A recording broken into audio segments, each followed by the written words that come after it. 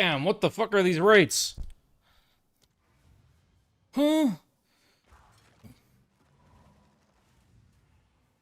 Fuck. Let's see if there are any takers. So more, yeah, you are early. I don't even have the gold to break the mirrors.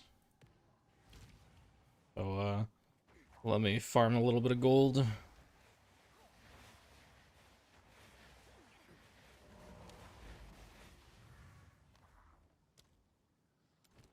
Yeah.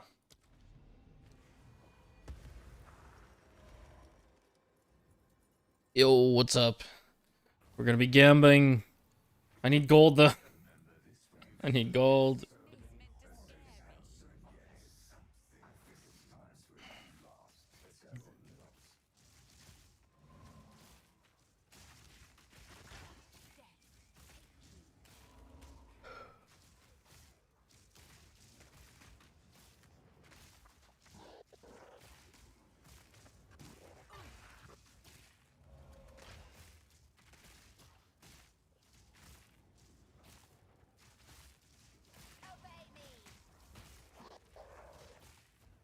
You have a castaway? The thing is, I saw some people hosting castaways, but like I was on my other character, kind of AFK, and my other character has like negative 35% res right now. So I'm like, yeah, probably don't bother with castaways or something.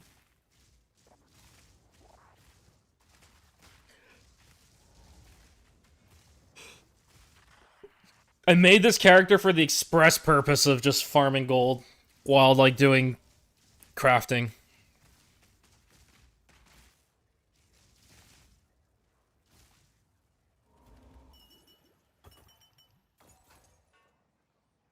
So just like dump everything for gold.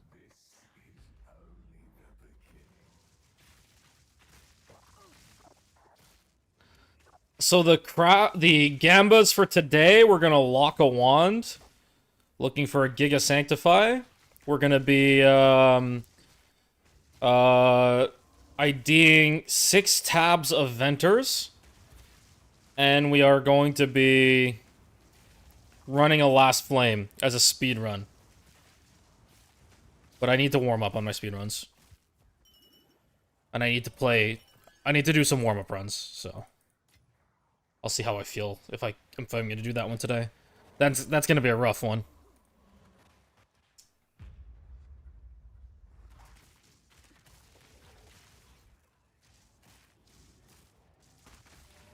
I didn't see you post anything, so did you post it?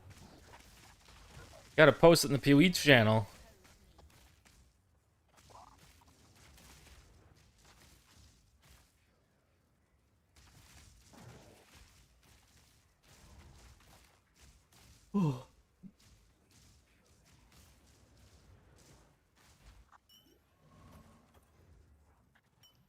I mean, this character I just walk around and kill stuff. I usually leave stuff in my Eng. So it's like my minion characters, like I just leave everything in my Eng tab when I'm not playing it, and vice versa. My auto bomber, everything's sitting in the Eng tab while I'm not playing it. That's why it's like I re-equipped it just now so that I could do these sims and farm gold. Oh, look at that sweet gold.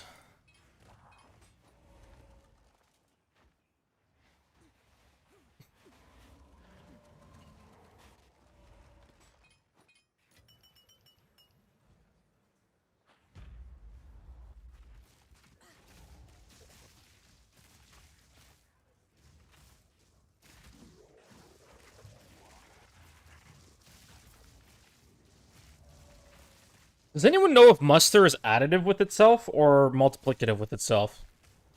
So if you have 5 persistent minions, is it 35% more damage or is it 1.07 to the 5? I imagine it's not 1.07 to the 5. That would be ridiculous. Should be additive with each other.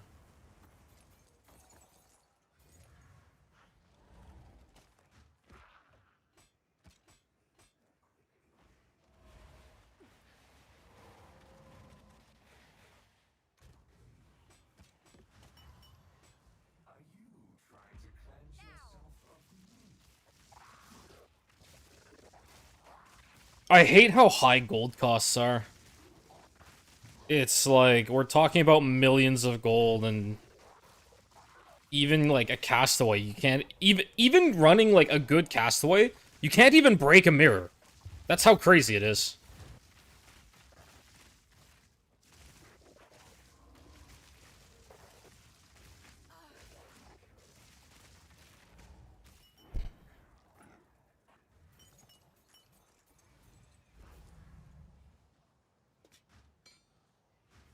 Should just put a GGG filter on or something, so I can just see everything.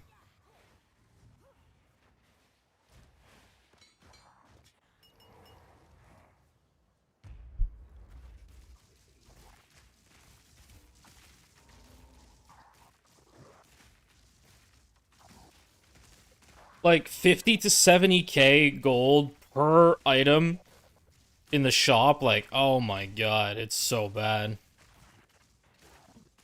Just breaking divs to exile, it's not that I do it, really, but just breaking divs to exile, it's like, oh my god. And there are some items that are, like, purely traded in an exiles, too. So you do have to do it somewhat regularly.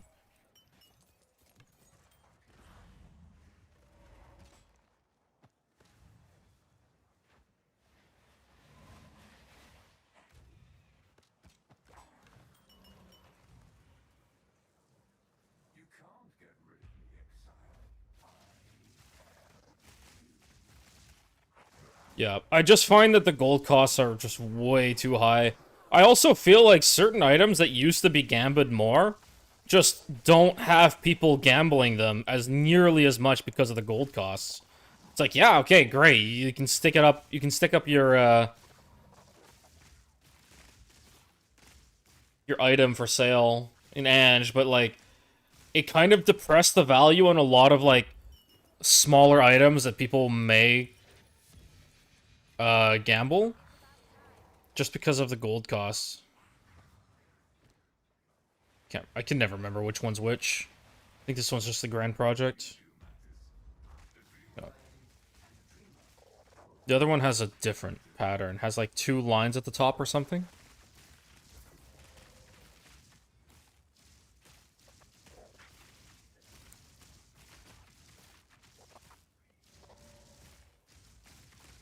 I don't know how long I'm gonna stream because I kind of burnt out on that fucking fishing game. You gambled Wrath on your SSF character? Fuck yeah. Oh my god, that fishing game though.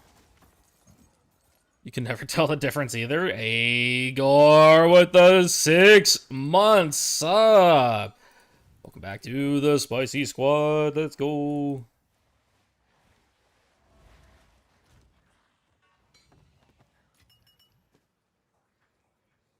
I put these in the storage tab. I have a whole... I have all my unique tabs that I've, like, ever dropped, and I don't use any of them. Spicy Squad rise up! What's up, B-dubs? Gore, we're gonna do it today! Hopefully, if I'm awake enough. I kind of want to break open my bottle of sake, though, that I bought last week. Alright, let me go get that. I might not do the last flame run this weekend.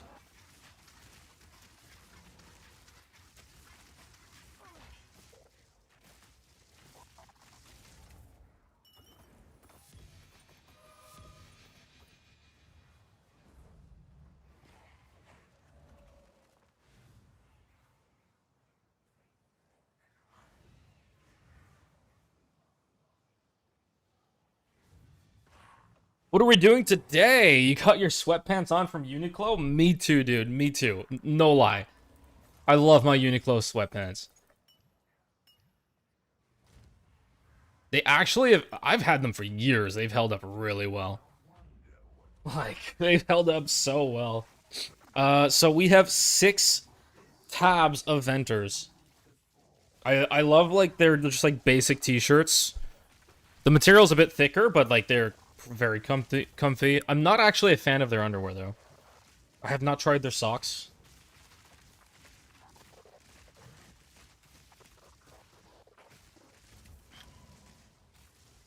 I'm not really interested in any of their business wear. Like, I don't like their belts. A Viper cap? These are not even worth diving anymore, right? Like, if it's not a 5, you just... Or, like, whatever it is, you just fucking... YOLO it, right? 2. These constricting commands are not even worth diving, right?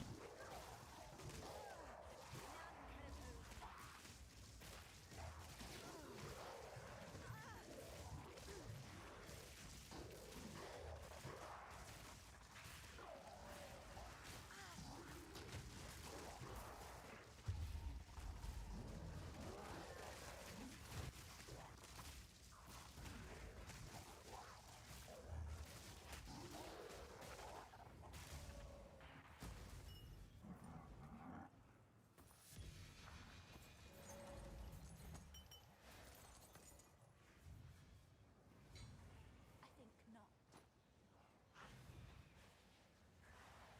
5 double socket. I mean, you don't really usually care about the double socket. You want like the spirit corrupt and stuff like that. But yeah, I figured it's probably not worth the div.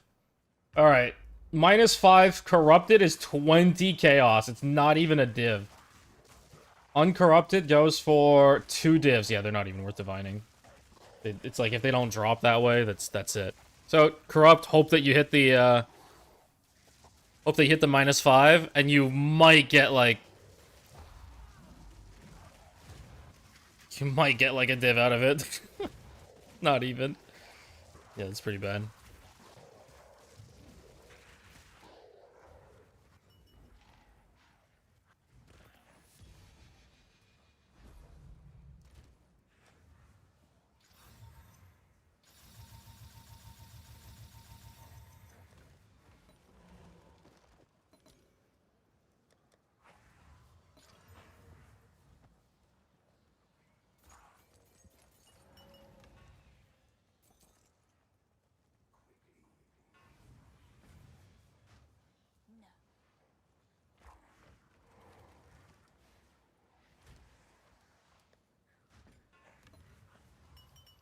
No. Another grand project. Fuck. Fuck. Alright, I opened my bottle of sake. Depending on how much I drink, we're probably not going to do the last flame run. Uh, do you want to break my mirror, P-dubs? I don't know if you still have gold or not.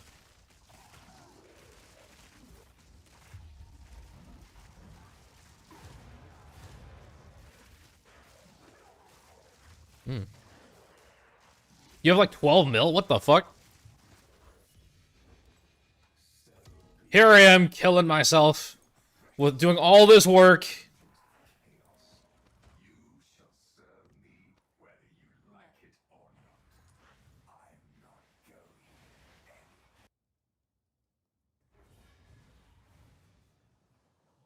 Wait, Mort, did you see the new stuff in the collection?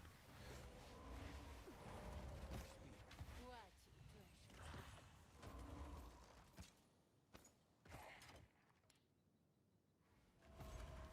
I help? I'll do what I can to sell it for you. Yeah, this is AFK minions, Cinna. I literally made this just so that I can AFK. Oh, look at this fun stuff.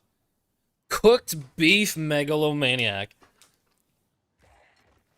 I spent a good amount on this. Cooked beef. We got the hardened wood in your face.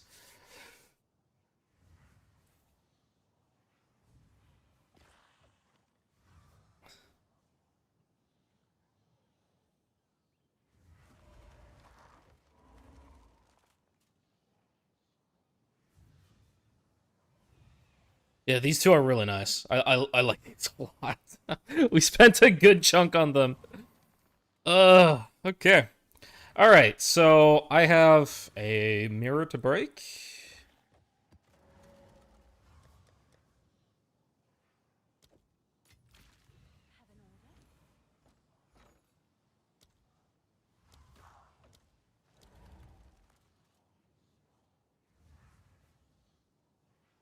Have an order? Dude, it's so much gold. Yep.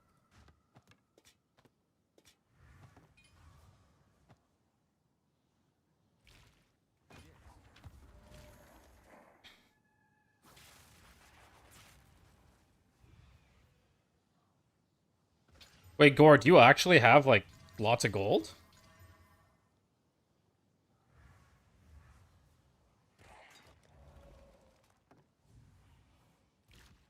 You have 8 mil? Okay.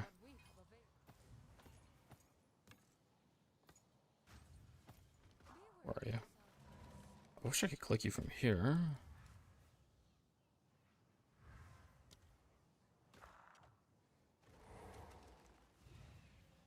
Why can't I trade you from here? Wait, what? Hey. Welcome to the stream. Oh, I put my mirror away.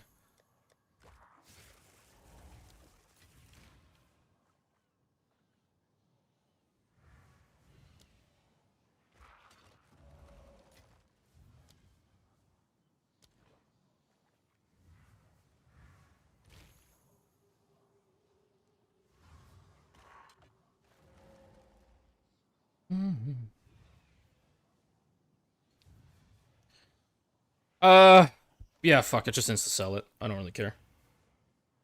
Yeah, that's fine.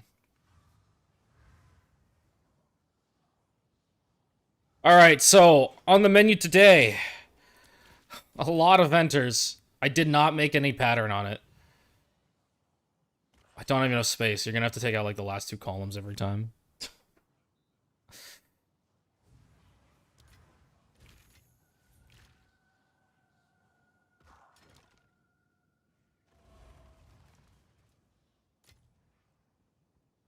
Uh...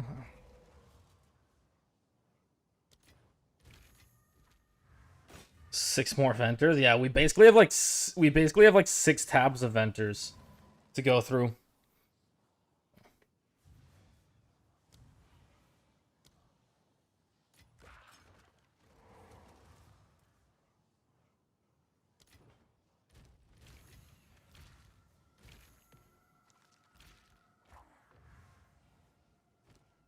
I still don't even have enough gold after vendoring that inventory.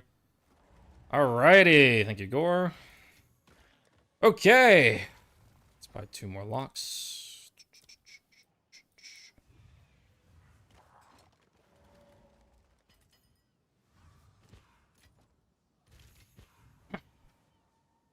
Okay. So, what's gonna happen? Where did I leave it? That's a good question.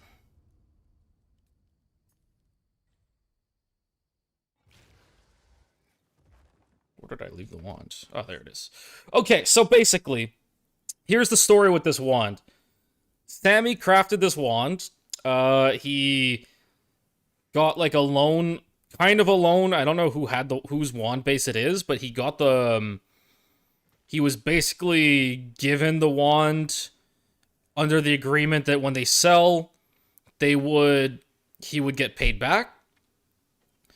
Kind of situation, like they would profit craft it, sell it.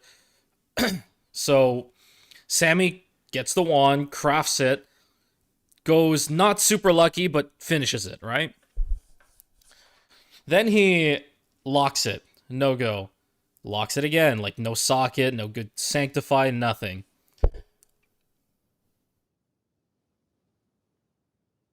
Seven locks in. No socket after 7 locks. He starts, like, liquidating the rest of his characters, everything. Like, the sanctifies are shit, the no socket. So, yeah. It was, like, a terrible, terrible experience for him. He at like 10 or 11 locks in, he finally gets a +1 on the all spell on the sanctify. But like 2 of the other mods just died. 2 of the other mods just like fully died, and he's like, yeah, I can't take this. Like I don't remember what it was, but like cast speed went down to like 27, let's say, as one of the mods. And I'm like, yeah, there's no way you take that. Like, you're better off going for a socket. Finally gets the socket on the 13th or 14th lock. And he's like, I'm in too deep to take a socket.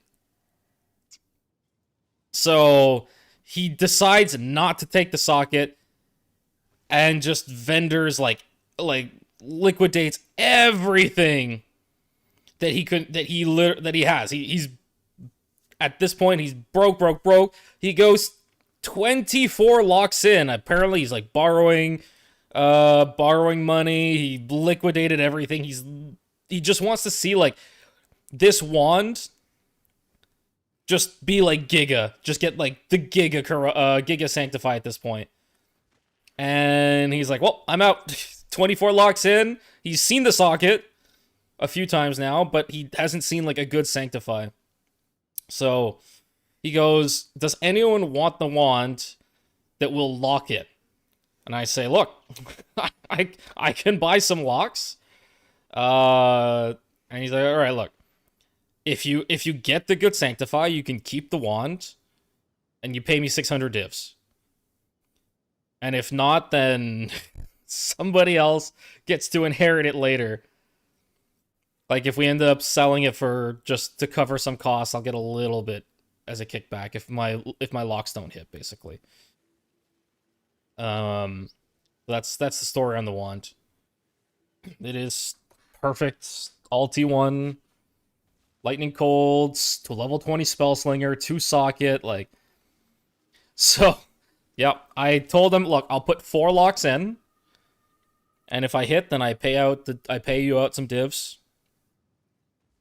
What's the best thing you want? If you want a good Sanctify, you have to get the +1 on the all spell. So it has to be +5 all spell, and like ideally a few other mods go up. What's up, Gumby? Ideally a few other mods go up. So yeah. That's the story on the wand. I was trying to craft this to be a triple or quad flat, but I wasn't getting lucky on the T1s. So yeah. So that's this wand. I also have the staff that I wanted to finish. You've got some goods in. I also have the staff that I wanted to finish because this is a T2. This has a T2. So I want to try and get the 4th socket or the +1 on the Sanctify, but I don't know if I want to. If I whittle and I lose the lightning, it's gonna be such a pain in the ass. If I get like hybrid, oh, it's gonna be so annoying.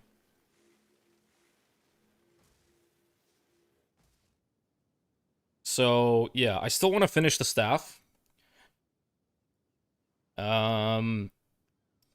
And then we've got a lot of Venters to do. So yeah, we've got a lot of stuff to gamba. What the fuck? What?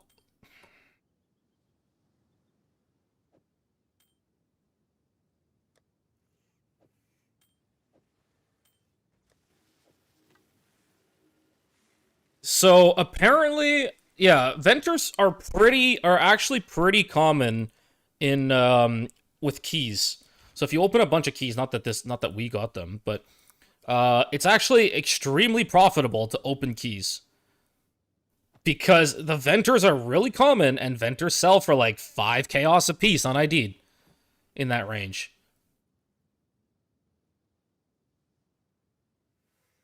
Yeah, exactly. Hundreds of them. And the keys are literally like 1 to 2 exalts each. So, these are all unID'd. Yeah. And I've got my Giga uncorrupted Venters. No PoE 1? I'm not planning on playing PoE 1.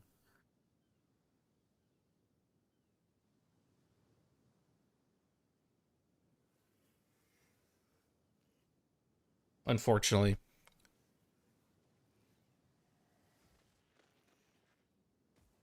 I mean, there's a lot of rare foils. That's not the foil I care about. I have 2 more rights on the other character. I have 5 stags.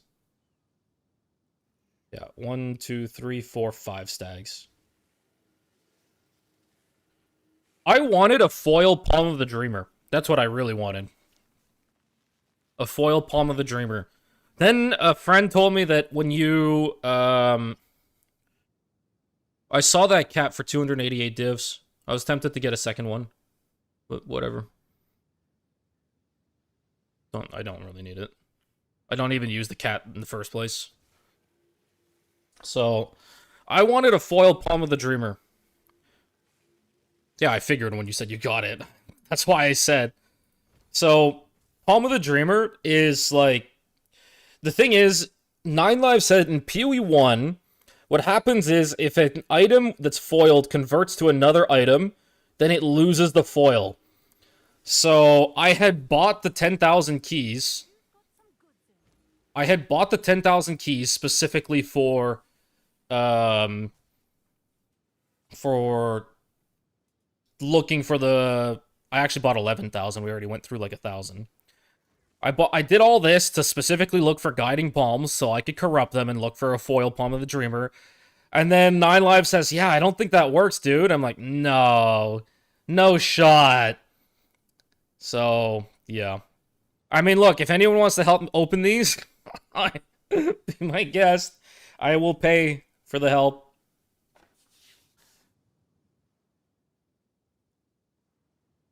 Yeah, but that's different. There's different things. Like, if you use an Omen of Chance on something... If you use an Omen of Chance on something... I mean, whatever. It will retain its exceptional properties. If you use Omen of Ancients, it will not retain its exceptional properties. And I'm pretty sure if you reforge 3 exceptional items, it will not stay exceptional. But Omen of Chance, because it stays as the same item type or something, I don't know, it works. How do you think these are made?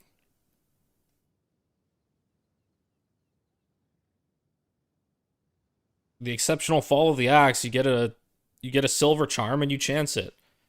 And if it chances, it turns into a 20%. So like I had a 28% silver charm, I chanced it into a fall of the axe. And it keeps the 28%. That's why I'm thinking that the foil will stay on the Palm of the Dreamer. But I don't know. It's just, it's so rare. Gore, I bought every single one on the market. Every single uncorrupted one on the market. I bought it. I corrupted it. There's literally not a single one left. That's it, and these are not it. That's it. I bought them all. I corrupted them all. So a bunch of them sold. I had like 9 or 10 of them. So that's it. They're all gone. So any new ones, it's like I have to basically open them myself if I really, really want a more guiding palms. But I don't even know if it'll do anything. Okay, so yeah, that's the case there. So we got the wand. I've got the staff that I may want to finish. Maybe I don't care enough. Yeah, so if you use an Omen of Chance on something, it will retain its exceptional properties. If you use an Omen of the Ancients, it will not retain exceptional properties. So there is something at play in terms of like what properties are kept and how it's kept. I don't know if a Palm of the Dreamer would keep the foil or not. But that is the foil that I cared the most about getting, is the Palm of the Dreamer. And doesn't seem like... Yeah, it doesn't seem like it's gonna happen. Just for the sake of, like, there's just not enough coming on the market.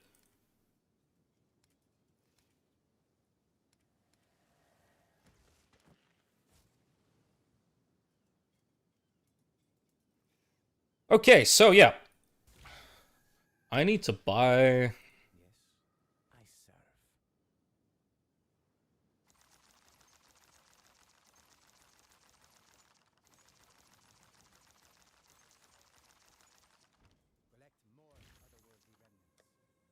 Yeah, I think this should be enough. Because Gold Charm can't be chanced.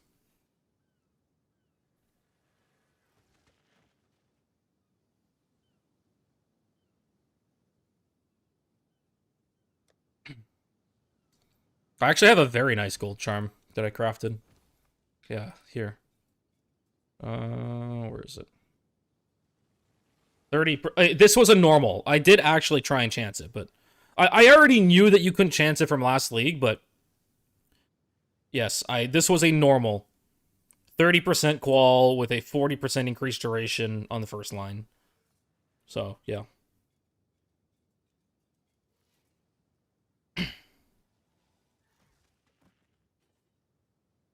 Basically as nice as it gets there. So, yep. I didn't finish crafting this yet. Okay, so. We do have Gambus today. Let's spell something out first. Can you see what this spells at the top? I did try and write something. This might not be plausible.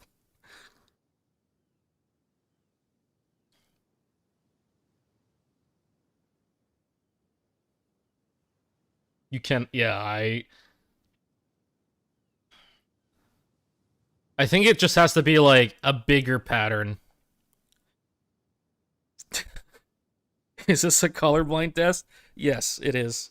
They're actually the same color. It's a lie.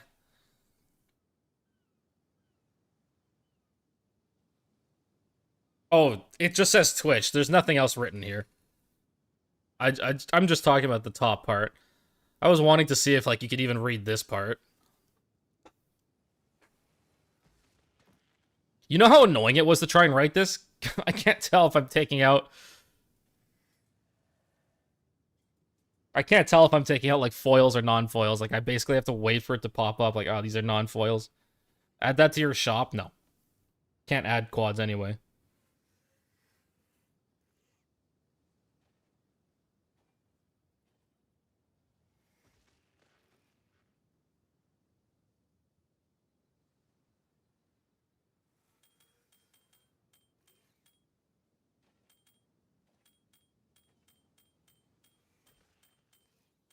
Alright.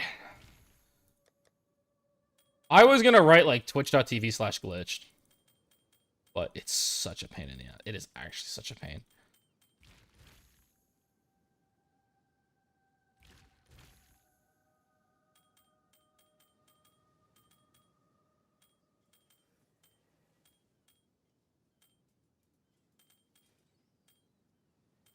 It's so much easier in the inventory. On the quad, I can't fucking see anything. I can't see shit.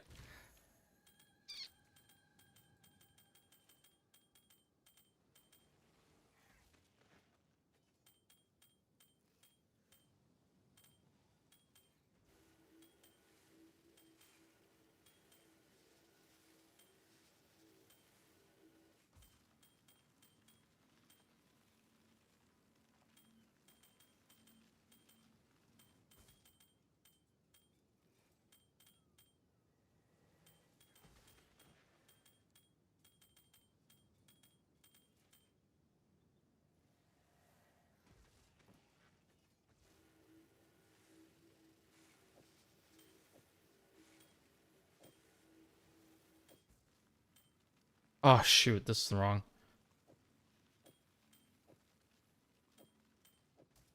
Uh, eh.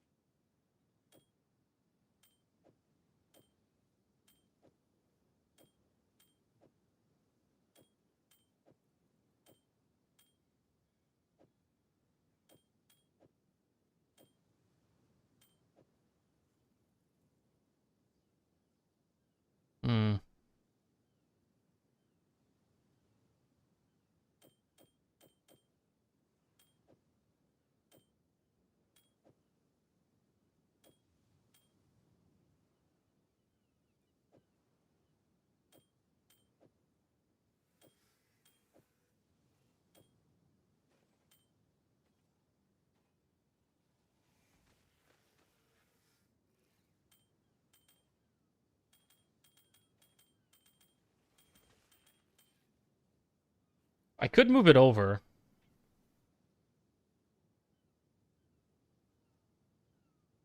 I guess I should center this a bit better.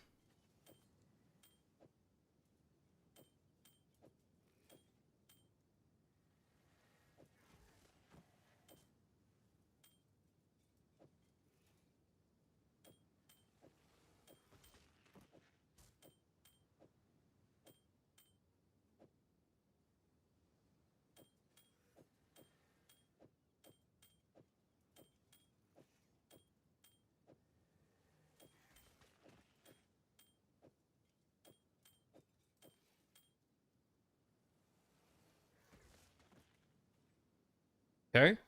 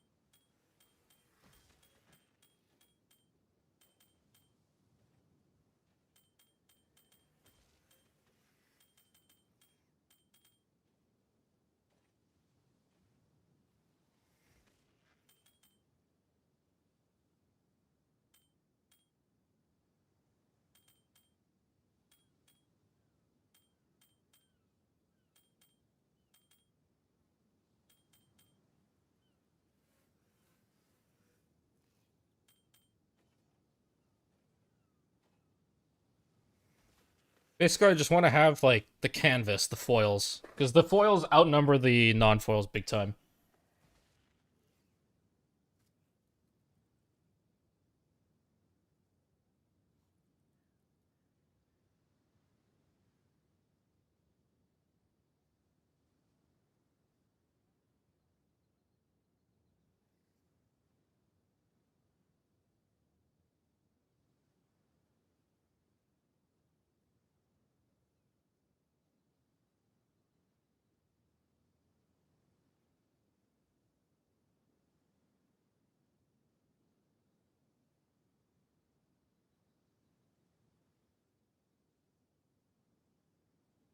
Okay.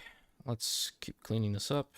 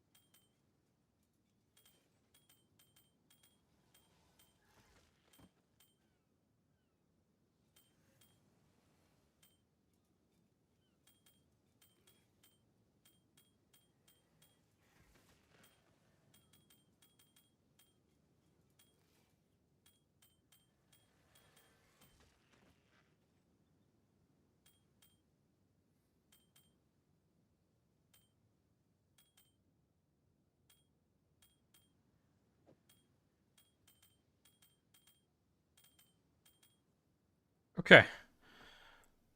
Okay. We have some blank space here to start working with.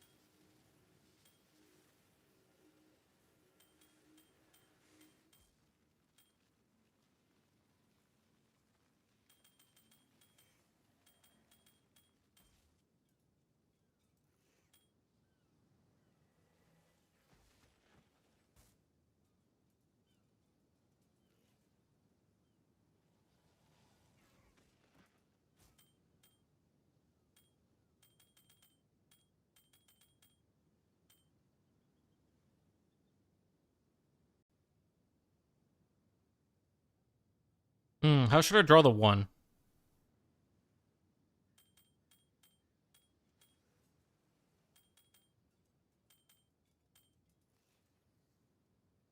Like this?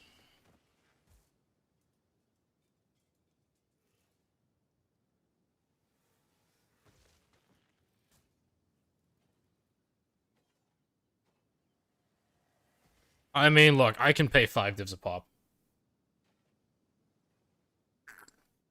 I was paying less when they would pop up on the market, but look, I'll pay 5 divs a pop. I don't care.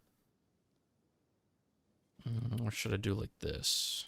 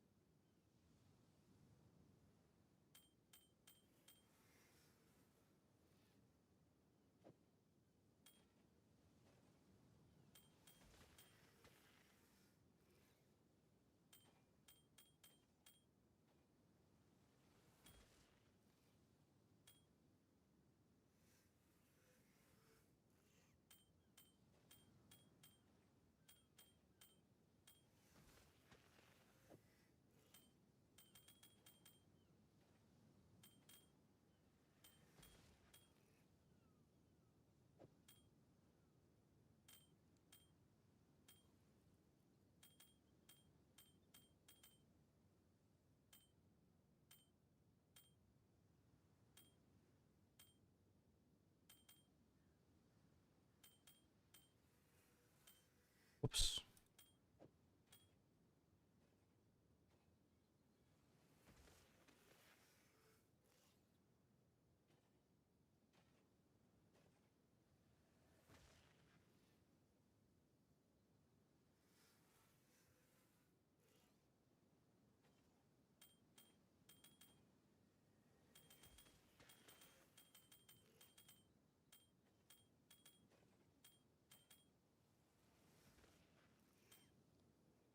Hmm.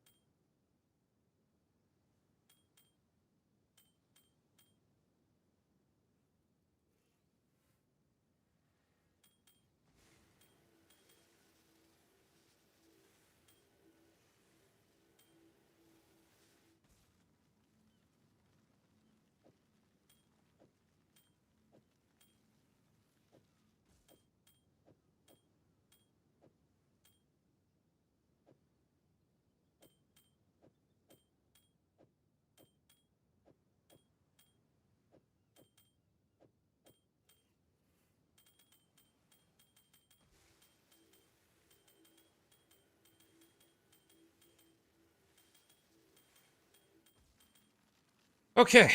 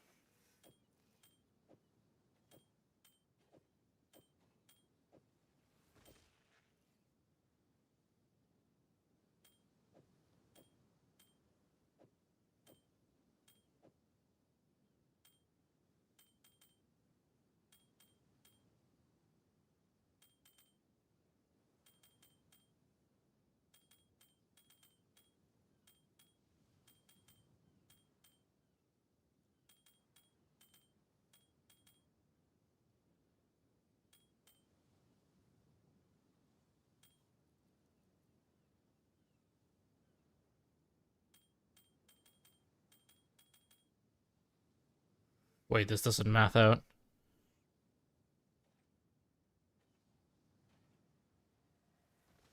I'm missing 1 line of space. Fuck, do I move everything up 1? I think I need to move everything up one.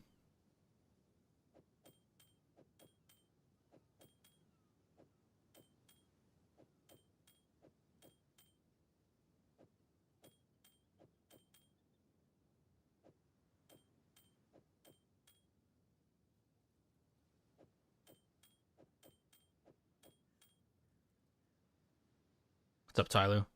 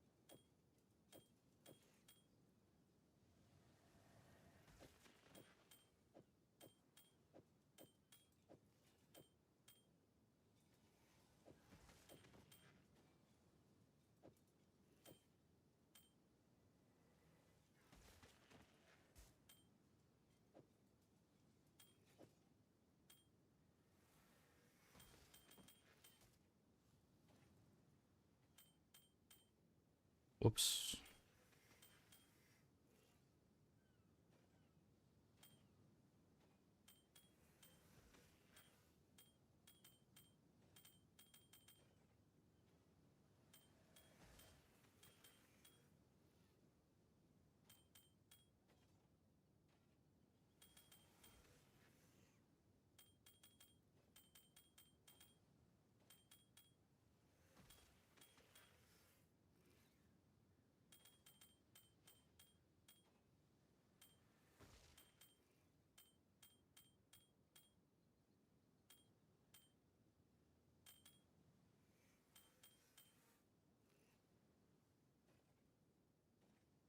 Yeah, there's a 1 and there's this.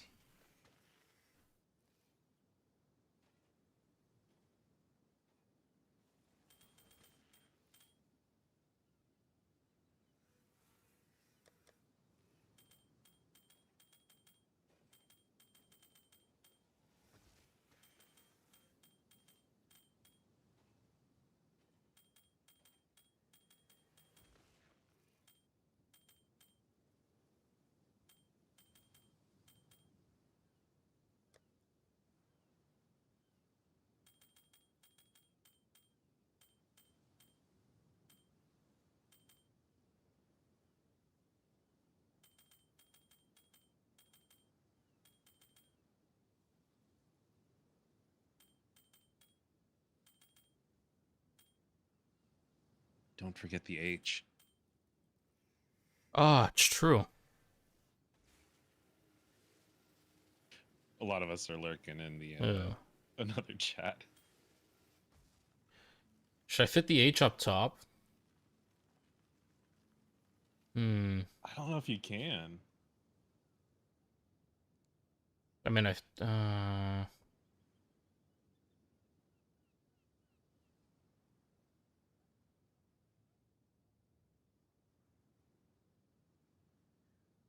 I mean, technically I can.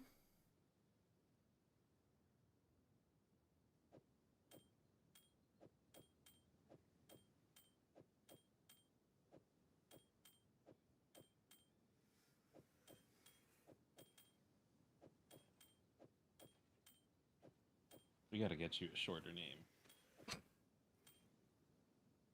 Time to rebrand. All right, I just wanted to make sure you saw that you needed the H in there. I'm gonna go lurk back here. Okay, dokie.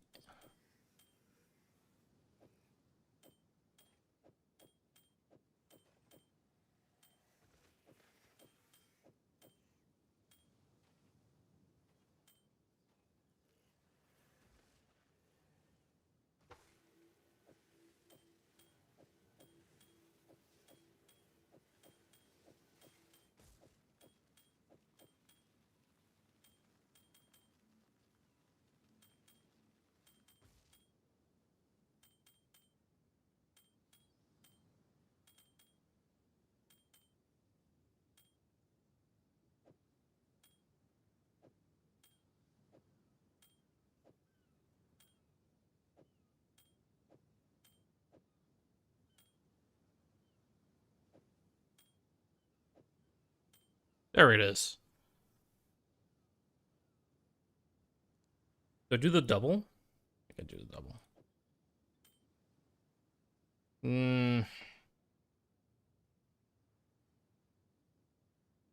Single or double?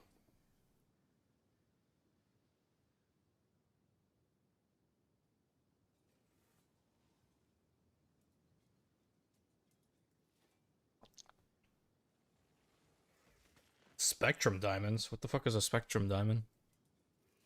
Single looks better? Okay. Yeah, I figured with the one wide legs, it probably would look better with the single in the middle. Should I do tie? High or low?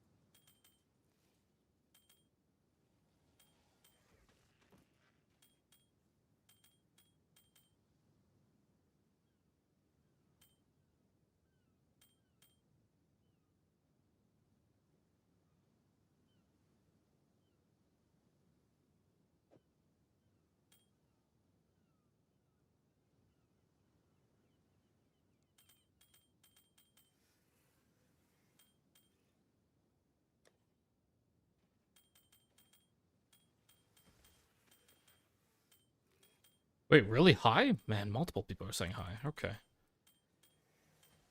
Oh no, P-Dub said high.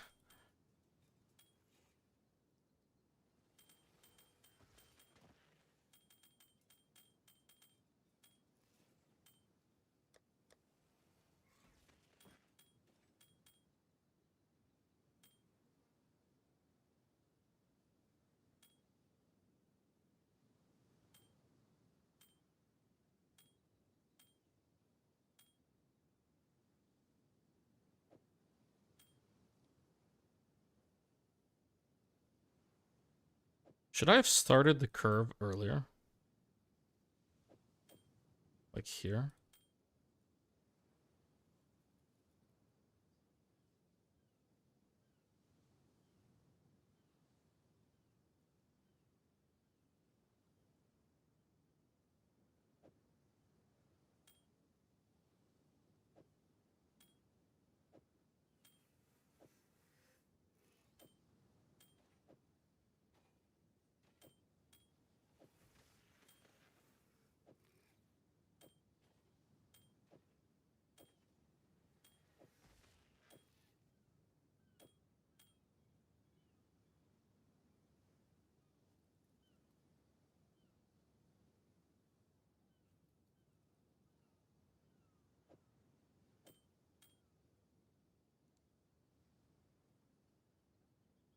Something looks off about the D.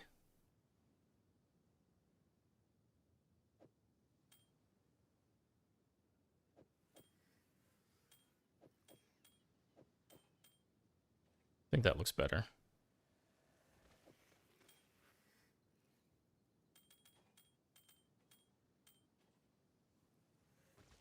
That looks good.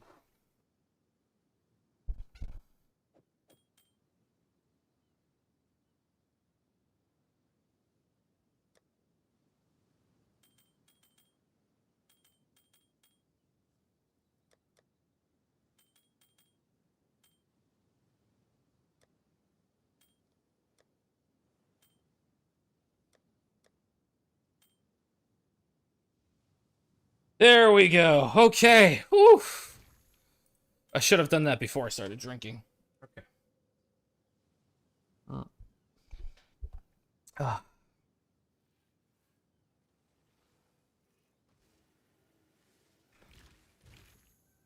All right, so we have a bunch of un-ID'd vendors.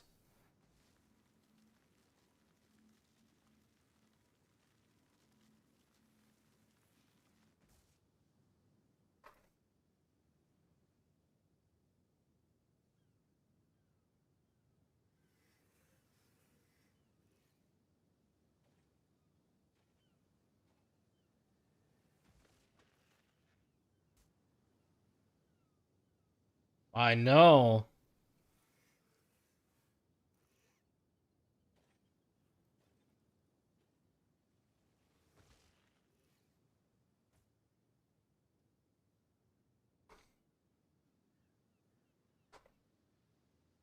What's his Discord name? Are you on his Discord? Could you send it to him? Wait, here. Oh, I should have this somewhere. Where did I save this?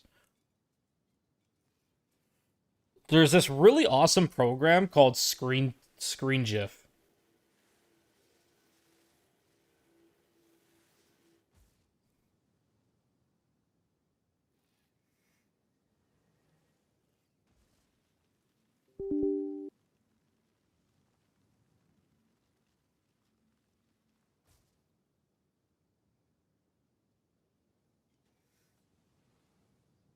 So what you do and set up like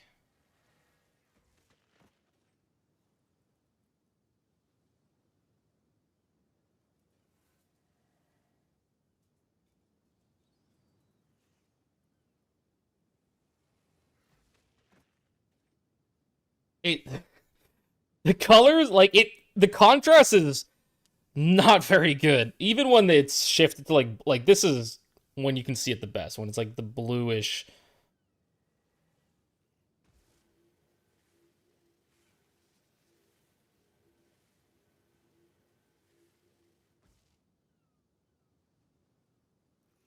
And then now you have an easy GIF.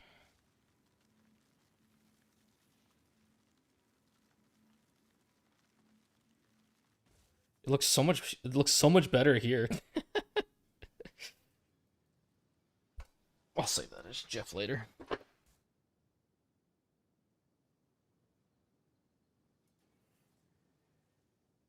So yeah, what do you guys think that I actually want from this?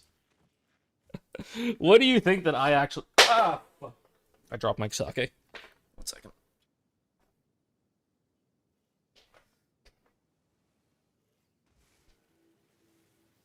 I gotta go clean my cup.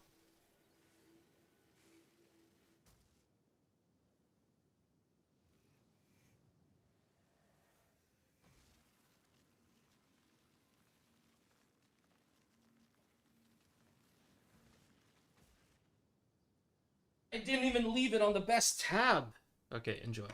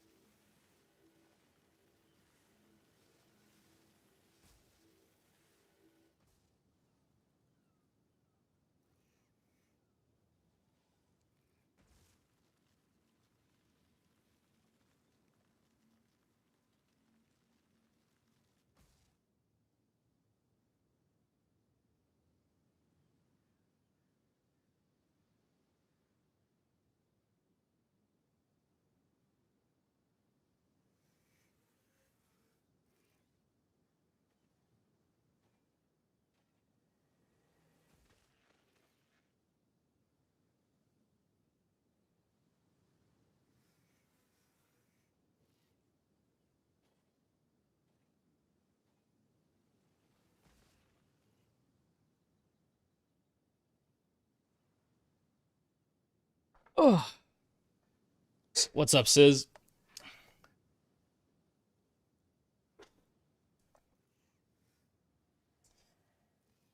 Wait, so what do you think I want? I think it's obvious what I want, but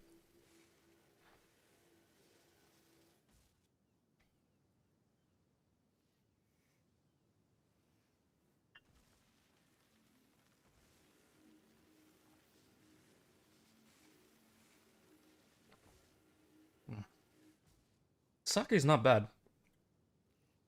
Hmm. Oh, P-dubs told you. That's why. That's why.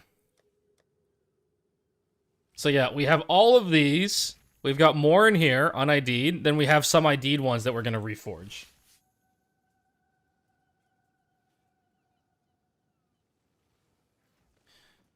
And I think I set aside 6%.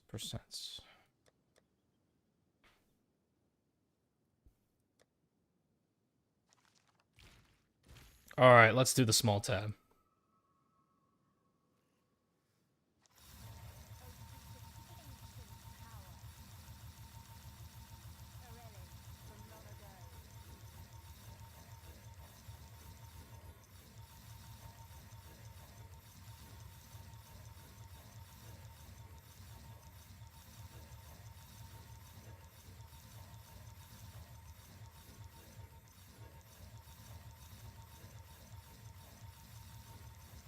Alright.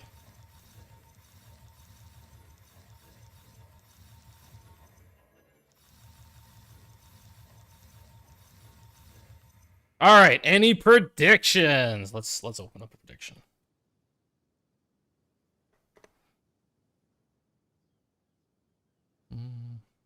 Wouldn't do it on Twitch because that's the window's too small. Prediction.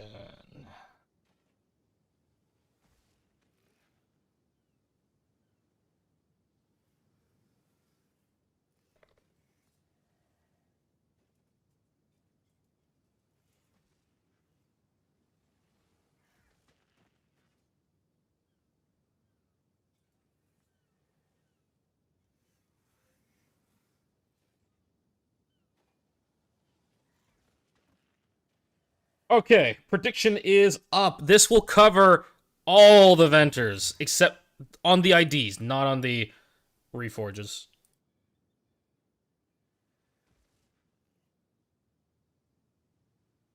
This will cover all of them. Both tabs.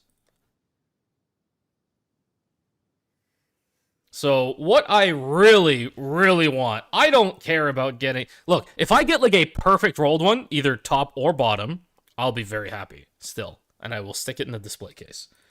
I have like some really fun ones. Like, look at this one. Minus 38, minus 48, and minus 48. There was another one that was also really fun. Here, this one. Minus 48, minus 55 cold res. Minus 55 cold res.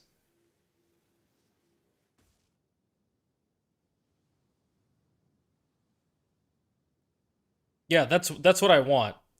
Desk pop. That's literally what I want. The lowest that I've ever seen in PoE 2 is a 3-line.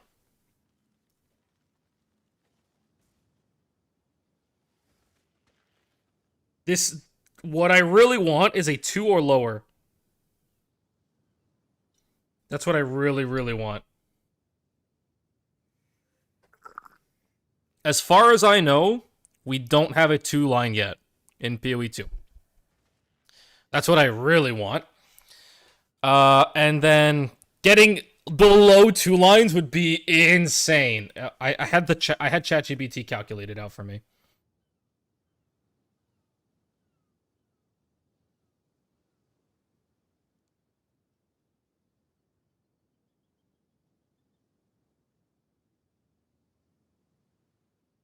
The chance for a 2-line Venters is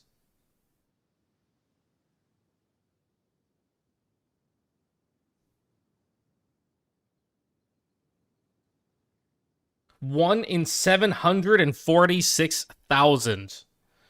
The chance for a 1-line Venters is 1 in 118 million. And the chance for a 0-line Venters is 1 in 46 billion. I would not be surprised if a 2-line has existed at some point in PoE 2. Maybe it went into the hands of somebody that didn't think it was valuable and it just got deleted. But yeah. I imagine a 2-line has existed at some point in PoE 2. Like one in 746,000, I can almost guarantee that there's been more Venters than that identified. The question is, where did that two line end up? And does it even still exist? And it could also just be sitting in somebody's display case, too. Like, we don't know. But yeah, so two line Venters most likely has existed at some point in PoE 2. One line Venters, I mean, one line and zero line at that point is just like insane luck. Like, and whoever gets it has to recognize that it's valuable. What's valuable about a two line ring? It's just rare. It's like talking like, why is a party had a rare or like valuable in RuneScape? All right, this one's junk. Everything's pretty bad. 5 line. Oh my god, all the negative.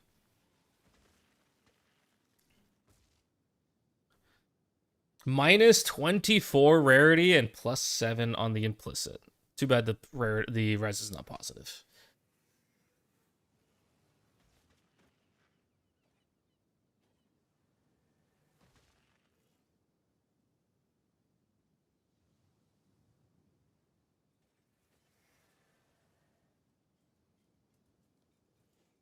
All right, that's the first column.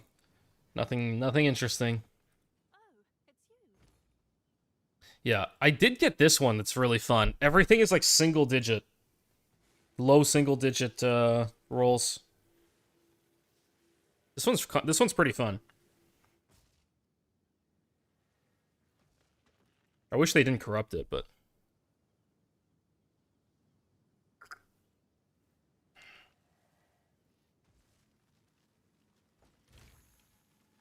second column.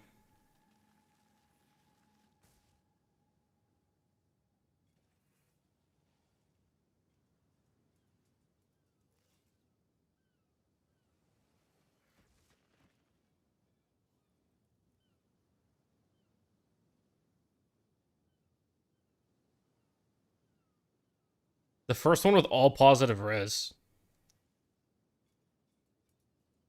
I don't think it would sell for anything. If so, if it sold, it would not be for very much.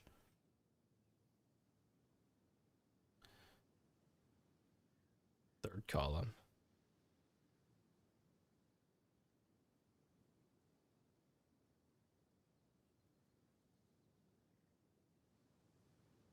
All those giga negative res rolls. I tried PoE 1 back a few years ago because my friend Frank really wanted me to try it.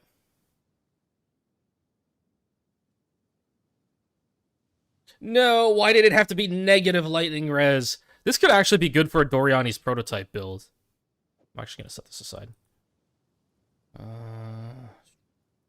What tab do I even use?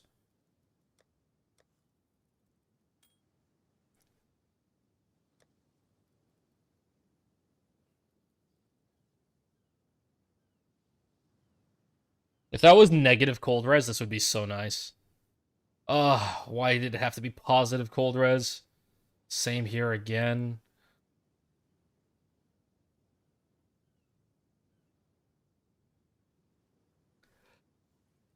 Oh, the res is not low enough.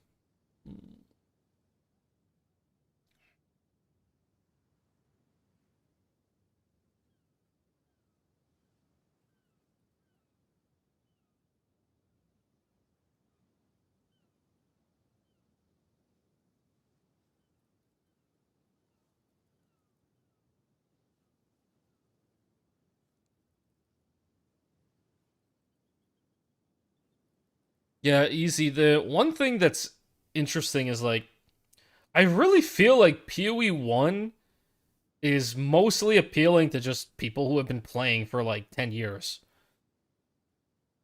It doesn't feel welcoming to new players.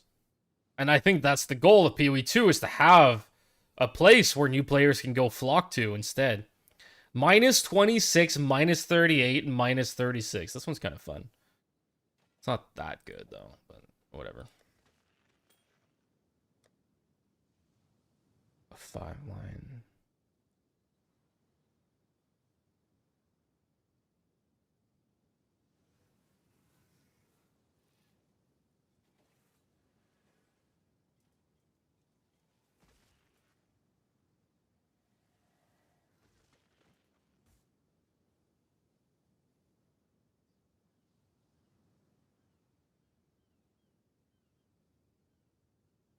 So hard to see.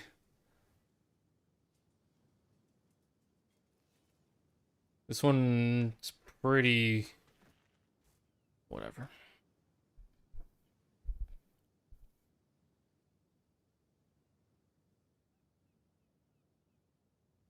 Damn, if that was positive cold res, this would have been worth a decent amount. Rip. Oh well. That's very negative on the res and the rarity. Set this on aside.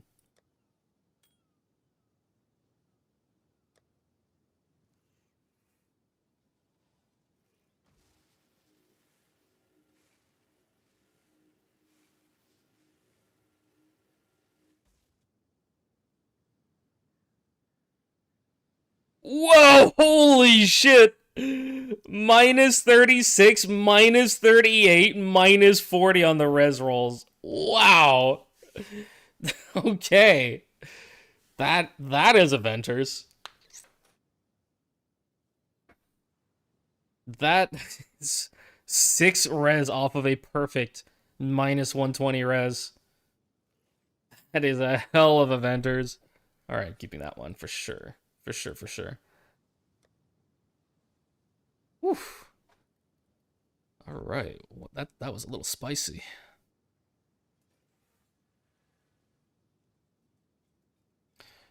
Yeah, here's the problem. Here's the big problem with ARPGs is that you either get those that are too handholdy, like Diablo, or you get something in the middle, like Last Epoch. And Last Epoch does a really good job, but it's still like the thing is Path of Exile is the only one that actually gives like way more freedom to builds, while every other ARPG like locks you in. Whether you're playing Grim Dawn, Last Epoch, Diablo, whatever, like once you lock in that you are playing, let's say for example, Deadeye, you only have access to Deadeye skills in those games, and that is what's missing. In Path of Exile, it's like, okay, you started Titan, you want to wield a staff? Go for it, dude.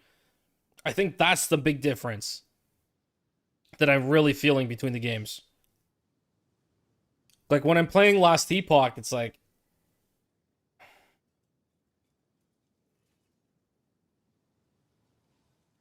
When I'm playing Last Epoch, it's like, okay, well, you know, I'm basically always... It's... Yeah, I mean, you get what I mean there.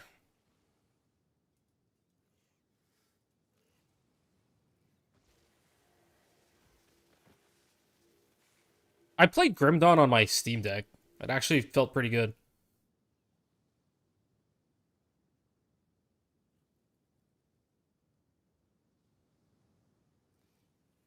But then the end game, just like... You finish campaign at like level 60, I think, some 60 something in Grim Dawn, similar as PoE. And I was looking up like, oh, well, what uniques do I want for my build? Oh, they're level 90. I'm like, what do I do in between? And yeah, I just kind of dropped it at that point. I wasn't sure what to do.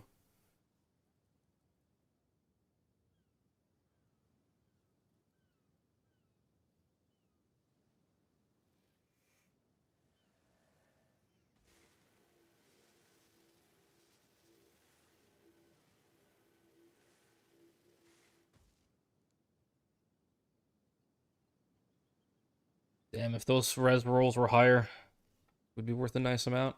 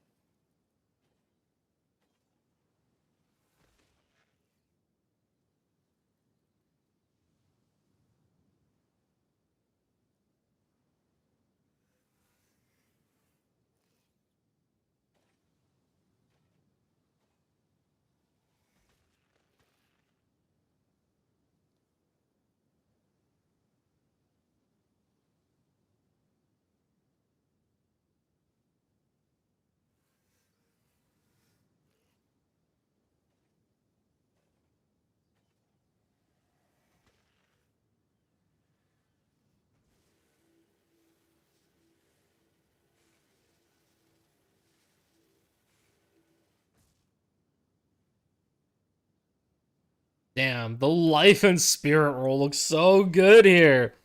And then the res roll, that minus res on the lightning. Oh my god.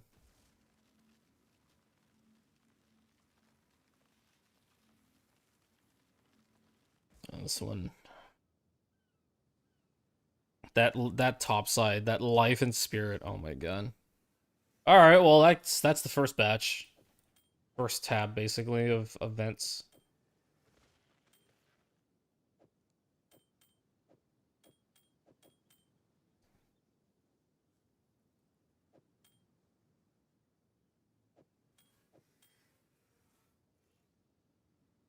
Okay. Well, we have a whole quad tab here, and then we have more. Can I ID them directly in here? I can't. Oh my god. I have to move them. Do I have a tab for this? Oh, I can stick them here.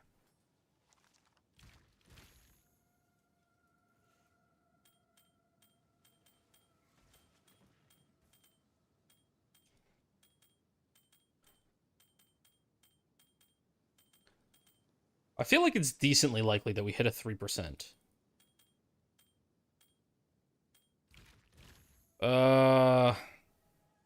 Yeah, I left other shit in here. I was buying evasion chess pieces for you. And I don't think we ever dealt with them, so they're just sitting there. They've been sitting there since like week 1 or week 2.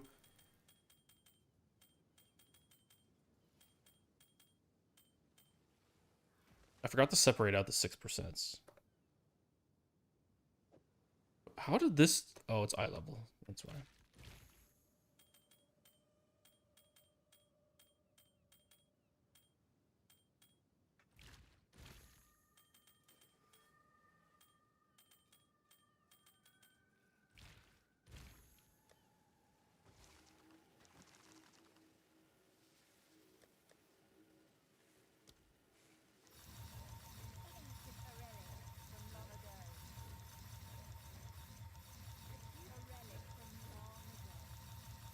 I was playing that fishing game today. Oh my god, it's so much garbage to deal with.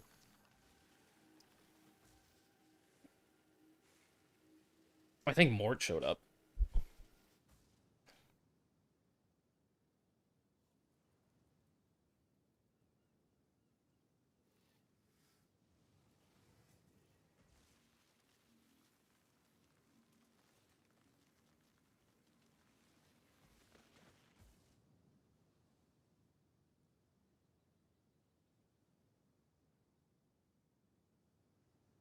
A 4-line Venters. Yeah, well, it does not meet the requirements. It's a 4-line, not a 5-line. Oh, sorry, not a 3-line. Let's get some more sake going. I keep moving my cup. Yeah. But since it was the only one that was highlighted, and it was... I quickly realized it was just because it was foiled when I saw it wasn't the right implicit.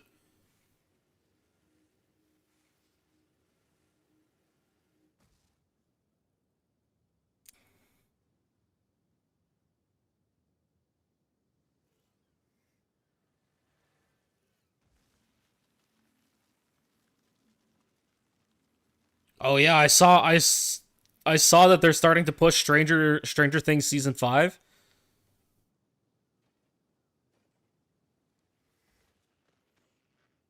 Damn, if only the reduced was higher on this. Wow, if the reduction was higher, this would be so nice. 99 res before qual plus a 75 life and 20 spirit.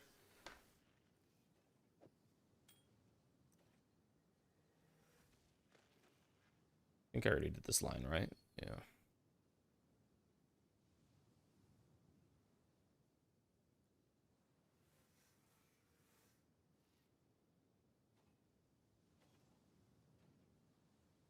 As bad as the new Witcher season.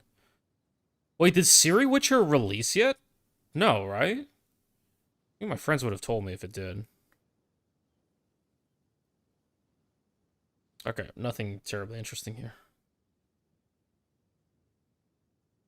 The 4 line was the best hit out of all of that.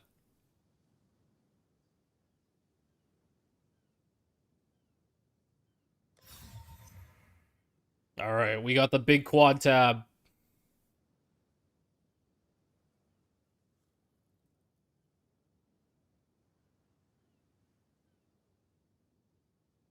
Wait, when did the last season of Witcher come out? I'm trying to remember when I watched it, and to think if like I missed something.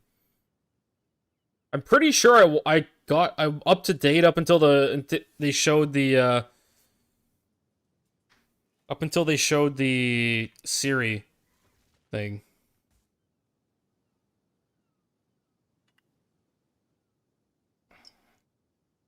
Okay, I wasn't sure if I was gonna finish this bottle of sake, but it's already half gone. It's actually kind of nice. What's up, Yeti? Yes, yes, you bet.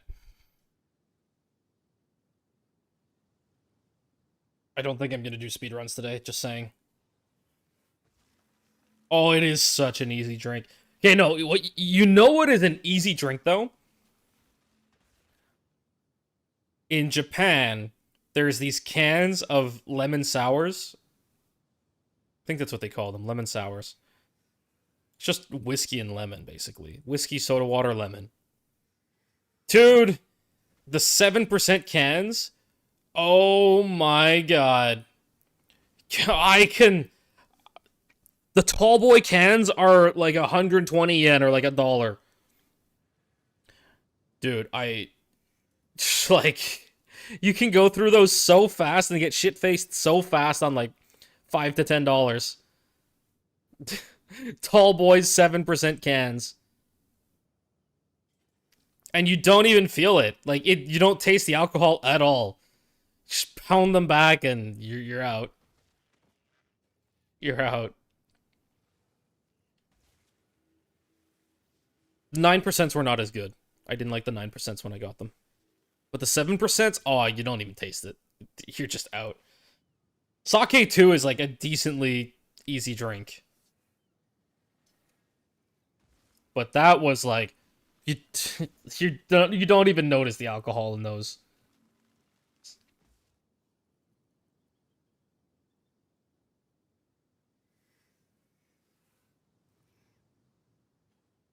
So yeah, we got the Venters to go through, and then we've got the wand. The wand, the big Gamble wand. I bought 4 locks just for that. I think Gore wants to lock it once.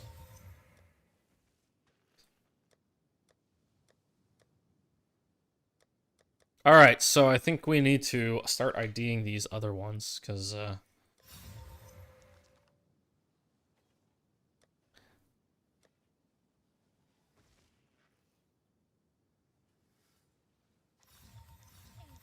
relic from long ago. A relic. Ancient power. Ancient power.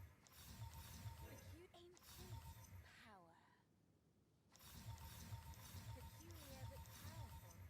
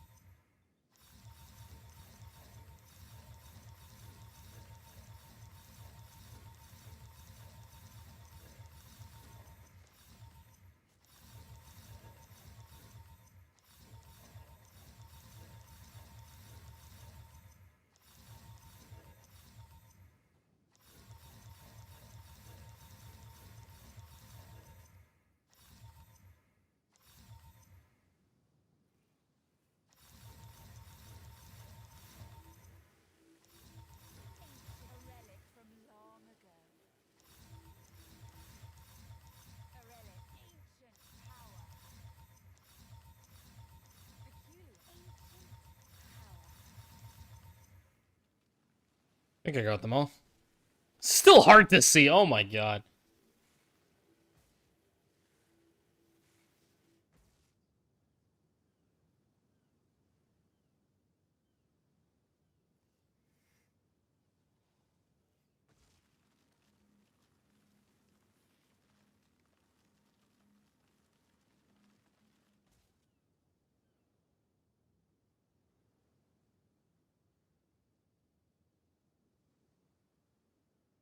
Wait, apparently negative res is capped at minus 200. Oh my god. Oh, I just realized. What's up, Maestro? I'm sorry. I've been drinking and I totally forgot I've been streaming on YouTube at the same time. I'm really sorry. If anybody is still there, feel free to say something.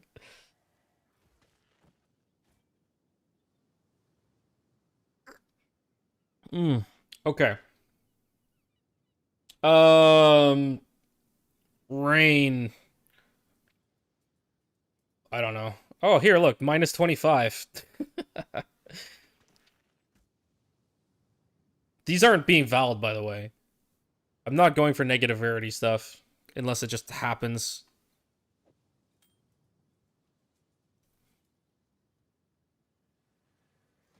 Nah, the res is not high enough on that.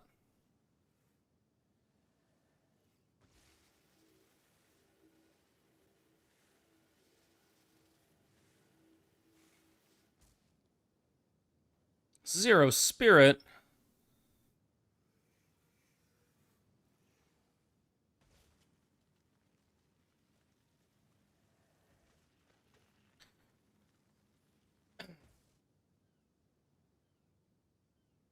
Yeah, I mean, like, rares are useless in this game. Like, rares are literally useless, so... Ooh, ooh, ooh, ooh, ooh. What's that middle res? Oh, wow, okay. Not bad. 18 spirit, 55 life. That's a lot of res. That's a lot of res. Get one from a different tab. Just fill out the look.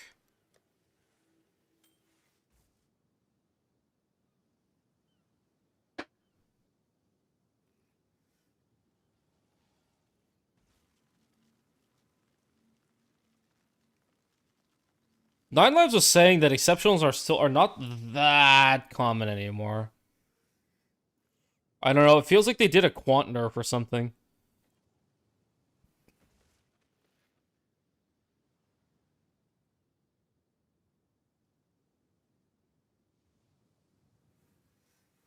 Oh, another 4 lines.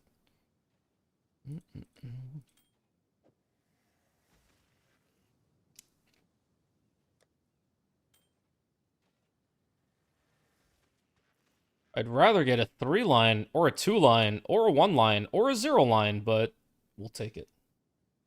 We'll take it for now. Okay. Period. Man, if that cold res was positive, fuck. Even then, I don't think it would be worth really anything. It'd be cool to have like 39, 39, 38 on res.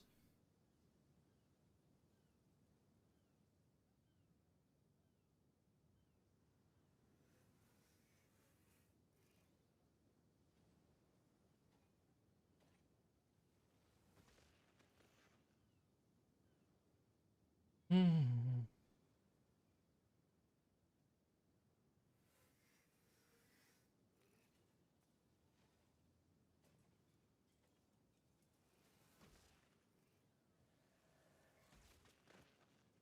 Two exceptional drops per map.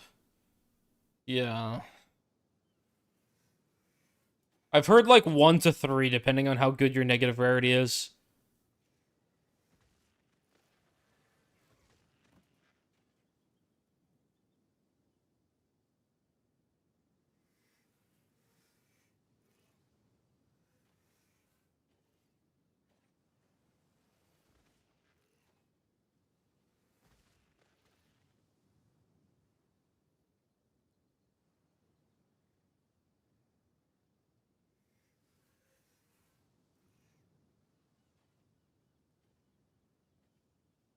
By the way, this is like 200 plus divs of vendors.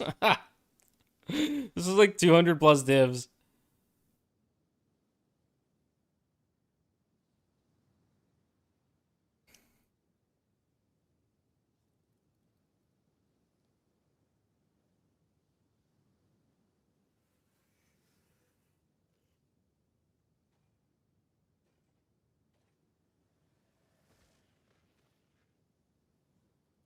Another 4-line. Yeah, I mean, they're not exactly special 4-lines, but whatever.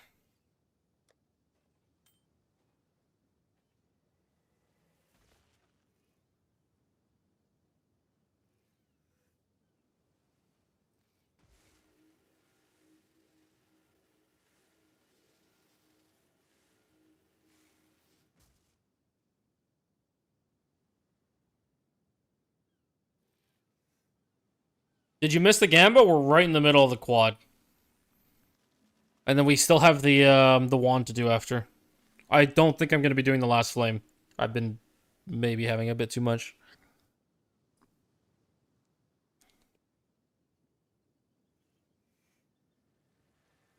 Oh my god, I keep hearing about how bad the situation is with ritual tablets. I think in 01 or 02, apparently ritual tablets only dropped from the Wildwood mobs. Starting in 03, apparently they made it so rares in the ritual circle can drop the ritual tablets. So ritual tablets weren't as bad. And they reverted that in one of the recent patches. Not the one where they removed towers, but the one after. Apparently reverted back so that only the Wildwood mobs would drop ritual tablets. Something like that. So it just got like stupidly rare to get and like basically impossible to upkeep ritual tablets. That's why there's so many tablets lingering around from like pre-patch. And then post-patch it's just like, oh, it feels like you just cannot get one for the life of you. And the strat is generally to buy the unique ritual tablet because it's cheap. It doesn't really do anything useful. And just run like Waystone with tablet quant anointed.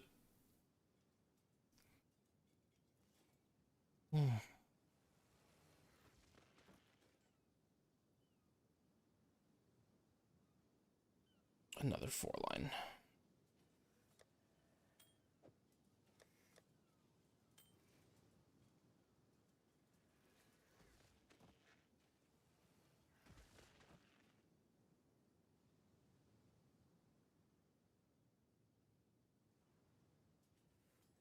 Also, Simulacrum drops a lot of unique tablets. I don't know if that's intended, but I get a lot of unique tablets from Simu. Including rituals.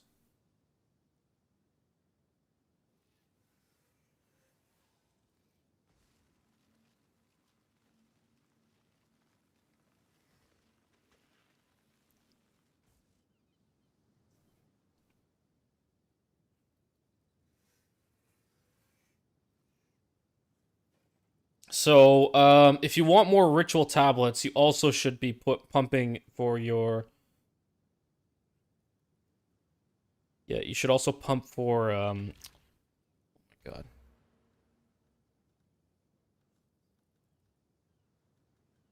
This. So if you just want to farm ritual tablets, you make sure to have this. And you buy the unique tablet. Because the unique tablet is cheap. It's like, what, 100x or 200x or something? And you anoint this, and you pump the unique tablet because it's useless, and you just go and clear the ritual mobs. If you want ritual tablets. I'm only leaking this because I never step foot in maps, so I don't really give a shit if this gets out.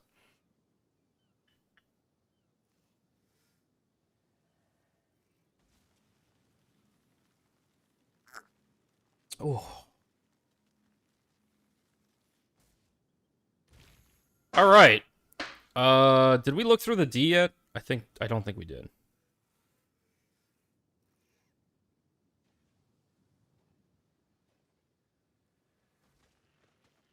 I wish I could do a giveaway if I hit something good, but I'm not allowed.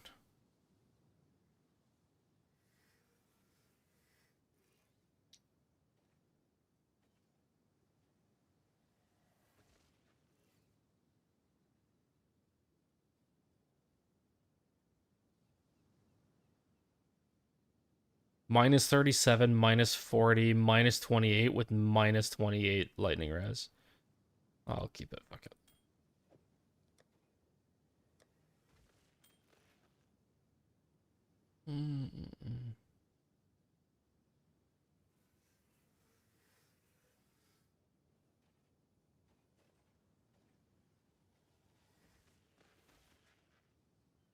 You have a headhunter with increased evasion rating.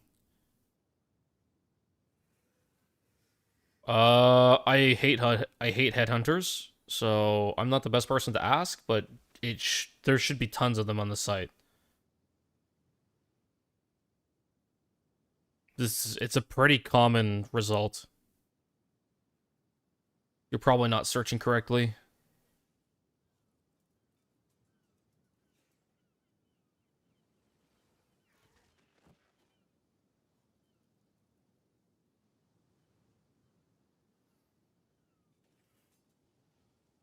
Okay, that's all these venters.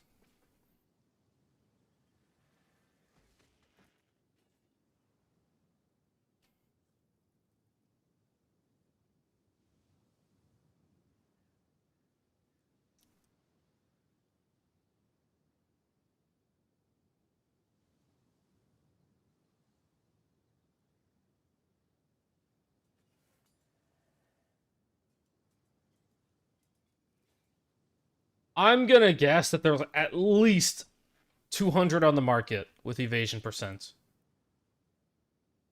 I'm gonna guess. Where'd my tab go?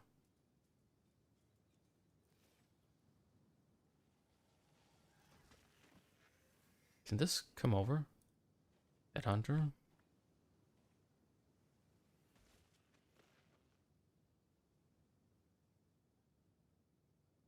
$397 on the market. This is like 2 divs.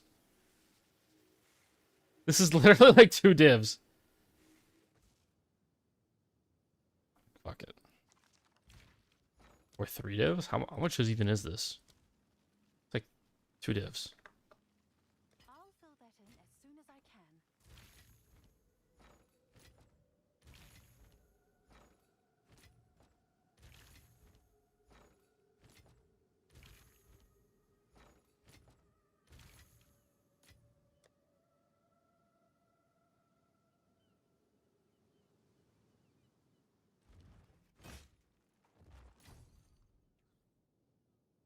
Yeah, so that was literally like 2.5 divs. What's new?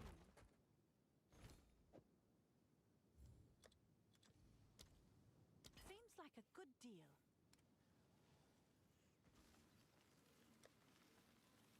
I need a junk tab.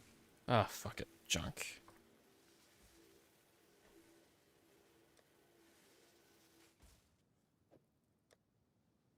I hate Headhunter so much. I think it's garbage. Any YouTuber that uses Headhunter in a clip should just be deleted. Like,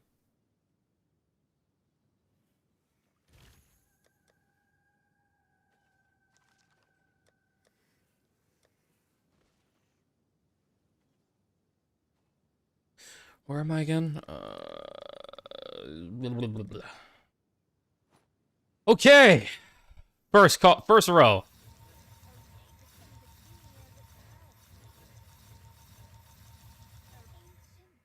power. Another 4-line.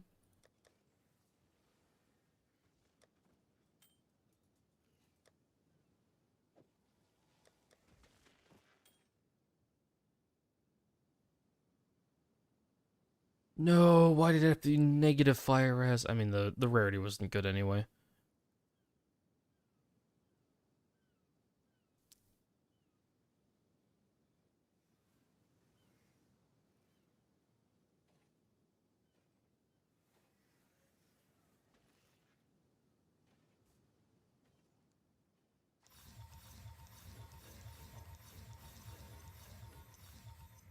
I know, so many rings. So many to look through. We haven't even gotten to the wand yet.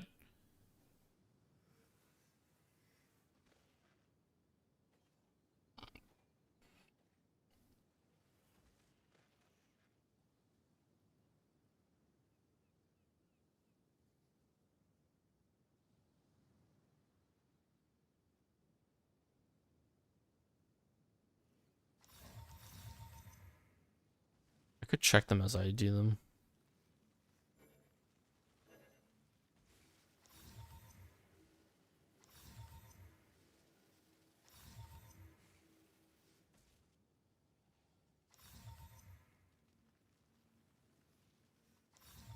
Peculiar but powerful.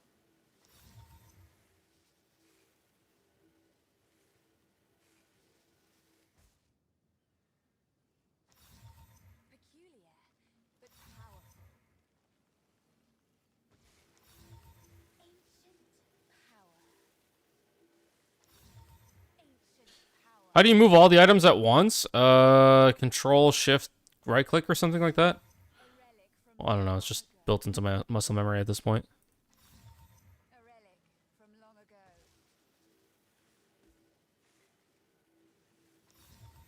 Ancient power.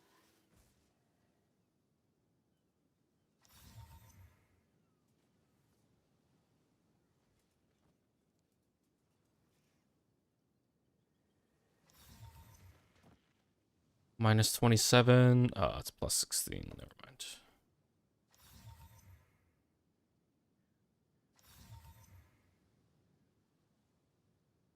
Is that could it be negative cold res? Minus 28. Not bad.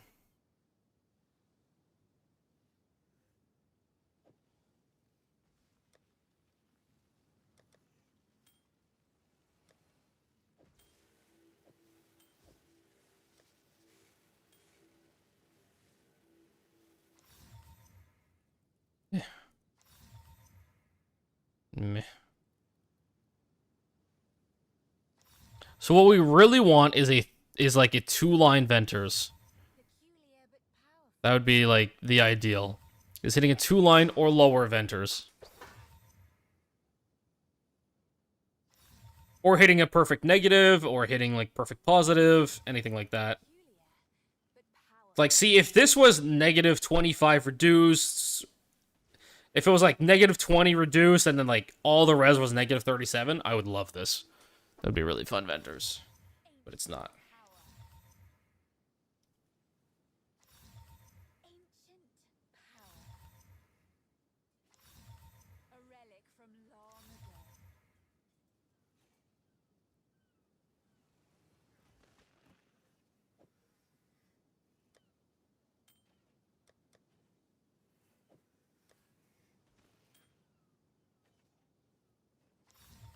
A relic from long ago. Ancient power.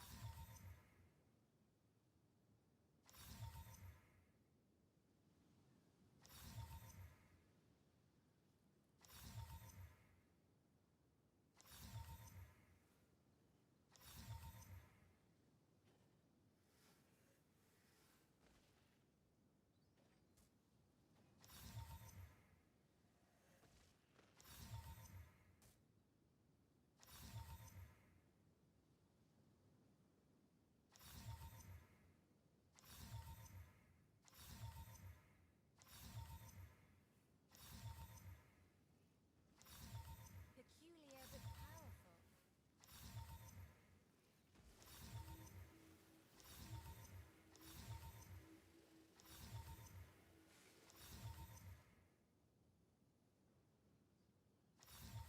Peculiar but powerful.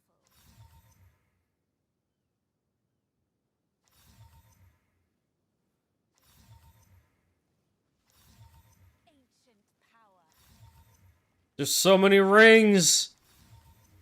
Why am I doing this? A relic from long ago.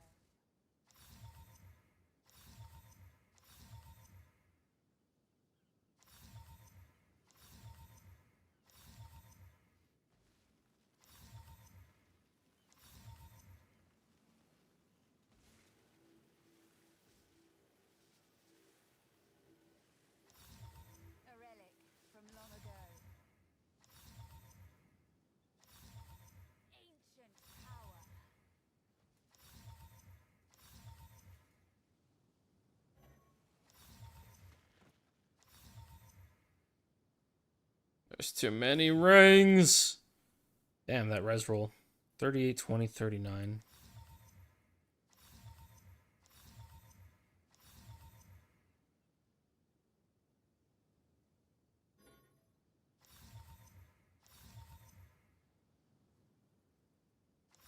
Generally is not as soon as it's not like all positive res, it's kind of worthless. If it's all negative, and it's deep enough, like people will collectors like me will buy it for the meme museums. Or I mean, I will probably be the one to buy it. Peculiar, but powerful.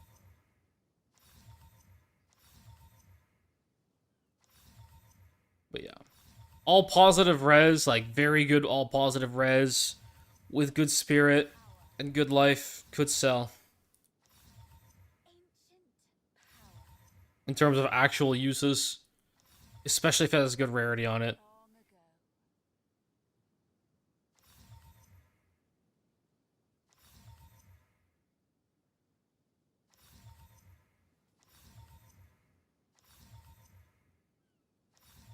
Long ago. Damn. That's 80 total res with 20 spirit. We might be able to sell that for a little bit.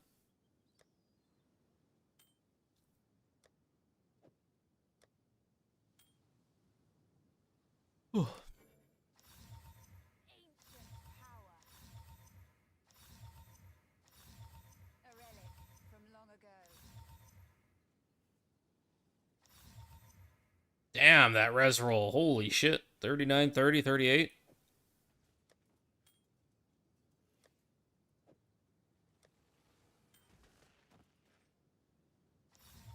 Peculiar but powerful.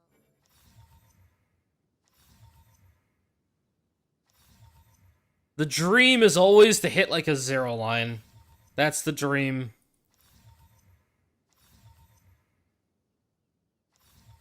Peculiar but powerful.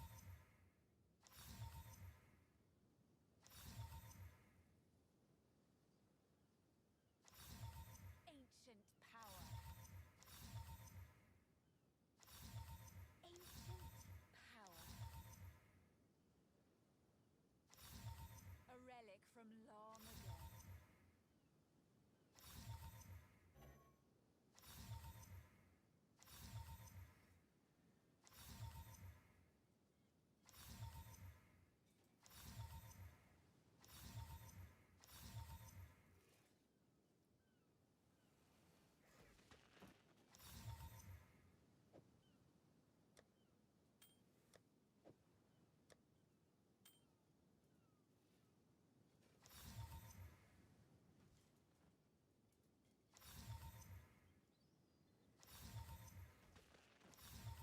Ancient power.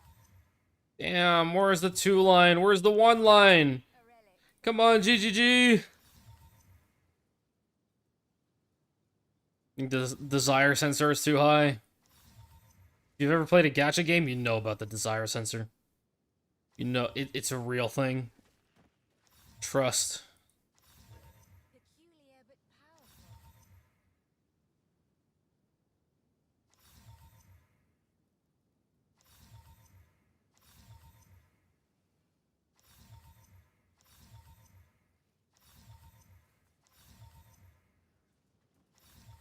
Peculiar but powerful. 48, 36. 98, 94? I don't know, maybe.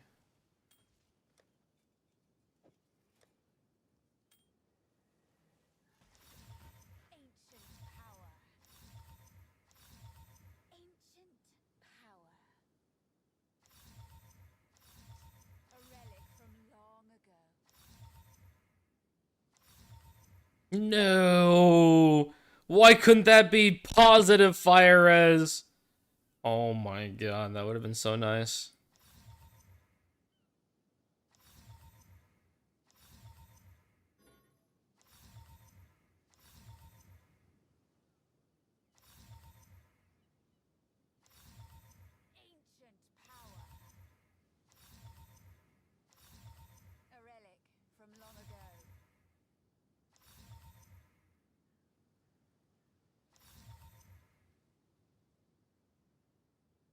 Damn, that's pretty positive. 49 plus 38, that's 87. Peculiar but powerful.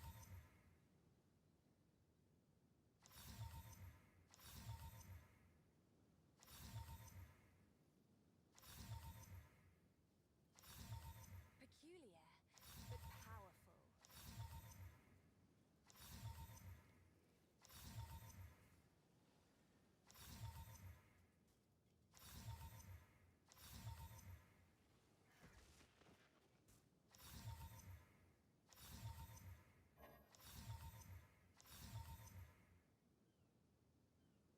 Okay, we're down to the last set of Venters. Ancient power. The last little bit. A relic from long ago. The dream is to open a zero line Venters.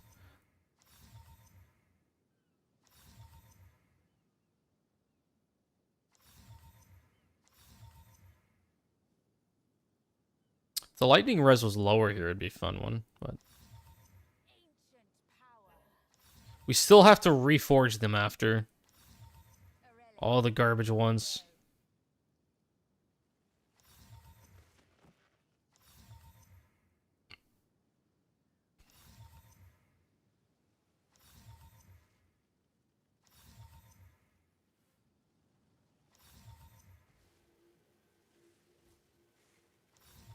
Peculiar but powerful. Peculiar but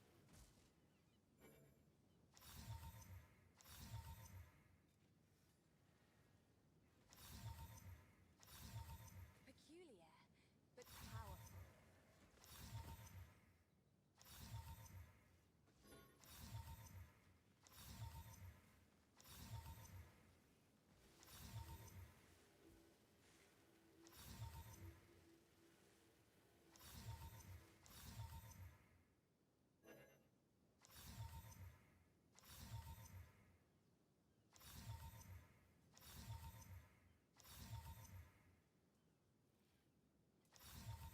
Ancient power. Ancient power. Oh, coming down to the last set. A relic from long ago.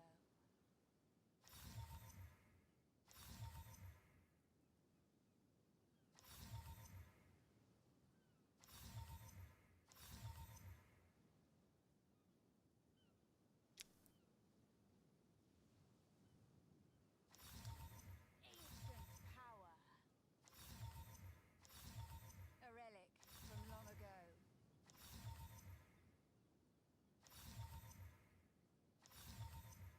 Damn, none of them have been fun. It's been pretty dry. Hopefully GGG's just saving up to give me the zero line. Come on.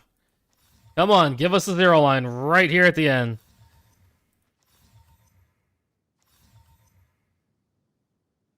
Too bad the prefixes suck. 40, 28, 38 would have been really nice with like high life, spirit, and rarity there. Peculiar but powerful. Okay.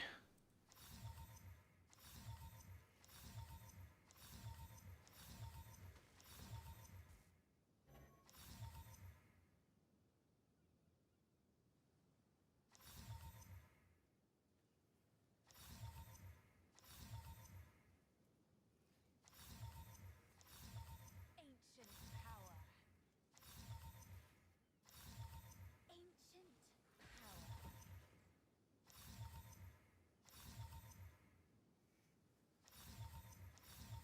A relic from long ago.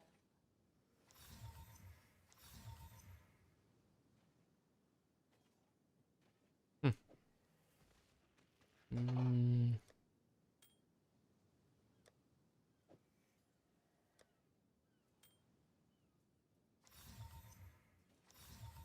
Ancient power.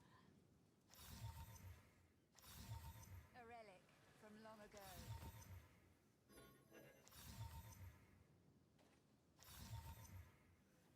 Damn. Okay.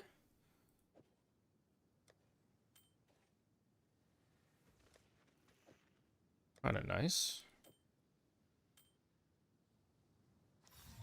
Peculiar but powerful.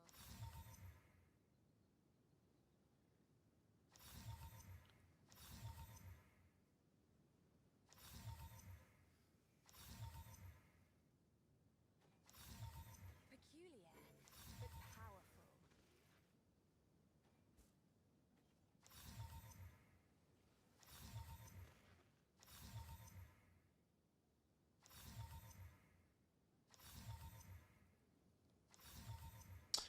Well, nothing terribly interesting. No 3 lines or less. So that prediction fails.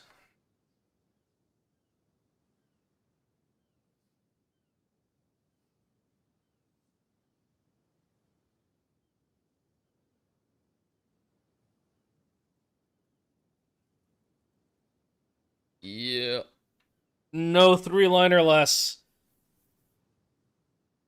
No 3 line or less, unfortunately. We got a couple of 4 lines, I think 3 or 4 in there.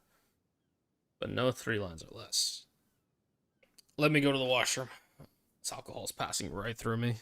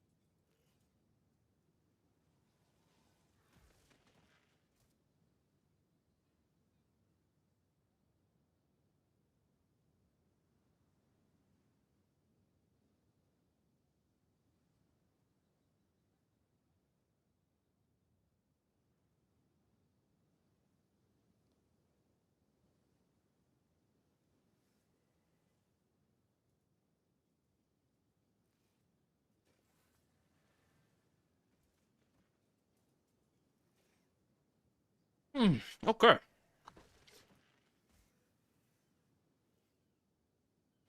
Now to start reforging. What happened to my gold? Hmm.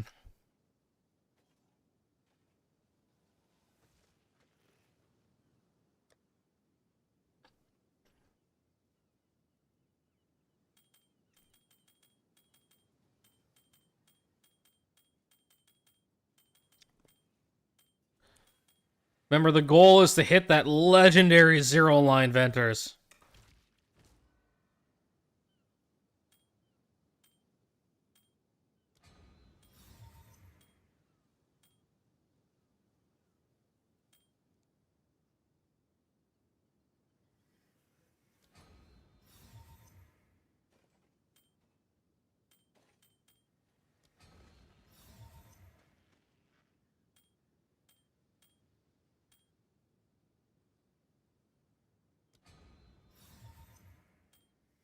Shipment sent.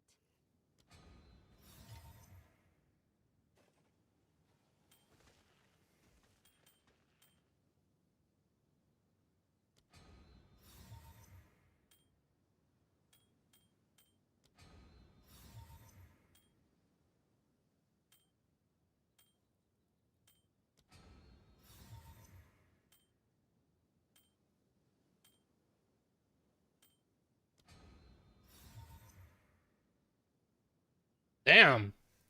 That's quite the reduced.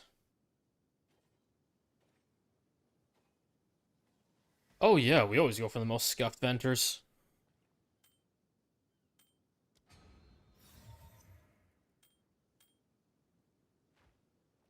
I spend like 200 plus divs a league on Venters.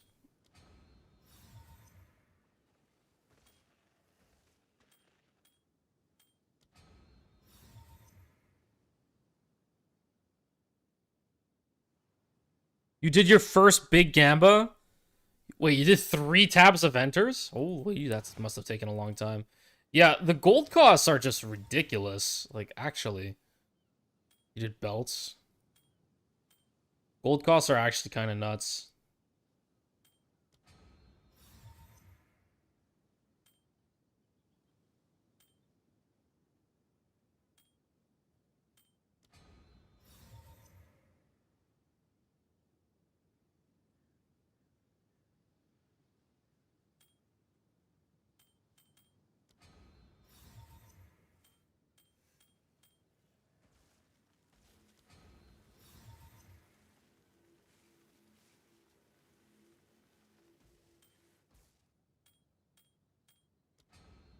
I did Ingenuities earlier in the league, and it was like, oh man, gold just disappears immediately.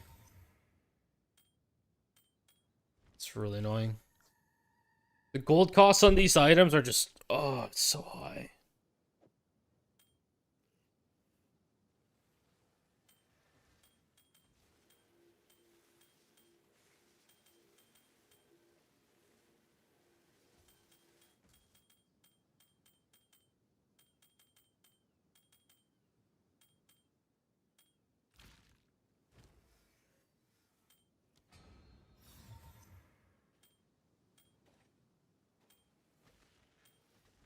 I'm doing an extra double check to make sure I didn't miss any good ones.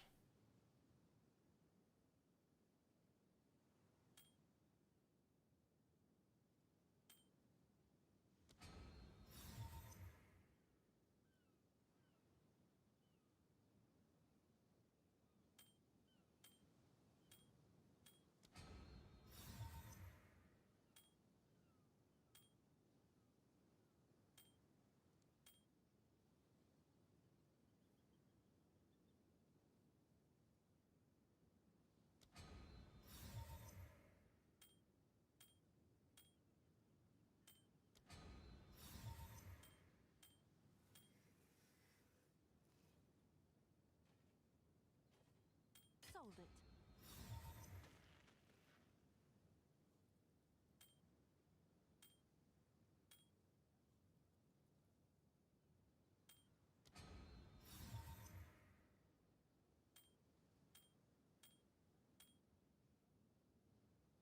Yep.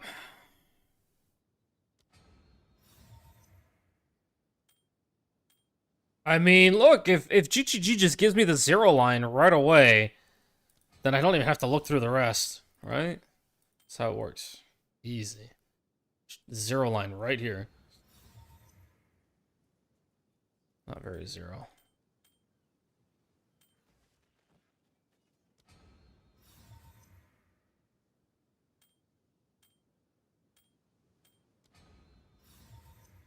It's because I have to look through every single Venters.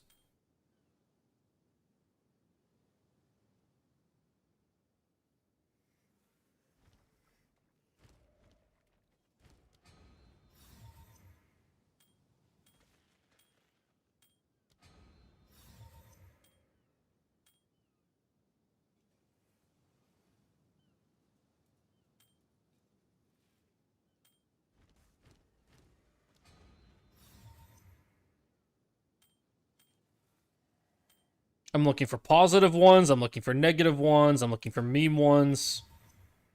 Looking for all sorts.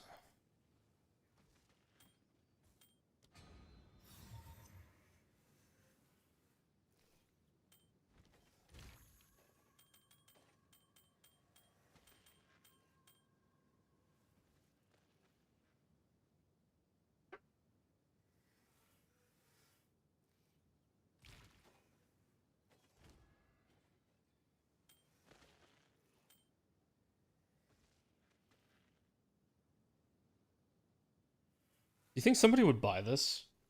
Eh.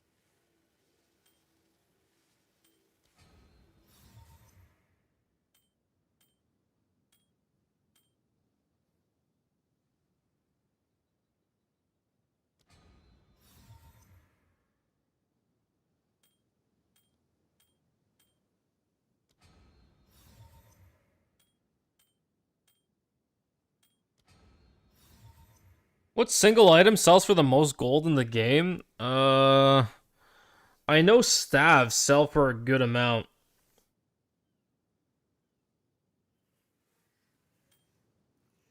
I don't know why, but it always feels like staves sell for a really good amount of gold when I pick them up in Simu.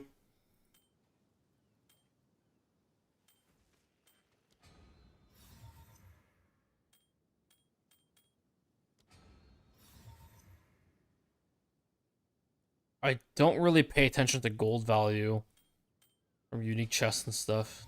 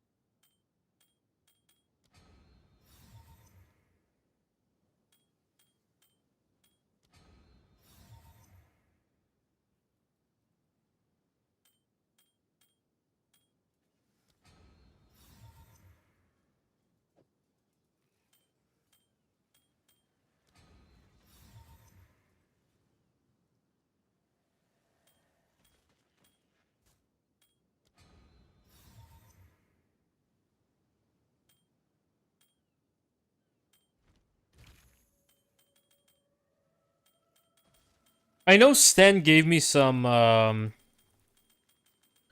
what's it called? That Warrior Invictus.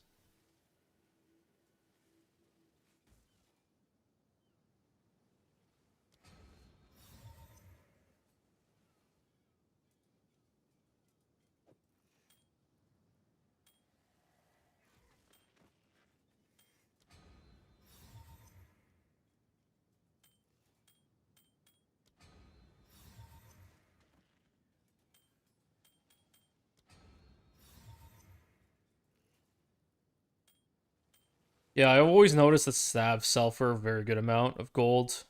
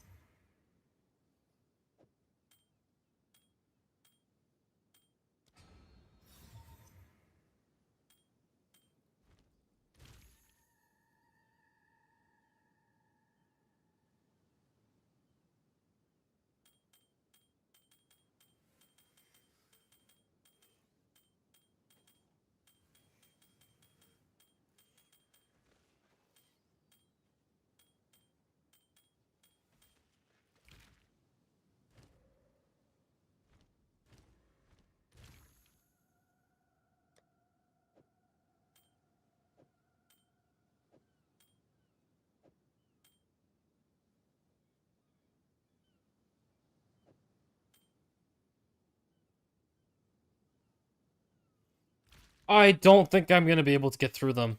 I'm feeling maybe a little bit dizzy. Just a tad bit dizzy. I think I'm gonna do the wand after I finish the non-foiled ones.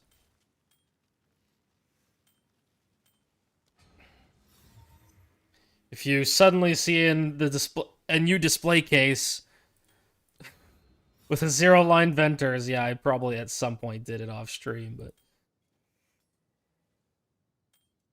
it's getting really hard to concentrate on checking these stupid things.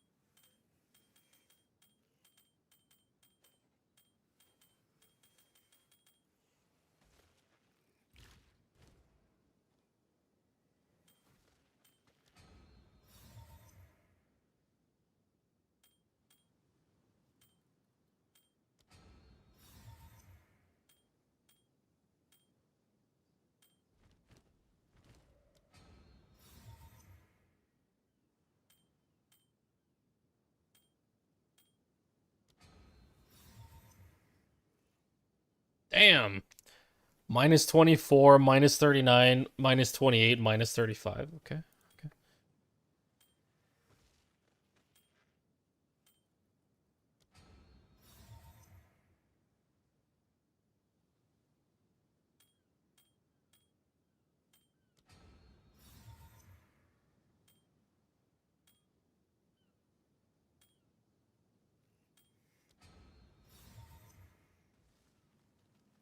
Holy shit. Perfect. Minus 19 rarity.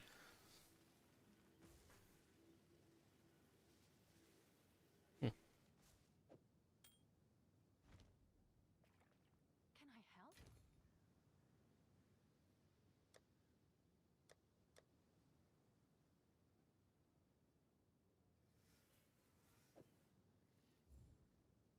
Don't think it's worth much, but Someone is bound to buy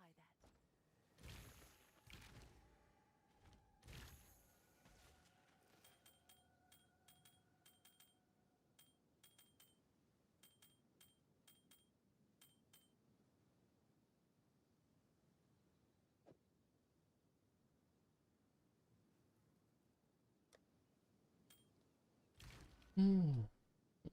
Mm.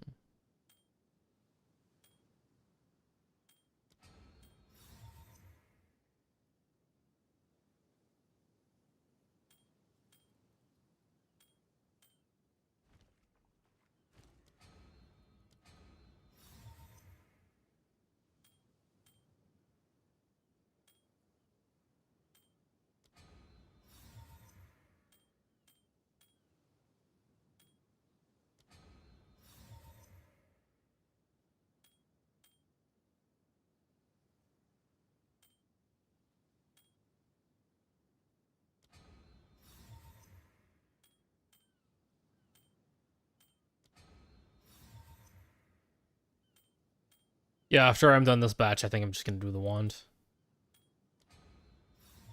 I need to be able to concentrate when I'm sanctifying the wand.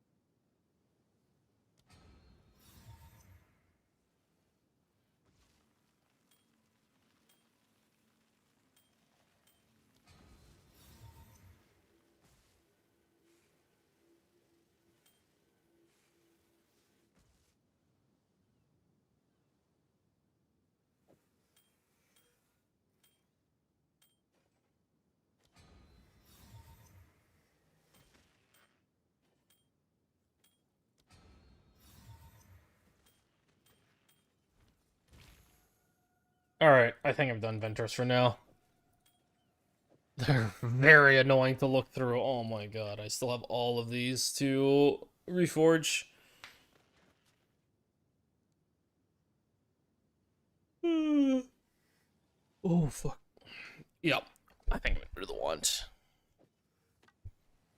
Alright, so the situation with the wand. We've got 4 locks. We are trying to hit one very nice sanctify. I need some sanctification elements.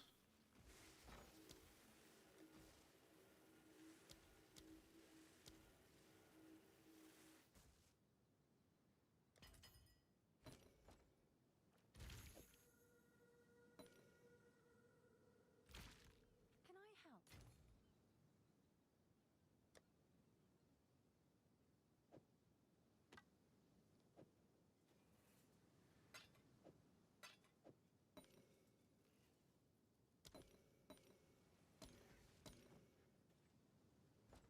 Alright, so.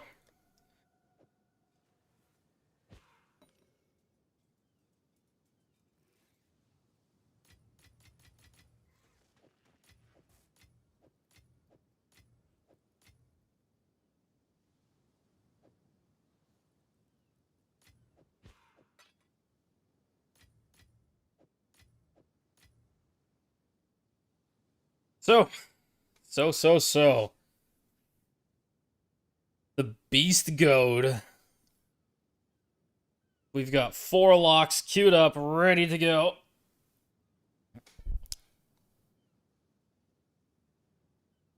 So obviously, it's not going to show us. But when you lock an item,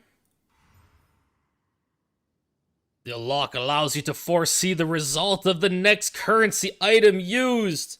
So if you get, let's say, a Val, you can see 28% increased chance to shock. Yep, that's not going to happen. Oh my god, it bricks. Wow, this wand might be a little cursed. This wand legitimately might be a little cursed. Which Divine Orb stack do we use? Which Divine Orb stack do we use?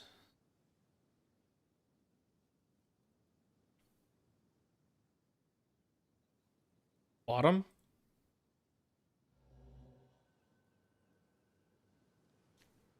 Oh no, the spell! Yo, but the cast speed goes up! Oh my god, it actually... we lose lightning, we lose spell, we lose cold, we gain the all spell, and we gain cast speed. Crit chance stays the same. Oh my god, getting 39% cast speed is kind of nuts, though. But that spell damage is basically T2. Fuck.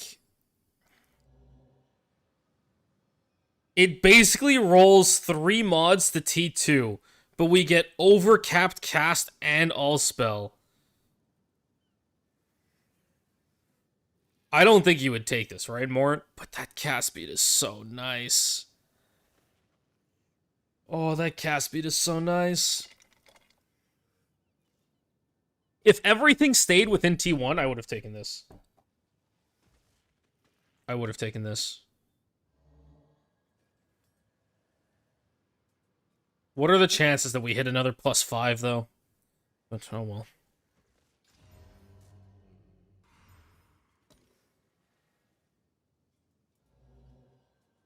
Another brick.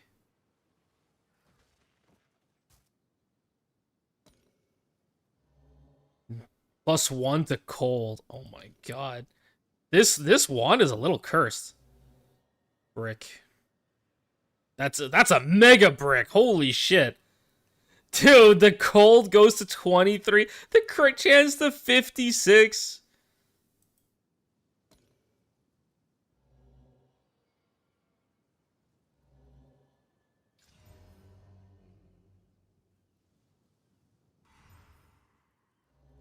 +1 lightning.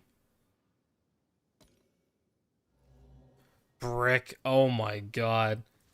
Yo, what the fuck is wrong with this wand? Brick.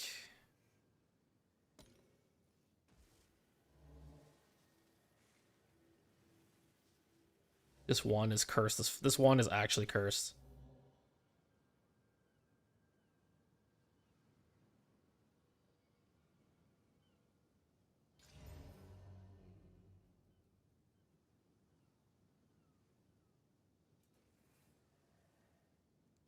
Do I div this up in case we want to settle on the third socket?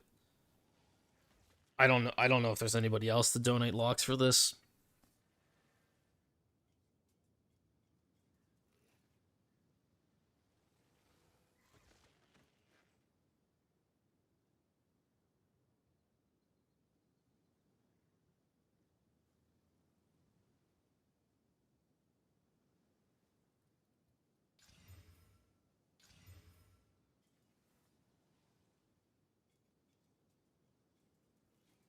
I mean, crit chance is a little low, but perfect cast, perfect spell, perfect cold. One off lightning. Good enough. Alright, last lock. Here we go. Oh my god, what is this fucking cursed wand? Oh my god, okay, there's at least a socket available. There's at least a socket available. What does Mr. Sanctification tell us? Come on, +5. Nope. Brick. Man, if that hit +5, I would have taken it. Over spell, over crit chance, top roll cast speed, over cold. Man, if this was +5. I'm gonna leave it as is. I don't know if I don't know if he wants to settle on this, but this is gonna be 24 or 28 locks used on this wand at this point. I'll do what I can to sell it for you. This wand is cursed as fuck, dude. This wand is actually cursed.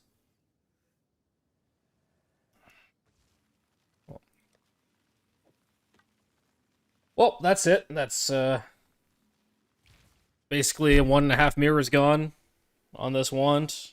It's not even my wand. Okay, well, I'll see what he wants to do with it.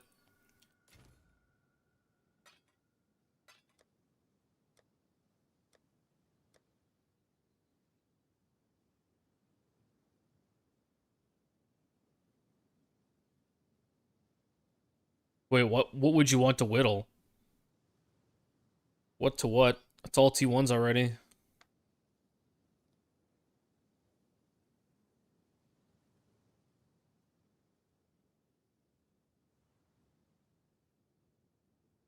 It is percent spell.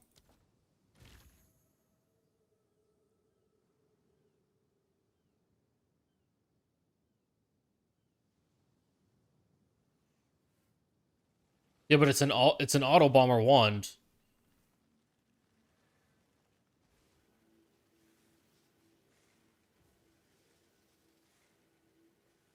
There's you literally can't get better than this for auto bomber. This is the ideal. There's nothing to fix.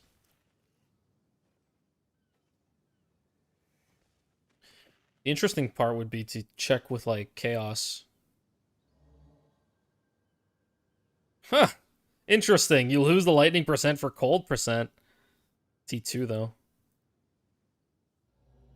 Mana. Wait, what even changes? Wait, what the fuck even changes on this? Wait, what? Oh, you go from T1 to T2 lightning.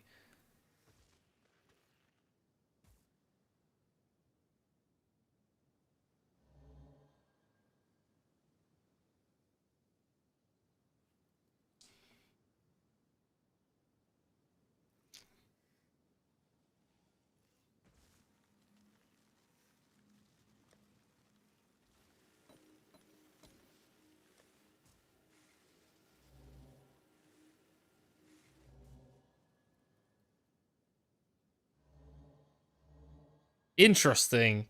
It'll show you what would be the result after as well. Huh. For the whittle. You'd have to do prefix. I don't even have a prefix. Whittle, whatever. Yep, I think that's about it.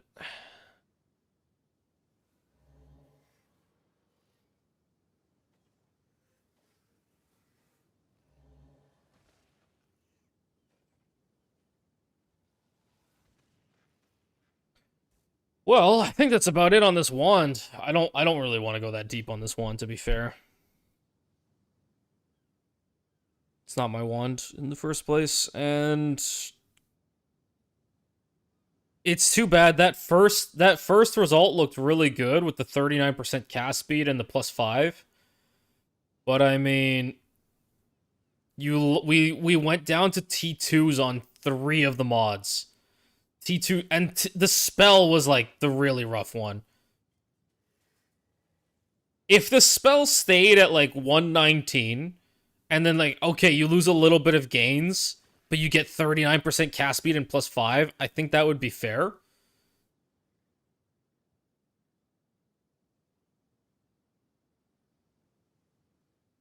But losing spell percent, losing gains, and losing both gains, yeah, that wasn't worth it.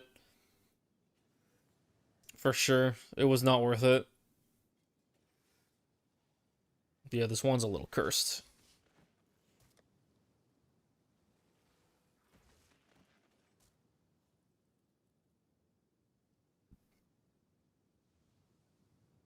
So yeah, we're sitting on a result for a socket, right? Yeah, it's a socket result. Honestly, I think this is fair as a socket, but I don't know.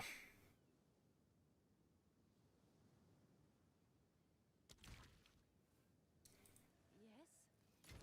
I'll leave it up to him to decide. I wanted to try speedrunning the incense relic, but I'm probably a little not coordinated enough to do that.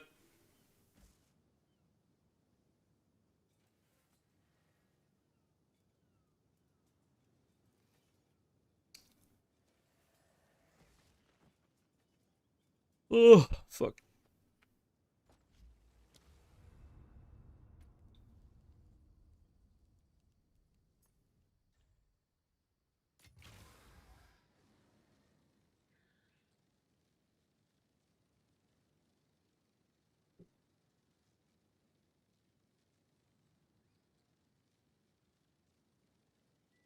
Yeah, I mean, yeah, the spell percent dropping below 100 was just really not it.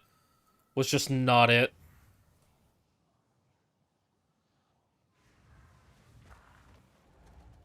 All right, well, I'll pass him back the wand or whatever. I don't really care. Can I help? The last thing I have is this staff.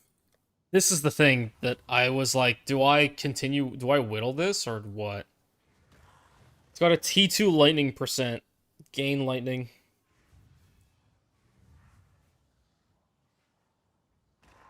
As soon as I hit T1 of either hybrid or a second gain, then the prefixes are kind of done.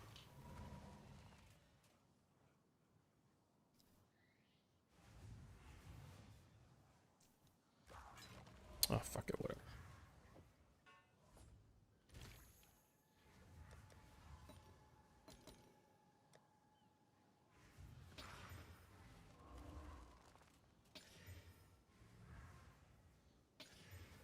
Chaos.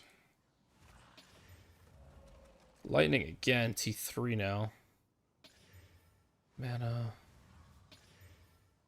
Fire, T2. T3. Hybrid. Oh, it's a T1 hybrid. Do I just leave it as is?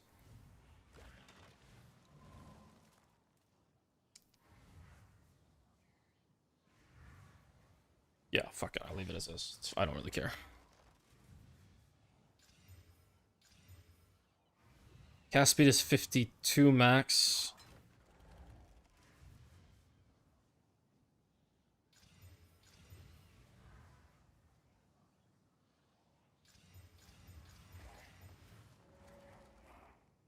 I think that's basically perfect. Oh, it's +5. Never mind.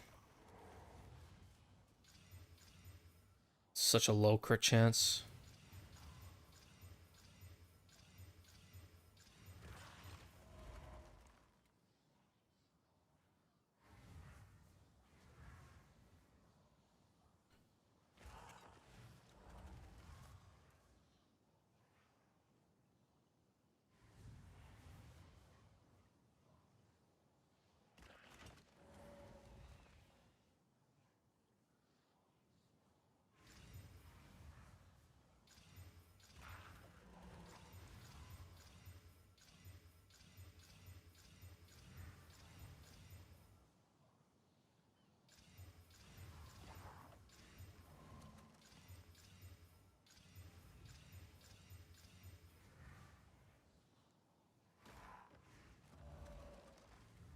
Hmm.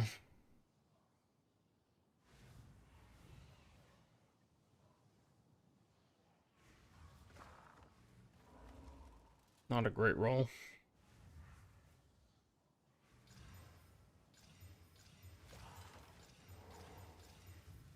That's a really bad roll on the crit. Still a bad roll. Still a bad roll. Still a bad roll. Ah, that's so much better. That's what I like to see. High spell, near max on crit, max spell, max cast. Good enough. Want one more luck.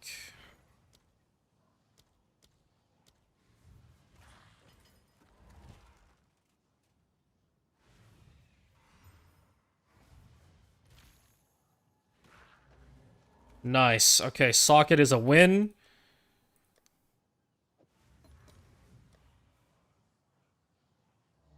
It hits +7? Oh, but it loses cast! No! But again! Man, oh my god, like everything goes down. Except the all spell. Wow. Fuck me and these stupid sanctifies. I hate them. Well, that means we... Does anyone want to donate a few divs? I don't want to... I can't even afford to break a mirror. Anyone want to pass me a +1 all spell? I don't think I have one. Nope.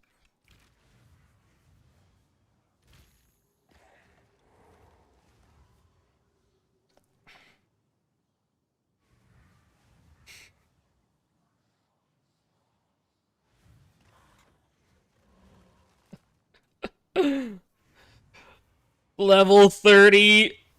level 30 Sigil of Power Chiming Staff. Just because. This cost me over 1,000 divs to make, by the way. This is like 1,250 divs to make. Oh my god. What a what a meme.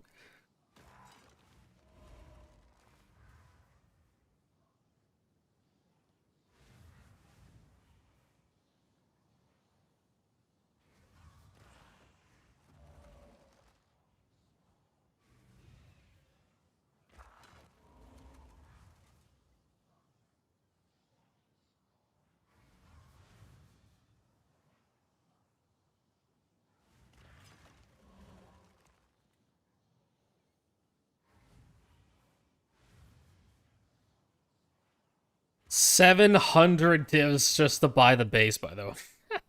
700 divs to buy the base. This guy just threw a fucking... This guy got it at what? He got it as a magic? Or normal? Then he threw the... He threw the cast speed essence on. And then he threw the all spell essence on? Wow. That's kind of boring. Guy's boring as fuck. Didn't even craft his fucking wand. What a loser. Yup.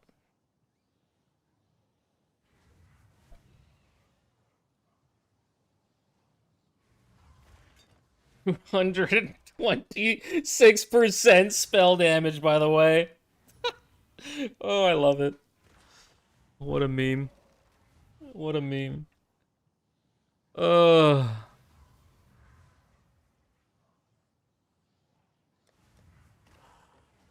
How much do these things cost anyway?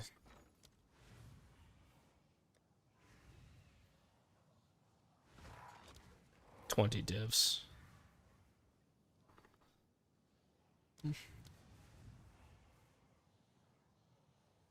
So the reason I was actually kind of interested in chiming staves was for Widow Hail Spark. That was like one of the main reasons, is that you can map with Widow Hail Spark and then use a chiming staff in the offhand to both buff yourself and just have more like pure spell damage. That was the goal of it.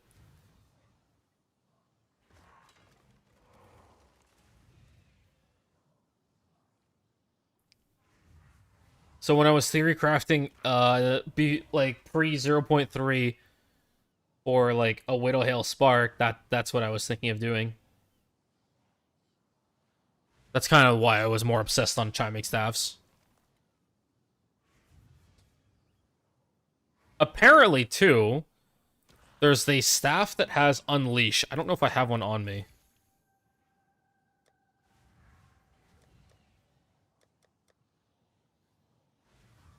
Here it is. Augment yourself with temporal magic for a short duration, empowering the next spell you cast to repeat multiple times. Cannot empower channeling skills or skills with a cooldown. Oh, skills with a cooldown. Never mind. This has a cooldown.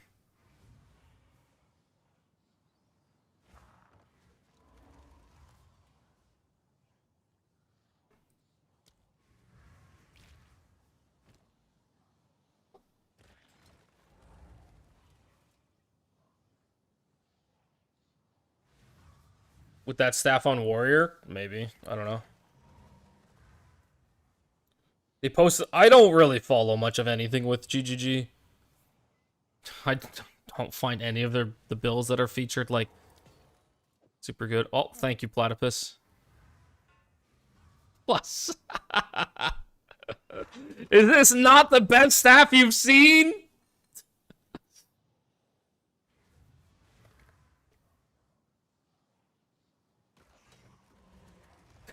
Thank you, Platypus.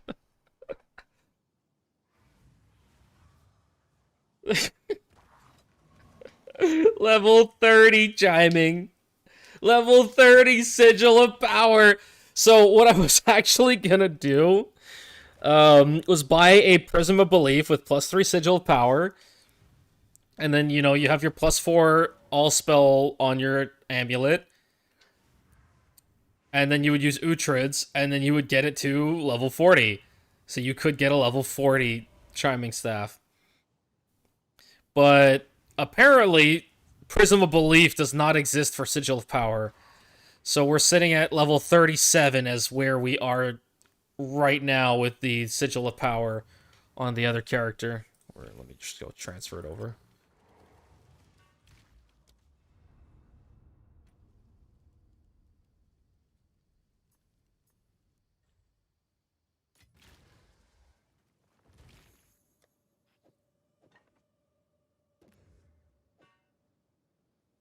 Okay.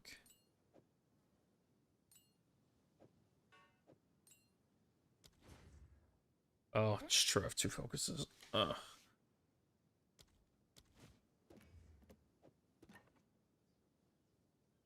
So yeah. Now it kind of soft caps at level 37 anyway. So if you do this and you put an Uhtred's in it to get it to 37. Now the other thing that you could do is you could do it on Gemling and get +2. So if you have Uhtred's plus Dialas, that would bring you to 38. Then you would get +2 from Gemling for 40, which is kind of funny. Level 40 Sigil of Power. So yes, you could get Sigil of Power to 40.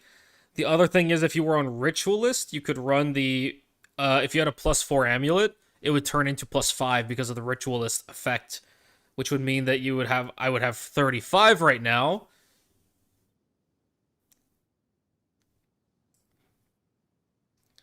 And then...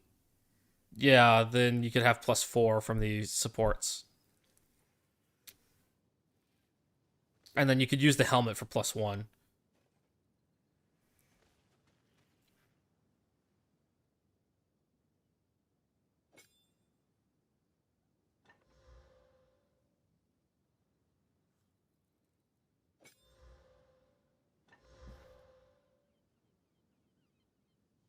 One second. Where's that helmet? Where's that helmet?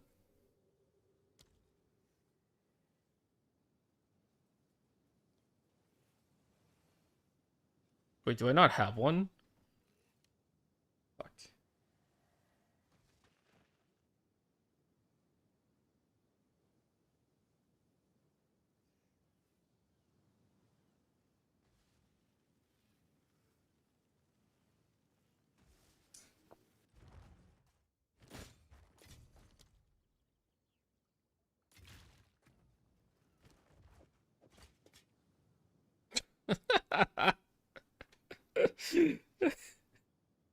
It's I don't know how else to get one more level though. I think that's it.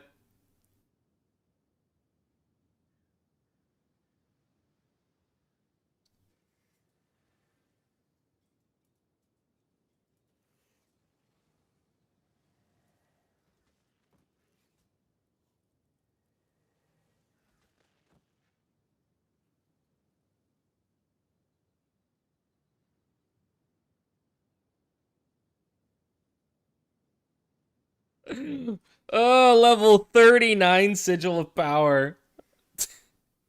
Technically I can go to 40 if I have a different ascend. Level 39 Sigil of Power.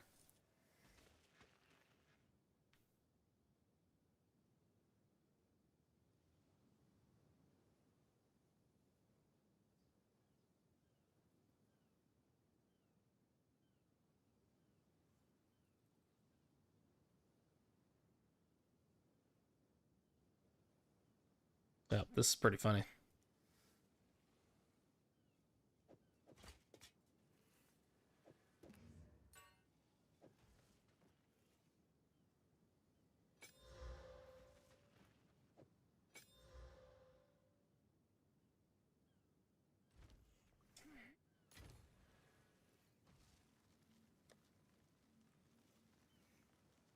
Alright, back in here. It's not accidentally listed too low. Seems like a good deal. Let's corrupt this.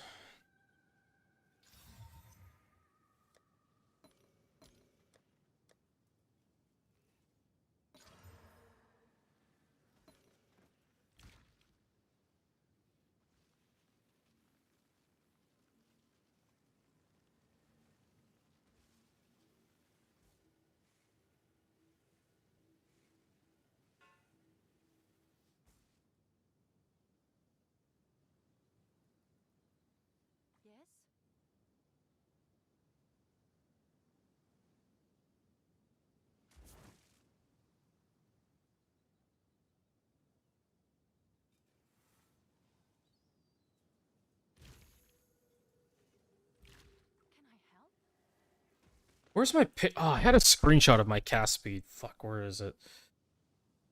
Yeah.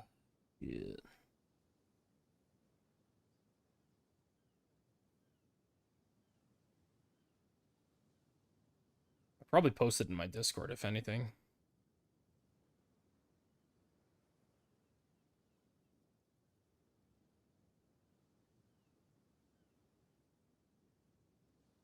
Wait, Gore, are you still there?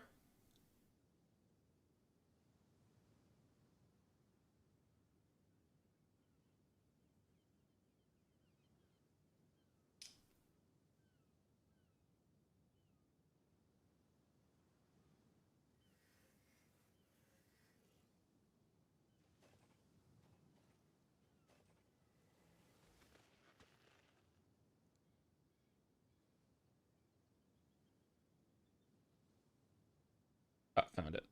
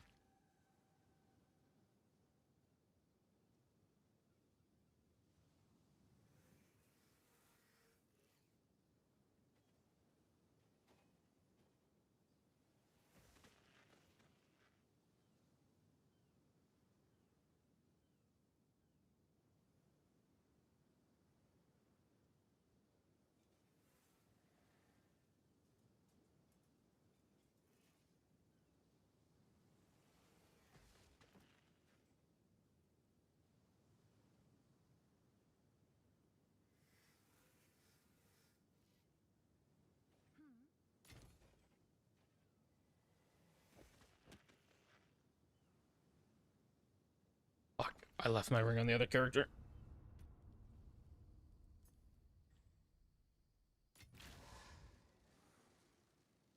What's new?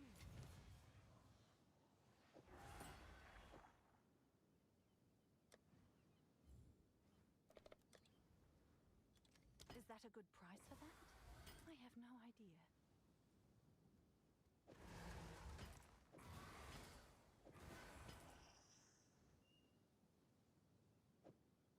Someone is bound to buy that.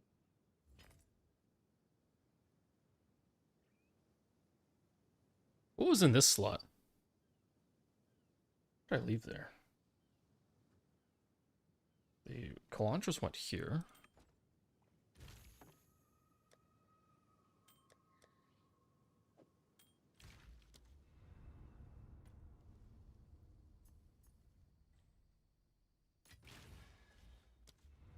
Oh, that was the right character. It's your lucky day.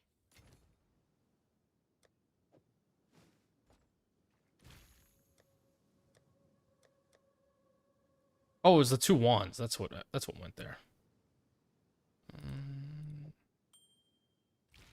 Oh, it's you.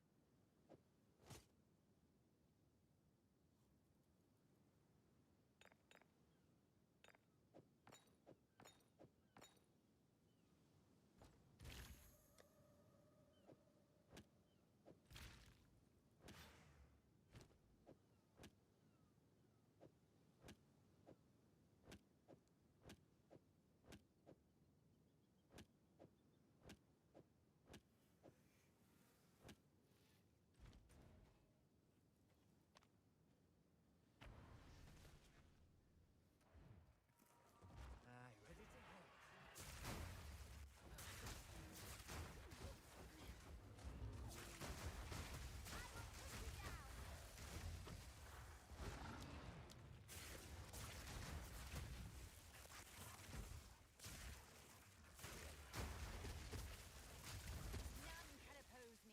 Ah, there it is. Yeah.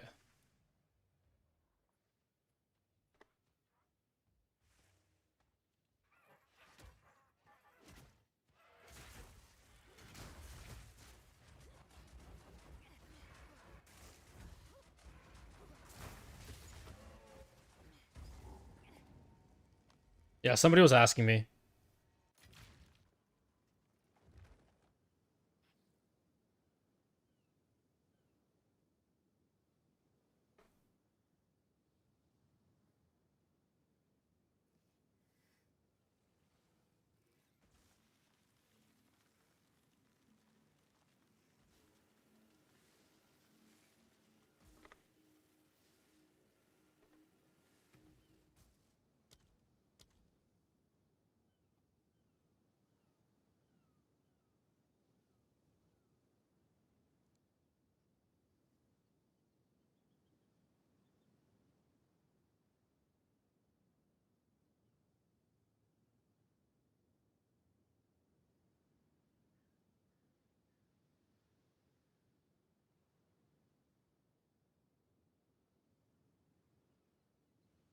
Ah.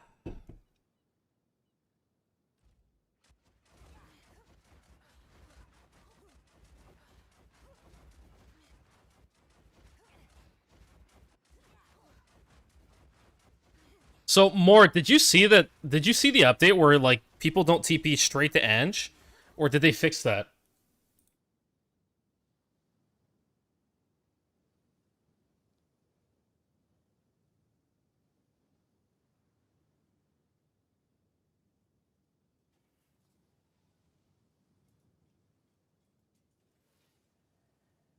It's still fucked. Let's gamble. Let's do a couple gambas.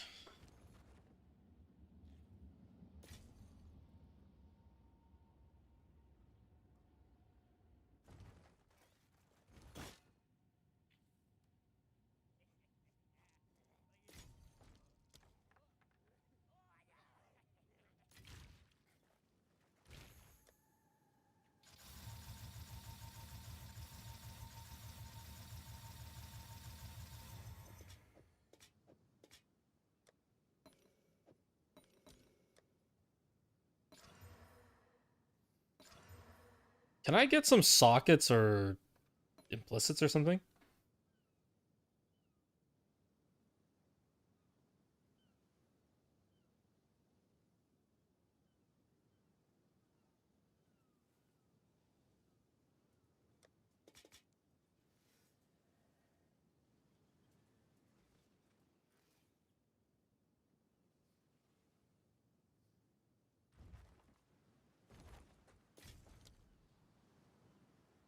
Wait, I have no divs. Here I am spending 2 divs on some stupid gamba. Oh my god. Fuck these helmets. Oh my god. What is this?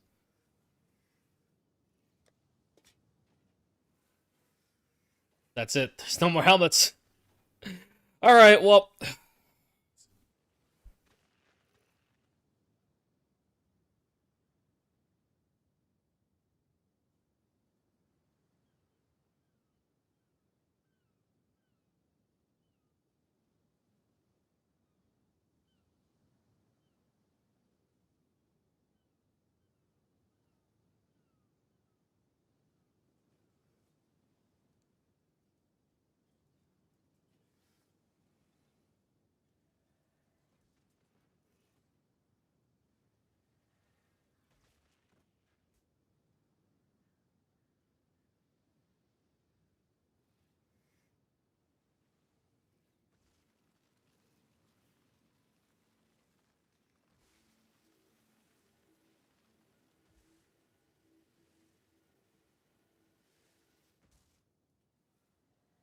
Oh, I actually hid my Ange. I actually hid my Ange. So.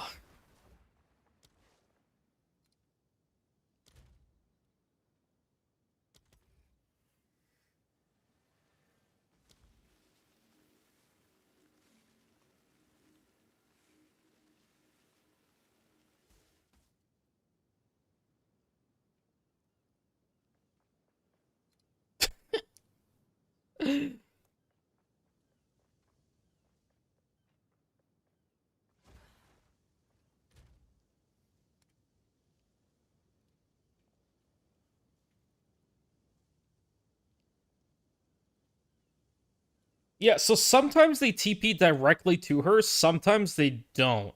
And I don't know what causes it to TP straight or not. Like straight to her or not. It's something to do with like the item being locked, unlocked, like how long it's been there, some combination of stupid shit.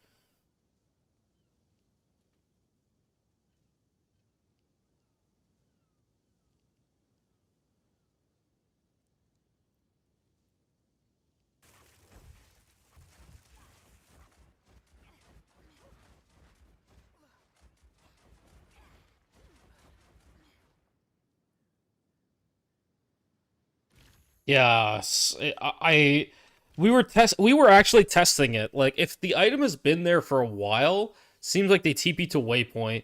If the item is fresh, like I just placed it and they TP in, it looks like the first person to TP in goes straight to her. So, do I have an extra Astra? Oh, I must have given them away. So what I'm thinking is, let's get these cheap ass ritual tablets. Okay, so Oh, it's you. Seems like a good deal. pretty sure this is well underpriced, right? Freedom.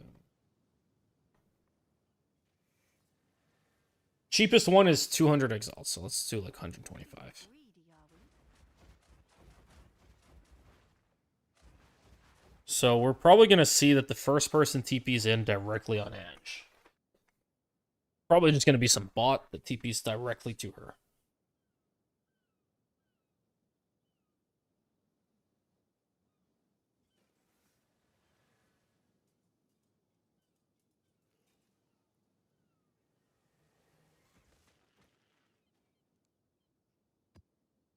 Okay, so it just locked. So it should be up on trade site now. Soon, maybe.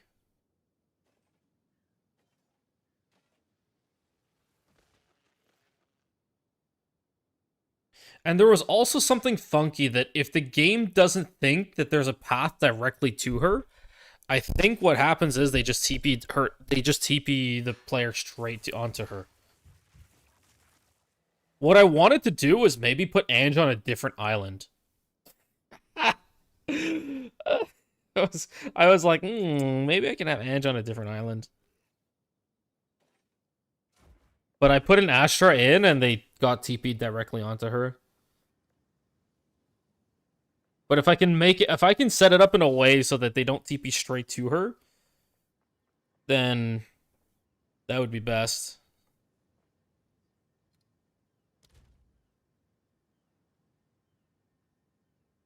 I thought I bought some fireworks. Did I not? I thought I bought it. I must have hit an error.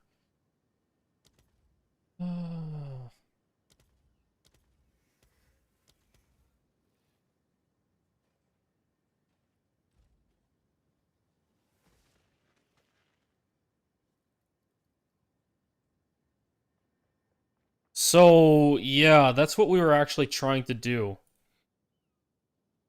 I mean, first of all, the bots, like, as soon as they don't open Ange immediately, they tend to just leave. They don't even look. So, whatever script they're running, it's just, yep, they check if Ange opens. If it does, they buy. If not, they just leave.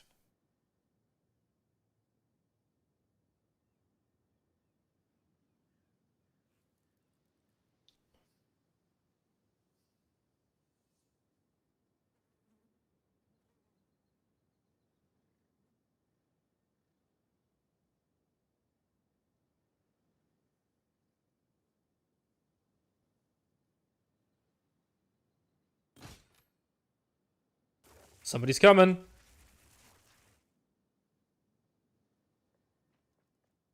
Wait, where'd they TP to? Yeah, see, they TP'd straight to her.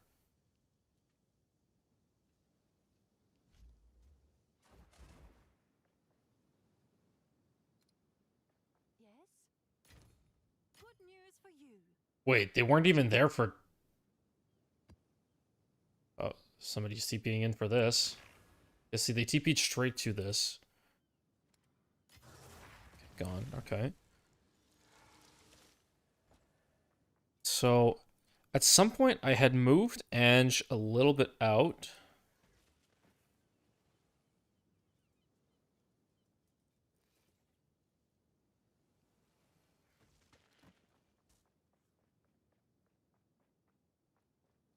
Can I help?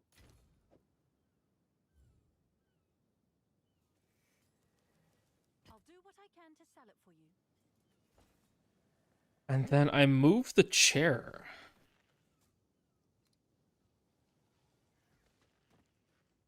Oh, yeah, that's if the account gets banned. The account gets banned, you can't load into their hideout.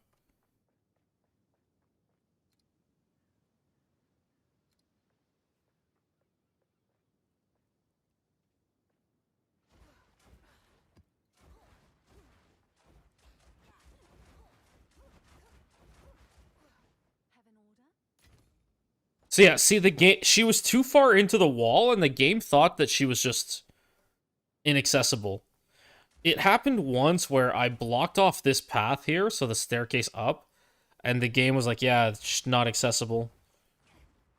And just nothing.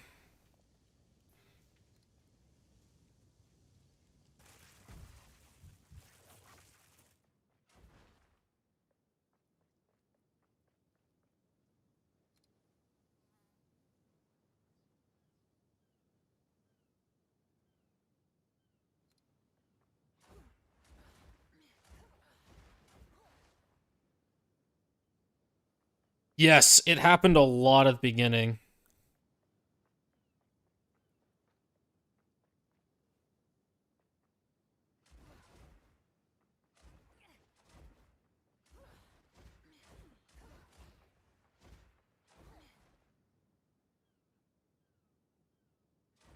Can I help?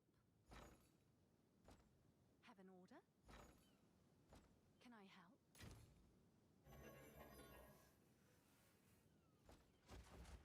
Not yet.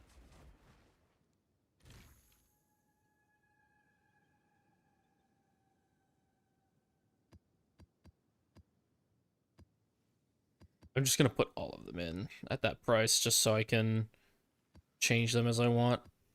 Start and bait bots with it. Come check out what came in for you.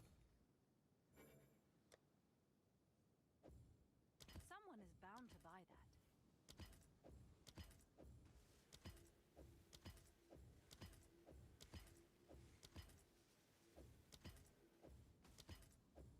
I'll do what I can to sell it for you. So as soon as they unlock, I can start testing and baiting bots with it. Yeah, so the guy with the guy for the amulet TP'd straight in. Some people were saying that if you TP in like on an item that was posted before the patch, you always went to waypoint. So yeah, I don't know. Actually, we could just test this real quick. Just literally just search for items posted in the last like 3 days.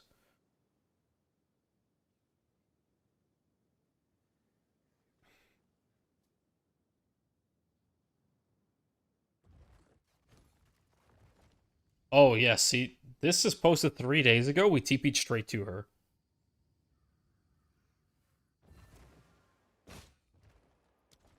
Yeah, we're TPing straight to her.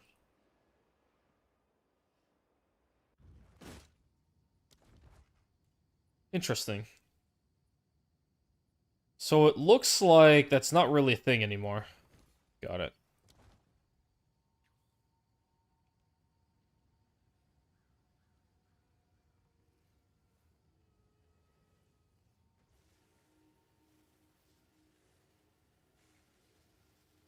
There were bots a few days ago. They put a breach tablet every 30 seconds for 30 exalts.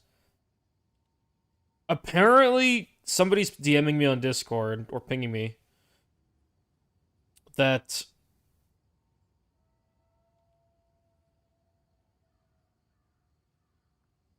2 of the hideouts stop you from TPing straight to Ange. Does anyone have one of those hideouts? And yeah, Kutan, what can happen is, like, let's say I'm in cahoots with somebody. They can sit in my hideout. They can sit in my hideout and like I post the item and they immediately buy it as soon as it locks. As soon as they see somebody like TPing into the hideout, they buy it. That's it. So it's like 7k gold if you're trying to price fix. That's a 2 use as well. The scammy. So, yeah.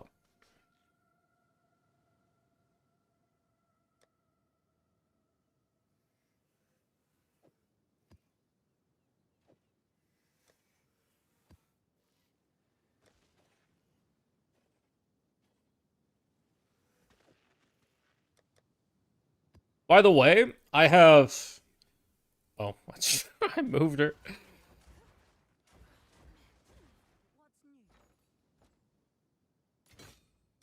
I have a bunch of old ritual tablets, by the way. I will trade all of them for an item that makes me laugh.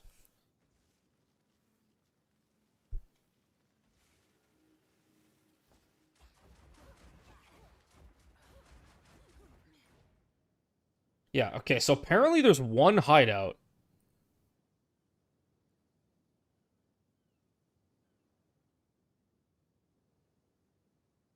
The Temple of Chaos hideout and the Treehouse hideout. And the Treehouse, I assume, is from the new pack.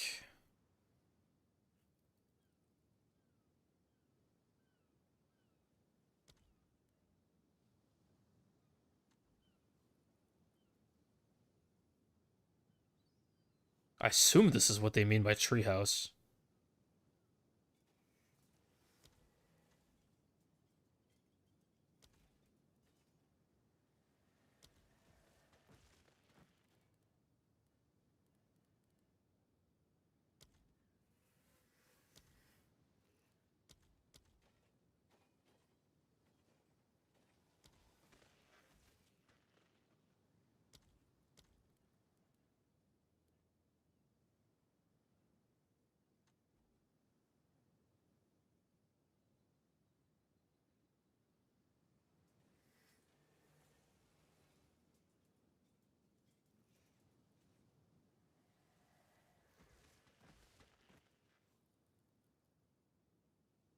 Oh.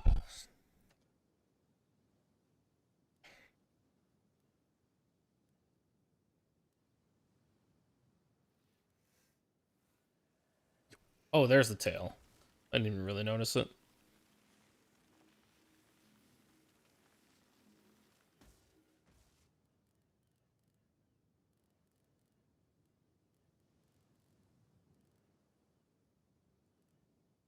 I also wonder if this guy, is also screwing with the insta TP. Because this guy replaces Ange, right?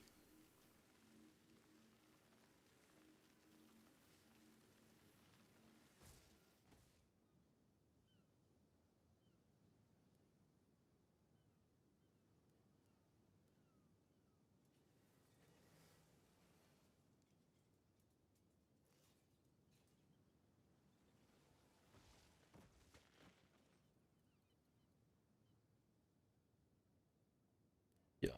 Alright, well, I'm not gonna buy supporter pack just to check if we control these bots. Yeah, I put in a... One thing is, though, like, let's say I put in a tablet, and you TP in for this tablet, and the next person will not get TP'd straight to her. They'll get placed on the waypoint.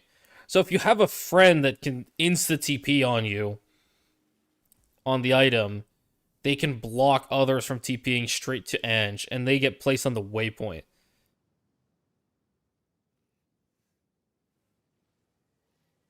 Wait, what caravan? Oh.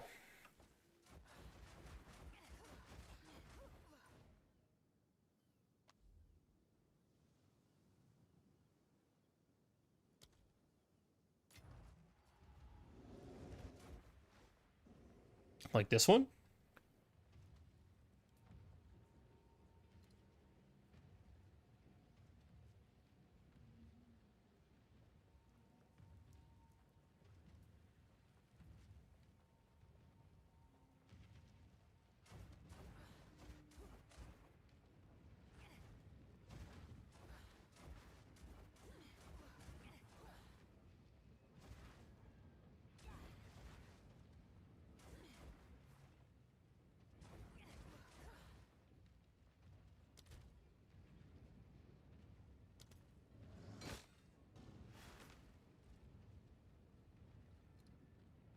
What do you mean? You're right here.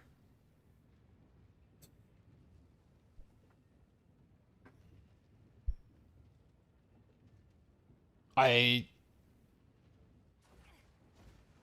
It might have to do with the... this blocking her off.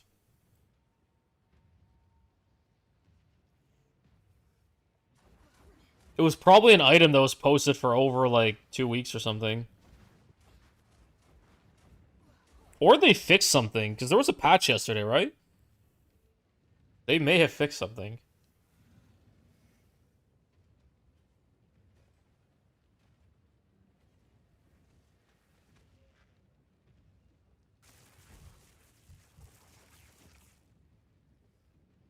But that's actually a very nice jewel.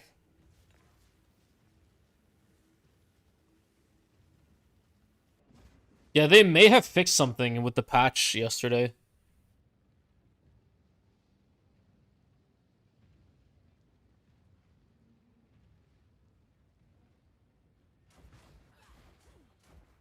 This was my 0-1 hideout.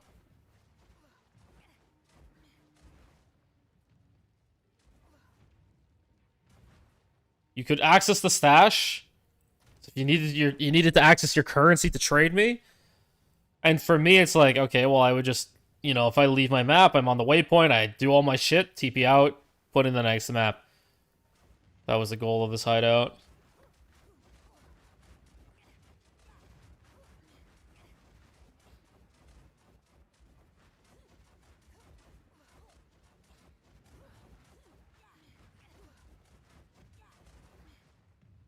I mean, I like the hideout too, just for looks. It's such a pain in the ass to use it though.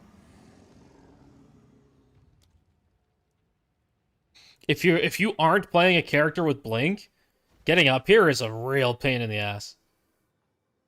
That's all. Also, I want a different well. Where do you get other wells?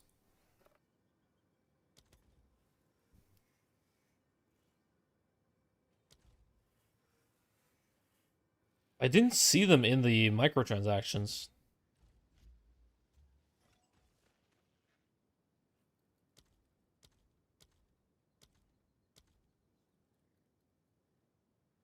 Yeah, it might be a supporter thing. Should be annoying, but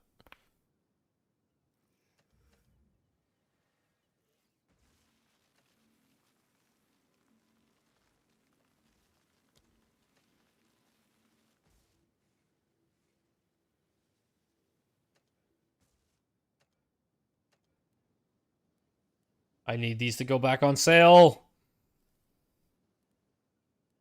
Yeah, because I look here, there's no, like, skins or anything for it.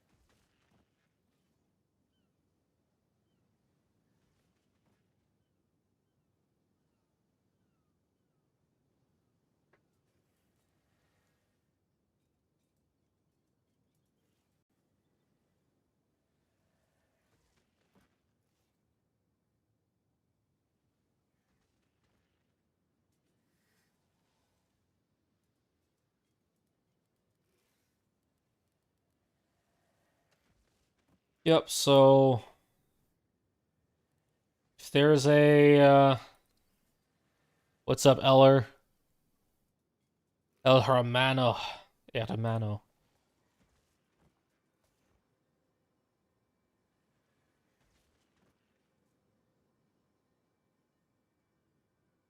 I tried buying the fireworks decoration so I could place it like here. So if you were up here, you would see fireworks. Yeah, you can sit on that. It's my throne.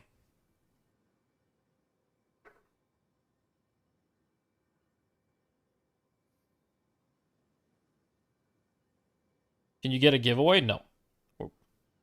We're not. Or Twitch streamers are not allowed to give away items.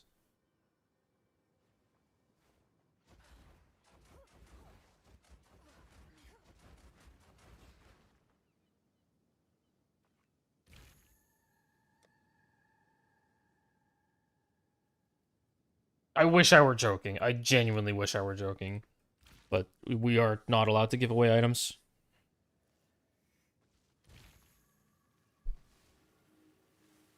So yeah, I think that's it. I don't think I have the capacity to do any Sekhemas today.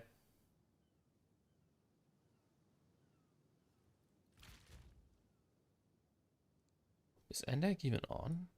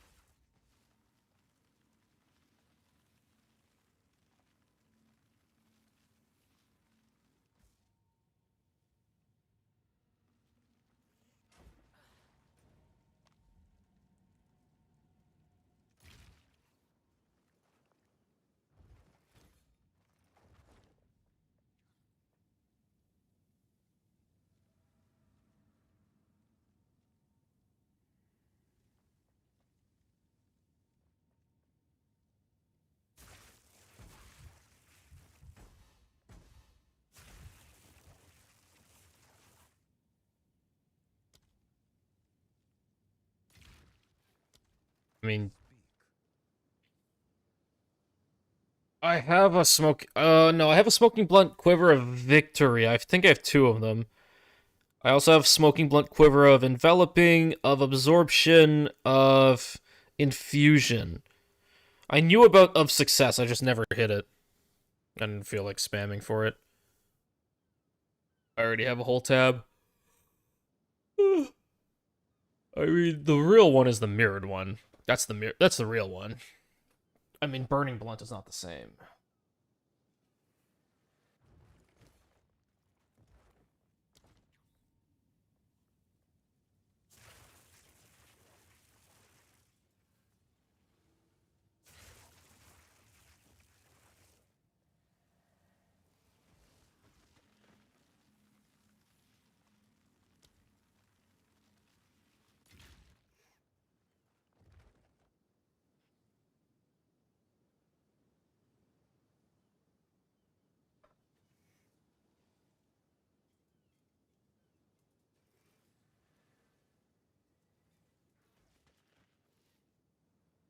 All right.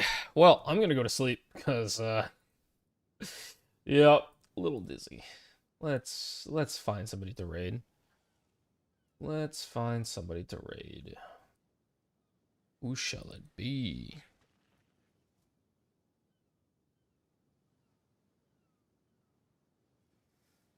We'll do the last flame run at some point. I don't know. Your Javazon build. Giveaway and grind? Oh, he's got to be careful with GGG. Oh, Prada's on.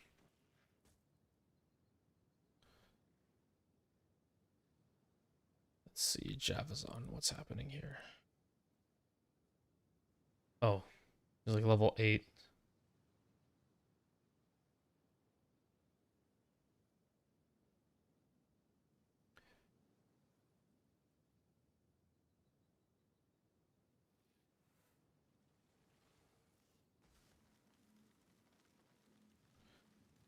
Wait, what the fuck? The fuck is this guy playing? Okay, I want to... Oh, but it's not actually... Oh, he's just doing Hollow Palm. This looks the same as every other Hollow Palm. Yeah, whatever. Alright, guys, have fun. Hope you enjoyed. We'll do some more Gambas and stuff some other time, but... I'm all out of Venters, so that's it. Gumby, let's quickly do this evil gacha for Gumby. Yep. Gachapon. Good morning, Seki Daddy. I'm literally hopping off. I'm sorry. I drank. Oh my god, you just raided me. Oh, god damn it. What's up, Kaspor? Wait, let's chat. We'll raid. We'll raid in a sec. Yes, I was drinking, so we did a bunch of gambas today. We were gonna also do the Incense Relic as a speed run. I want to speed run the Last Flame.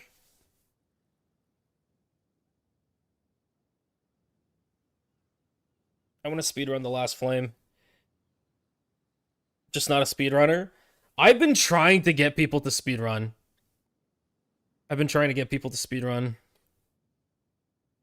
I posted so much. I've posted so many guides and stuff. The problem that I find is, like,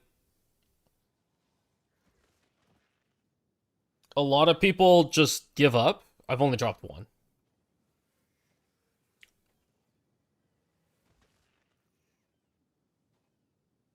Oh yeah, Gumby, we have Enfield beta.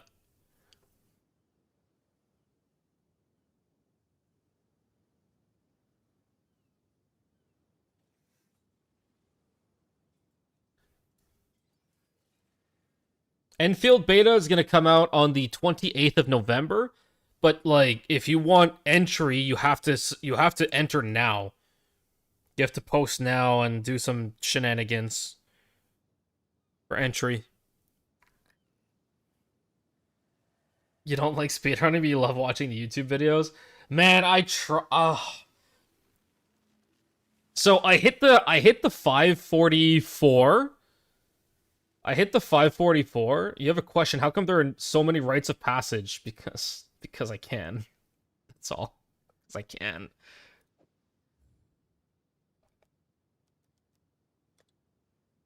That's the only reason. Sure someone will want that.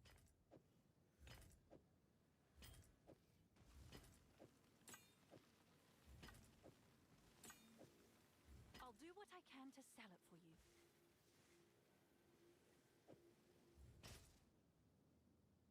And we see the build. I mean this is it. Fuck. Let me put it all back on. I don't need these.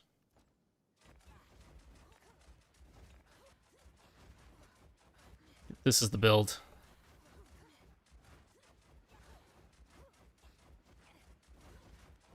So the thing about Spellslinger, so the whole build revolves around the fact that Blink charges Spellslinger. So we get to, and we use Temporalis to bring Blink super low. So we have, and this is without buffs. This is just hideout, unbuffed. We can blink 6.85 times per second. So you blink a bunch, and and you'll see that Spellslinger starts going up. So it charges up Spellslinger, and then we cast, and Poof. We'll do one run, since we got a raid. We'll do one run.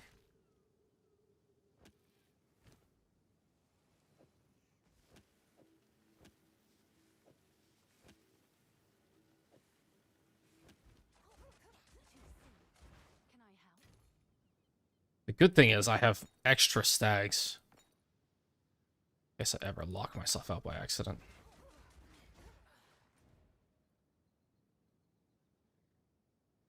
I mean, we're... As you mentioned, gotta be in a different tax bracket to run this build is pretty accurate, honestly. You will likely, to run what I'm running right, like, to buy all the gear that I have right now, you would likely need in the range of, like, this is gonna cost you, like, 3 to 5 mirrors. Each of the wands are gonna be, like, 3 to 5 mirrors each, if you want the speed running, like, double wand. The rest of it is not as important, but...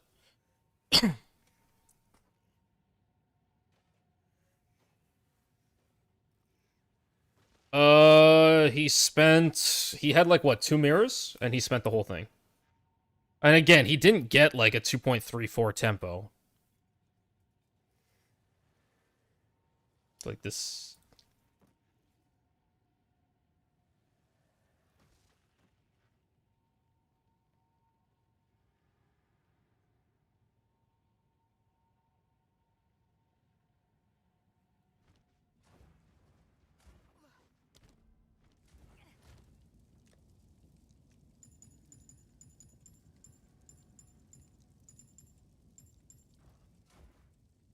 Well, you can do it in mapping too, but the thing about mapping with this build is that it's like it's more of a why. You can map with this build. It is pretty much the fastest mapping build.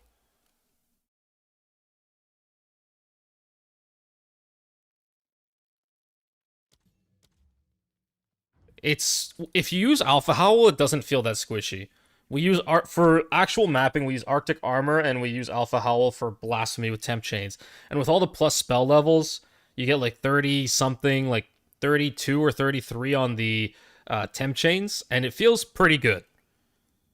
And then if an enemy does hit you, they get nuked by Arctic Armor. As long as you can survive one hit. In actual maps, we run around 2k life and 3 to 3.2k ES. So your goal is to survive one hit, which we can do. Let's get this over with.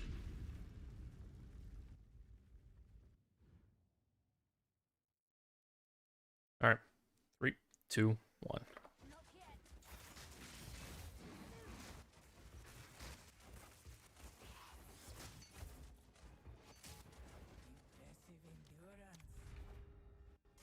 Not yet. Too soon. A great challenge overcome. I need more.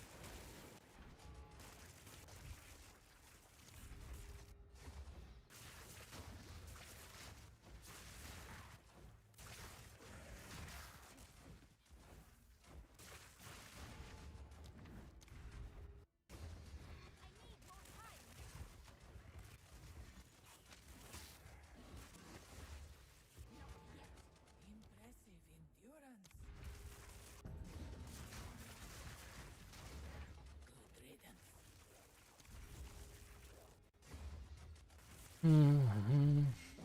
More time. Stand tall. This is probably like a minute 15 to a minute 20. Steel yourself.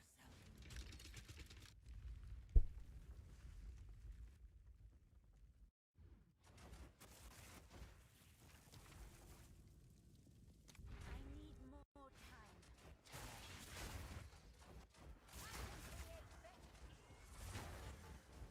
Too soon. A great challenge overcome. Not yet.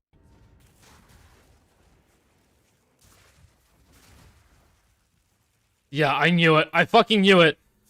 This room, like the 5 chalice, the 5 rich rooms, for some reason have a really bad tendency of just despawning my sparks as soon as I press blink. Like, I was definitely not even 2 screens away.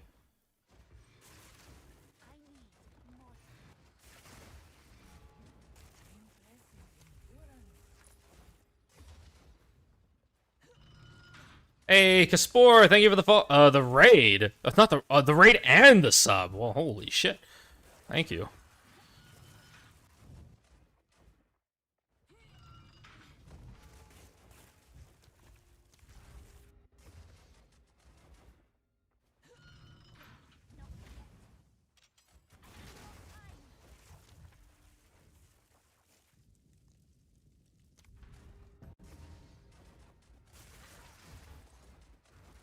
Ritual has been disrupted.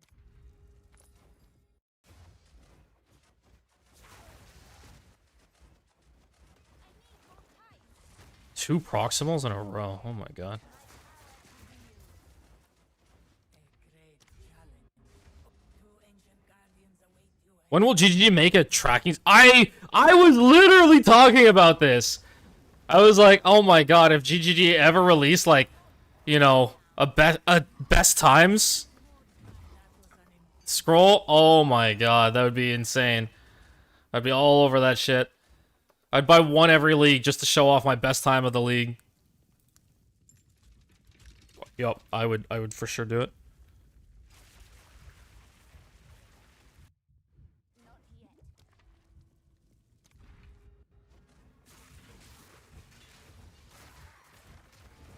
Ritual. Good riddance. Not yet. A moment.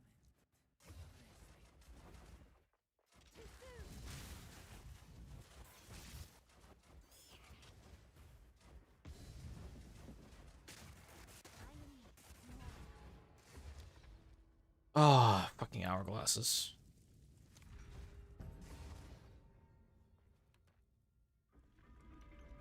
Yeah. I honestly think that GGG just hates speedrunning. Have you ever died speedrunning this? Yeah, of course. This is not... My speedrunning build has no defenses. You get hit one time, you're dead. There's one guy on floor 4, the whip guy, that likes to be a pain in the ass with an insta-hit. Also, detonate dead on hourglasses is never fun.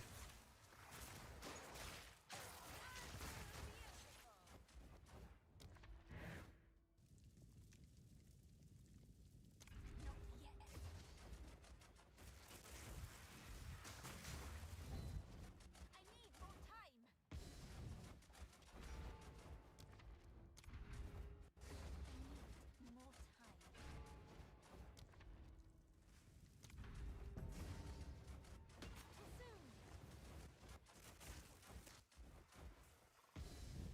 need more time. Too soon.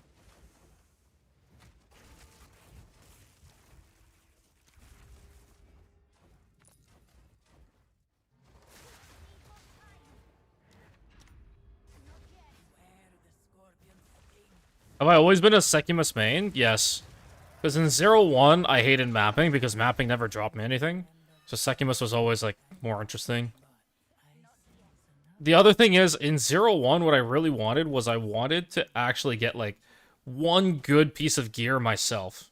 That, like, just dropped Giga gear and to just be like, oh, yeah, that's my league, done. One Giga drop.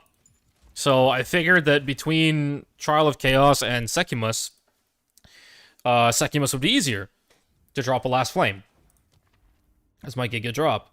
So, yeah, that's what I did. This guy. Fuck this guy. He's really dangerous. Also, sometimes this guy just doesn't spawn. That's what we call a lucky chalice. Whoops.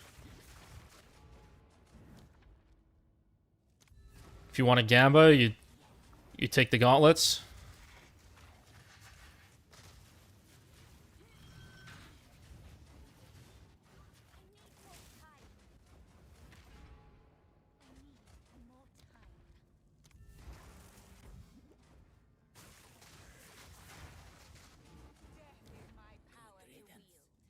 This is a bit of a gamba, but... A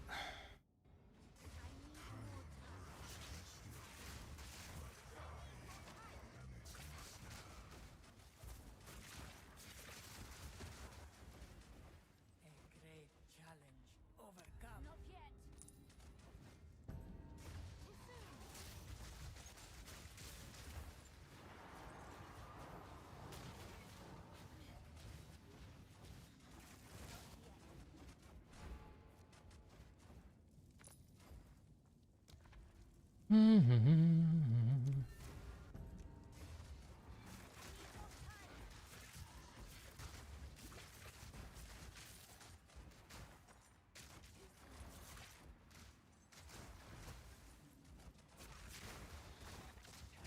Stand tall. This battle Great against the shackles of fate, if you so desire.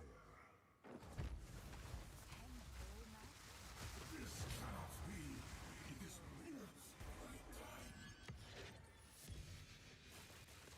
There we go. That's what Sekhemas looks like with this build.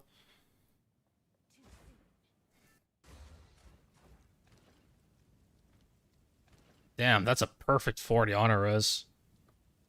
Gonna buy that just for the lulz. All right, let's go. Arcanist, maybe a mirror. Time lost. Time lost. No spectrums. What you use as your relics? Trap damage reduction. Whoops, I've opened the wrong thing. I don't really feel like looking through anything, so.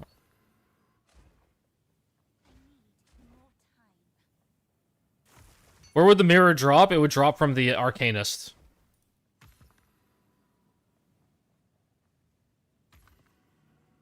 Not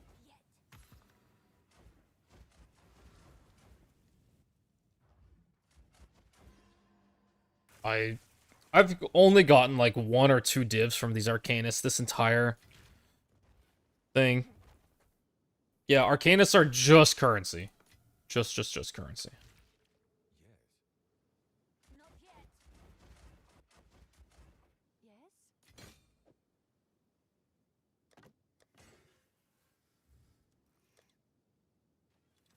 I'm sure someone will want that.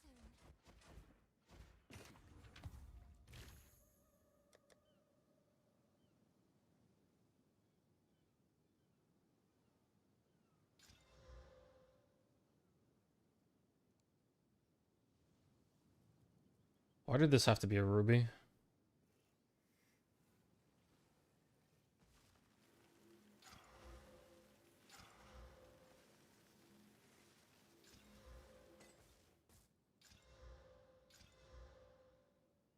Yeah, whatever.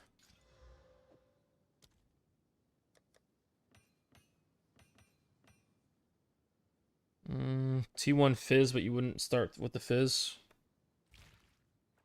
This is what we keep punishing the nameless. Do you have any competition of people that have come close to your times? No. In every single league, nobody's come close to my times. There were other speedrunners in 0-1, so here's what happened. In 0-1, like I said, I really wanted to just get my own big drop. That's it. I had my build done. I just wanted my own big drop. And so I started running Sekhemas. And I started running Sekhemas. And I kept running Sekhemas. And I kept running it. Next thing I know, it's like, oh, well, it was expected to be like every 100 to 150, 100 to 150 runs would get you a last flame. That was the rough estimate. And then next thing you know, we're like 200, 300 runs in. So we just... And while I was doing this, I was just improving my times. Just being like, oh, where can I save some time? How do I get a little bit faster? And I kept improving my times. I learned about at first I was doing non-skip. Then I'm like, well, if I'm going to do so many runs, I may as well start doing skips. And then I just started playing. This was without tempo, by the way. I just kept pushing times without tempo. Last league, Uh, probably a few hundred divs. Probably, I think it was like 200 to 400 divs, depending on what point in the league, because Auto Bomber was still a thing last league. So in 0-1, I kept pushing and pushing and pushing my times. And then there was a Japanese speedrunner called Yabai. He comes in and he goes glitched like, I've been watching your runs. You've been really like just optimizing. I'm another speedrunner from Japan, and there's a big community here for speedrunning in Japan, like real-time speedruns for Sekhemas. And we learn a lot from your runs. So I said, oh, that's awesome. Like, what are your times? And I was sitting at around like 8:15 in 0-1. And he goes, oh,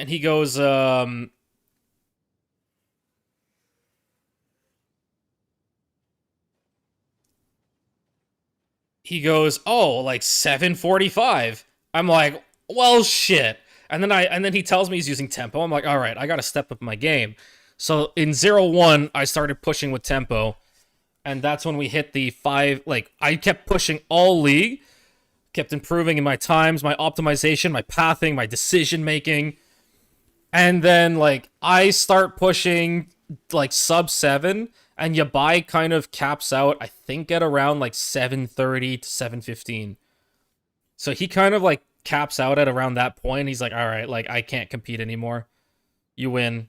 And I kept pushing times, and I pushed for the sub 6, and we hit the sub 6 in 0-1. There was one other guy that I only learned about after the fact. Let me see. Sekhemas speedrun. There was one other guy.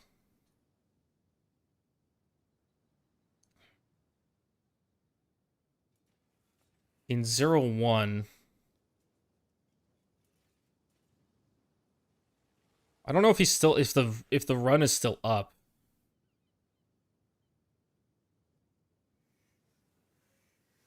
I have so many videos up too.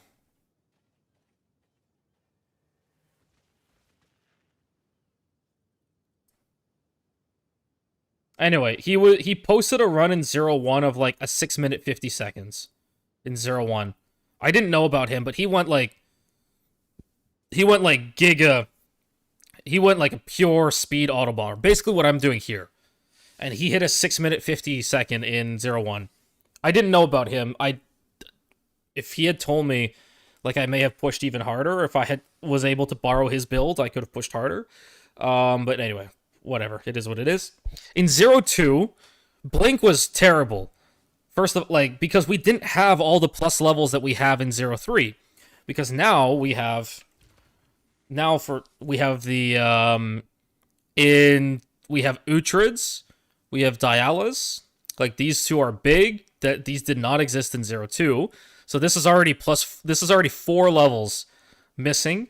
You couldn't get the +7 on the wand anymore. You couldn't get the +4 on the amulet. Like, Blink levels were way worse in 0-2.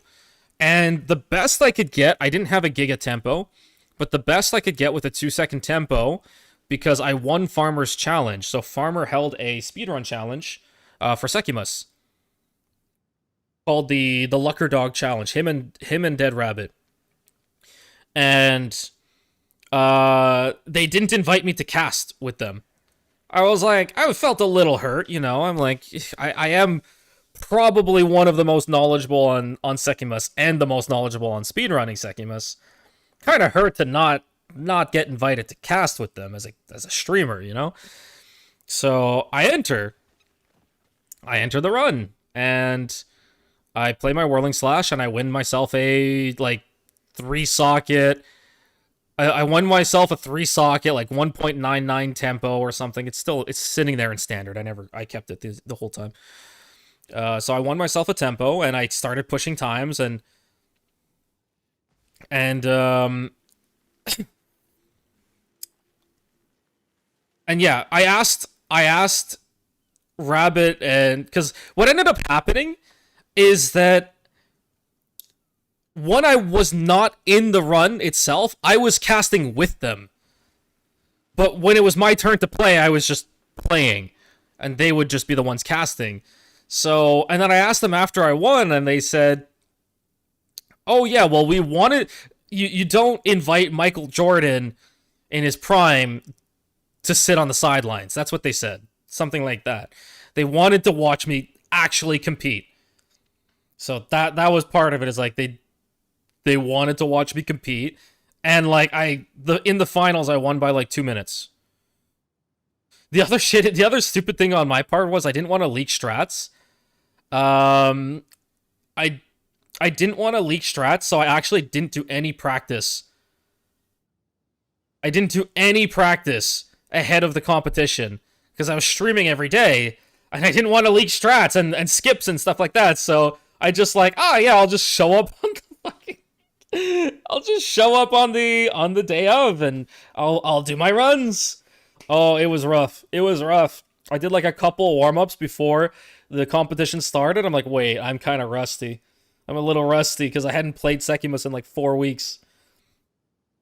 So, yeah, it was or not 4 weeks, but probably like 2 weeks. So yeah, it was a little rough, but yeah, the finals, I managed to get a good time in the finals. I think we finished in like 11 minutes. Keep in mind that the challenge was no relics. There was no honor res, no trap damage reduction. Also, because it's a one and done, you couldn't restart. If you died, that was it. You were out. If you got an hourglass, too bad. You play through the hourglass. So yeah, I won by like 2 minutes. Won by like 2 minutes in the finals. One person died, and the other person just finished like 2 minutes later. And his time was still very good. Like, keep in mind, 13-minute time without no temporalis allowed, and yeah, it was no tempo and no relics. 13 minutes is really good for that kind of, like, you're not getting move speed relics, you're not getting trap damage reduction, you can't reset if you get an hourglass. Like, 13 minutes is a good time, but I finished in 11, won the tempo. And so I started testing with temporalis builds, auto bomber builds, stuff like that. I even made a chrono just for Sekhemas, because the idea was on certain rooms you could blink in, pull the lever, and then chrono time rift out. Because there's a few rooms on like floor 1, a few gauntlets on like floor 1, there's the one on floor 4, things like that you can just time rift out and save yourself a bunch of pathing. Especially floor 1, where it's like, oh, you path, like, let's say the lever was like here, the exit is here, you would like come up the staircase, pull the lever, but then like the path that you just came up would get blocked, and then you were expected to go all the way around. And I was like, oh yeah, I'll play chrono, 1 for the cooldown reduction, and 2 so that on these like paths that just block themselves back off, I just time rush back over. So that was the intent. So I started theory crafting with chrono. We got it working enough, but blink times, because of the levels, we were rocking like at best like 0.57 on the cast time and cooldown. It just wasn't working. It was so slow. So last league we used Whirling Slash to push. Whirling Slash was fast, but what I did was I just stuck tempo on for floor 4, for 3 and 4, I think it was. Dude, the run was honestly super hard in 0-2. And that was all to push for a sub 8 minute in 0-2.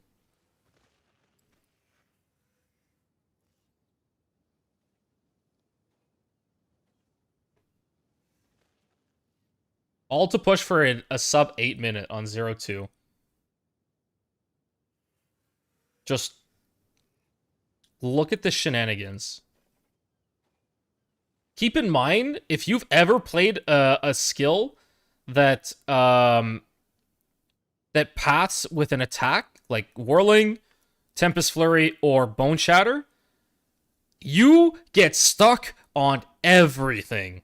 The other thing is, every time I blink with this build, I lose the AoE on my Whirling Slash. So I actually have 2 Whirling Slashes, one with AoE, one with normal, and every time I blink, I recast my AoE one and then continue with my speed one, so that I have AoE. This skip requires a level 24 blink. This is, first of all, built into the map. People kept saying this is cheating. This is literally built into the map. And is an intended skip. This requires a level 24.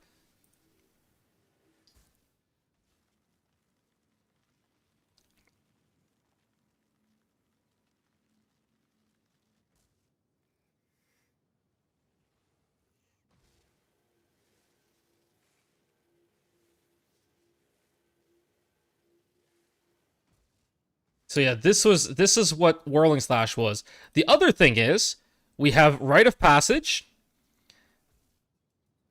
and we had Rite of Passage, and we had Headhunter. So we were picking up buffs, and our attack speed with Whirling Slash was constantly fluctuating based on like Headhunter buffs and Rite of Passage and all of that. So yeah, it was really, really rough. And so floor 1, like, you have no idea how rough this run is. Like, genuinely, this is a really rough run. There's a constant fluctuating attack speed.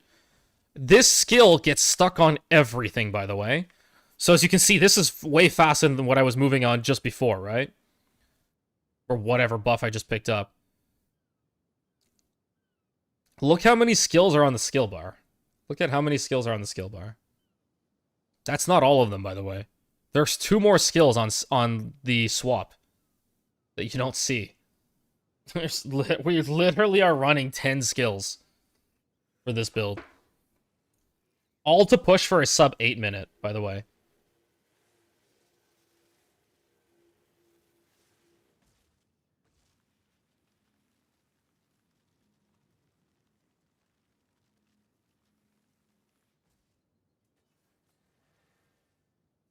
So, and then here's what happens on floor 2 boss. Here. Watch the shenanigans. So, I have a Last Lament in my inventory. So, as I mentioned before, you needed a level 24 blink for that skip. So, what do we have? We have a Withered Wand with +6 all spell, max cast speed, and the shield to reduce the cooldown.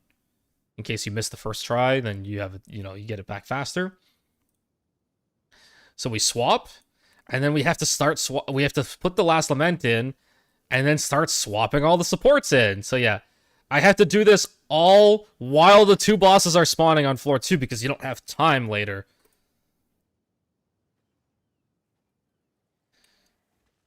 So, yeah, first of all, that swap has to happen there. Then we swap the tempo here, because Blink on floors 3 and 4 are very OP.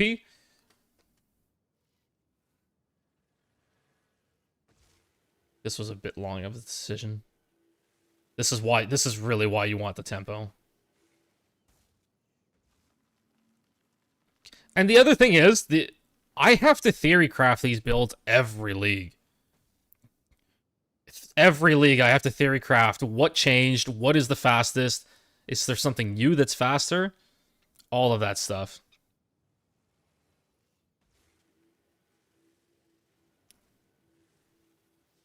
So anyway, let's get to the floor 4 boss.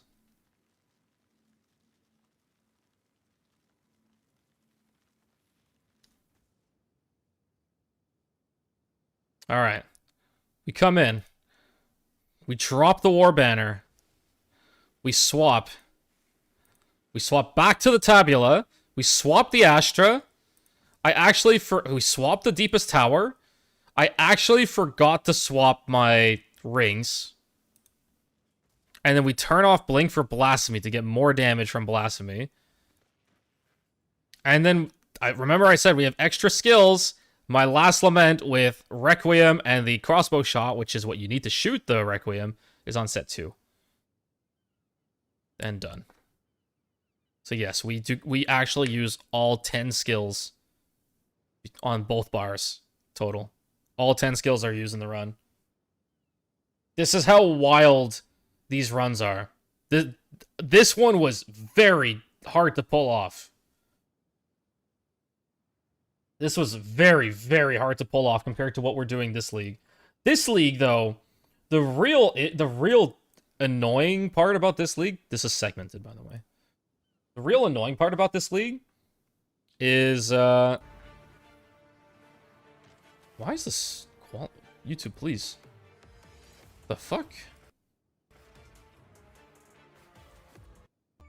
Alright, so here's what's happening in the runs this league.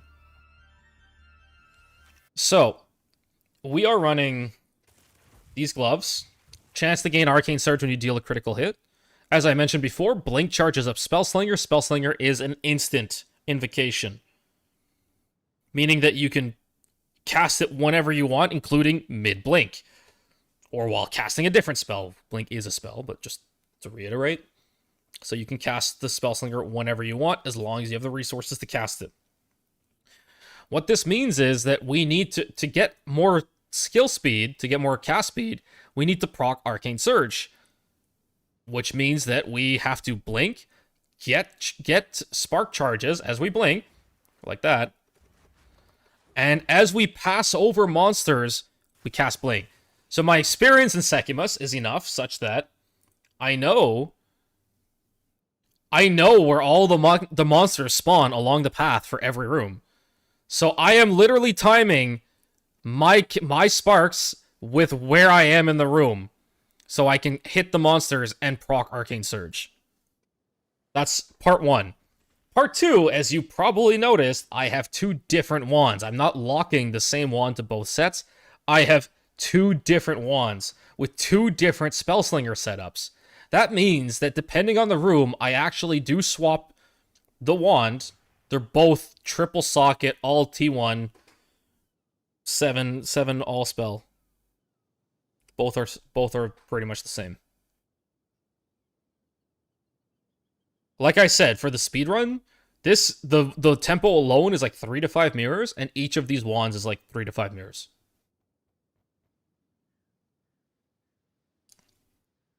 Both of these wands are like 3 to 5 mirrors. So yes, we blink through, and depending on the room that I'm in, I will weapon swap to a different, because first of all, as you'll notice, I'm on set 1. Energy is not building up for this Spellslinger, right? And then I swap. Energy builds up on this one. But not on the first one.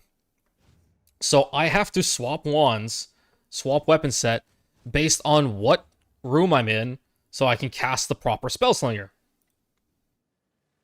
So keep in mind that I have to blink at up to 9 times per second, depending on what buffs I've picked up. I have to blink at up to 9 times per second, which also fluctuates based on if I have Arcane Surge, Rite of Passage, and Charge Reg. So I have 3 different buffs. That means I have like 16 different cast speed states that I might or might not be in. So muscle memory is really difficult with this build because you know how many blinks to get from one crystal to another. You don't know how fast each blink is going to be because of just different variables.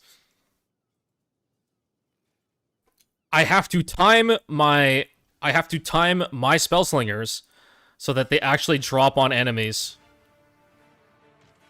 and allow me to proc Arcane Surge more.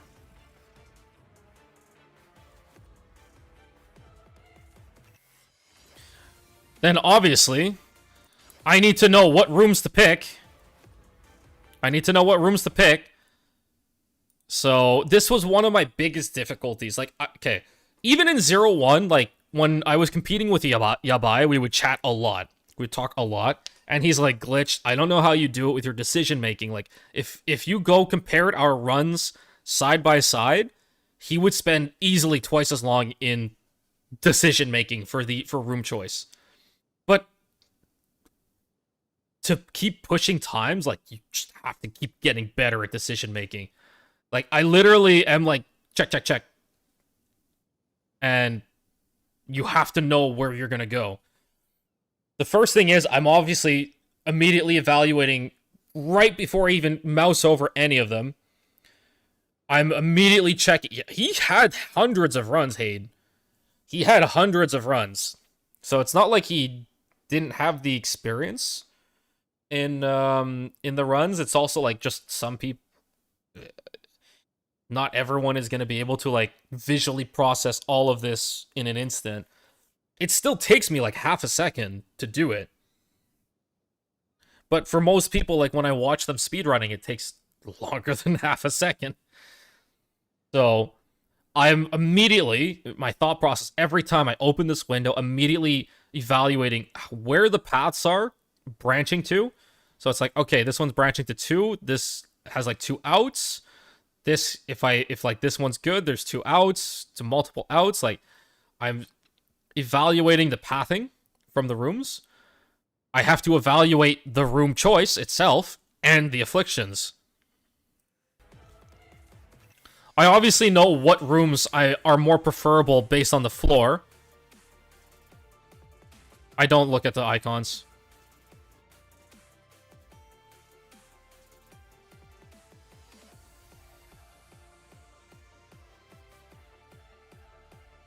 Are there any afflictions you can't run?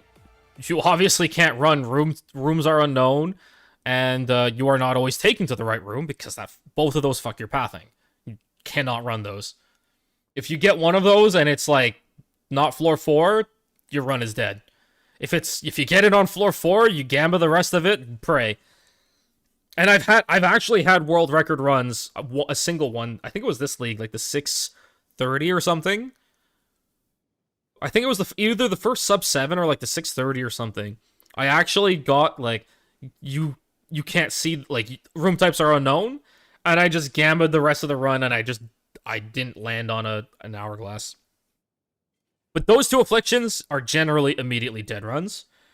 You obviously don't want afflictions unknown or double afflictions. As soon as you get double afflictions, chances are you're gonna run into one of the shit ones.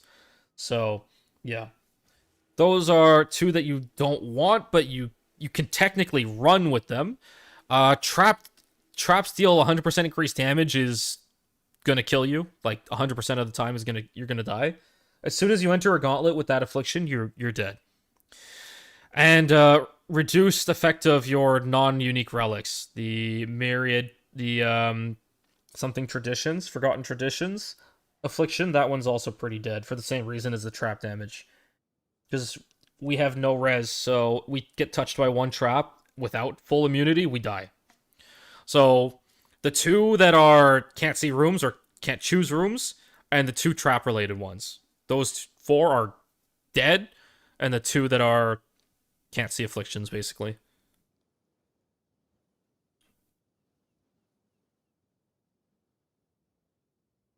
I actually have guides, Jacket. I have a playlist. I have a playlist from beginner to getting your first clear yourself, what to look for, how to path, just like basic pathing,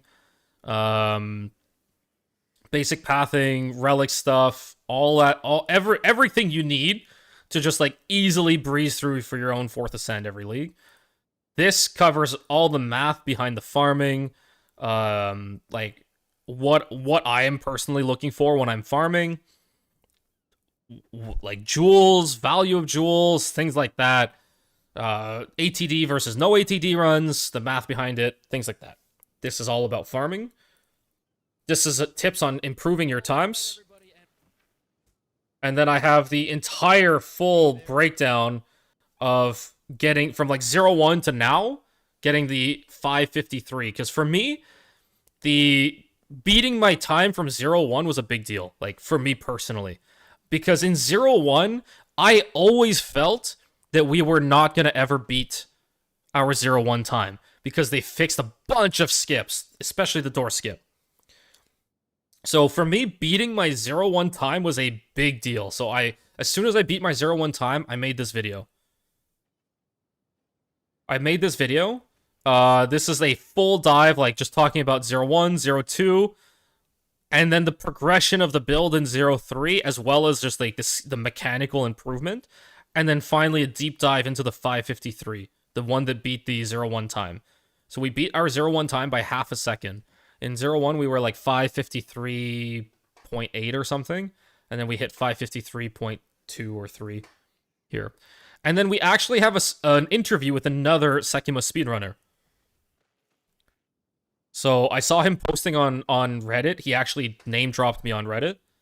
And I'm like, oh shit, like I'm looking for somebody to do an interview with. And he's like, oh yeah, I'm down. So yeah, there's a whole interview here where I basically talked to him about speedrunning and what he sees as another speedrunner watching my runs. So yes, there are other people that do compete in speedruns. And there's a whole interview here that you can watch with another speedrunner. So if you are interested in Sekhemas in general, there it is. I don't know if there's a better set of four videos to watch. All right, so yeah, back to the run. This is a sub 5 minute segmented run. Yeah, Xeno. There's a few others on the Discord that speedrun. There's Mizumono. You can ask Yabai, but he's playing hardcore right now, so he's not doing speedruns. And there's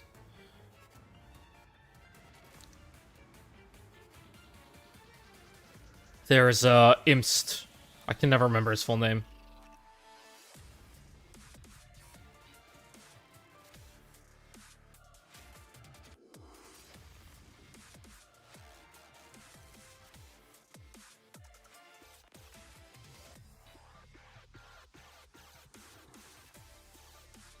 So here, remember I was talking about evaluating paths?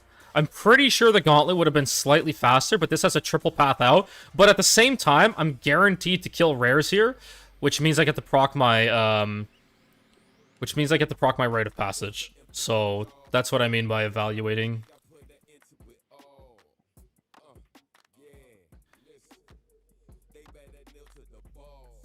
My decision this is like literally the best floor 2 you could get, pretty much. I don't think you can get a better floor 2 than this. This floor 2 is like untouchable.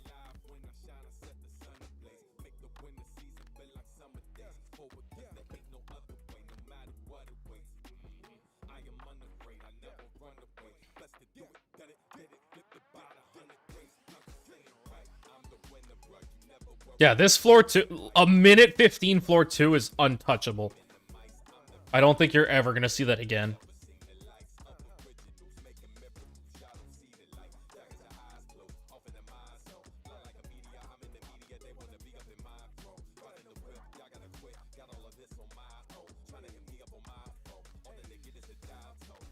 I tried beating my floor 2. It's not. I wasn't even getting close.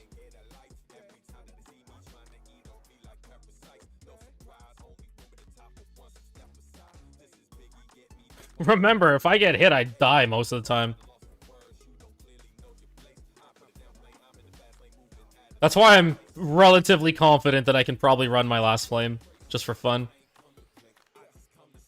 It's like, I'm not supposed to get hit anyway. Number one, bro, these numbers never fluctuate. Just drive to the test. You better pump your brakes.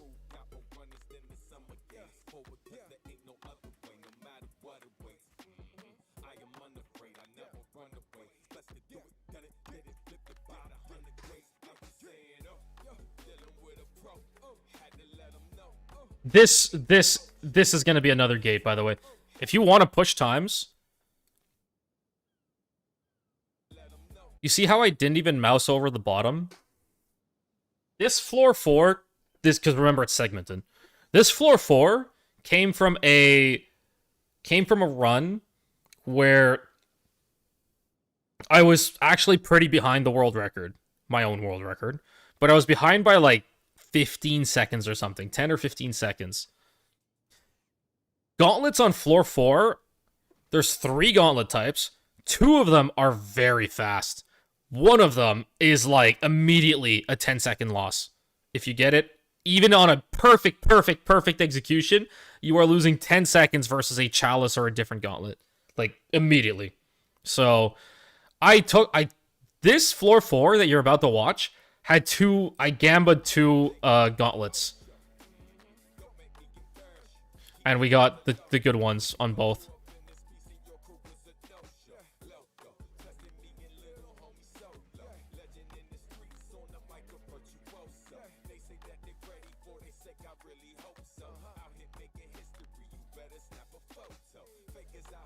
So remember, I'm saying this is the other good one.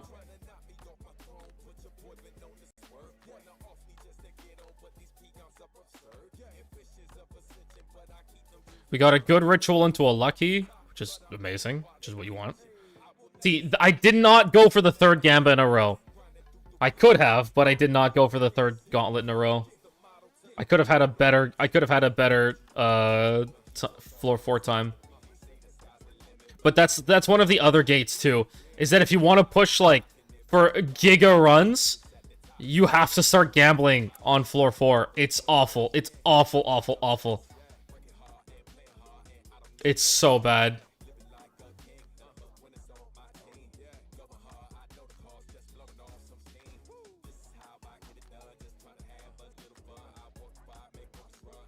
I mean, if you were ahead enough, you can still get a new world record, but you're not going to get, like, low 5s. As soon as you get that shitty gauntlet, you're not hitting low 5s.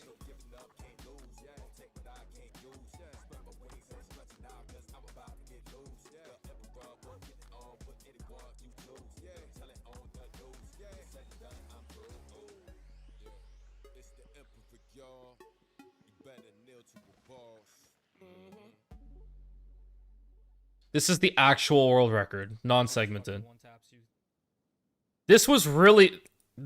This actually happened right after I died in a previous run that had a very good entry into floor 4, like a 354 into floor 4. And if you had the Twitch chat open for this, like, you would have seen, like, oh, like, man, the mental resilience to go again after that. So, did you see it? Did you see? So you see I'm on the Spark Wand. Boom, weapon swap. Kill the first one. Boom, Comet. Killed. Next. Yep, there it is. And we're back on the Spark Wand.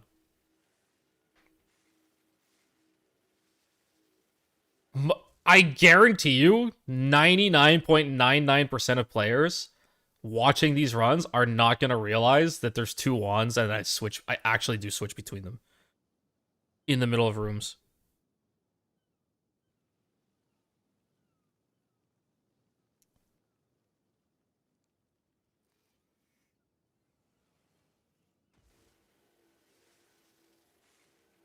This was so unfortunate. Fucking proximal. Also, you don't want Gauntlet here. This is not ideal.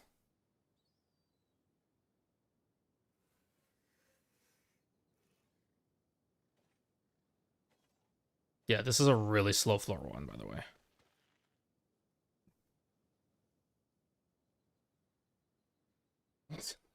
I leave runs if they are not 119. If they're over 190. If it's 120 or higher, I leave the run.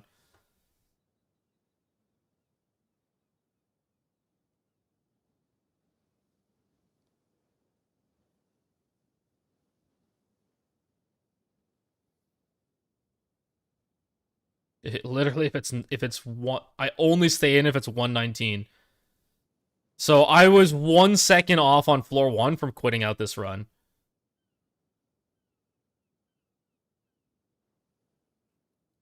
So you see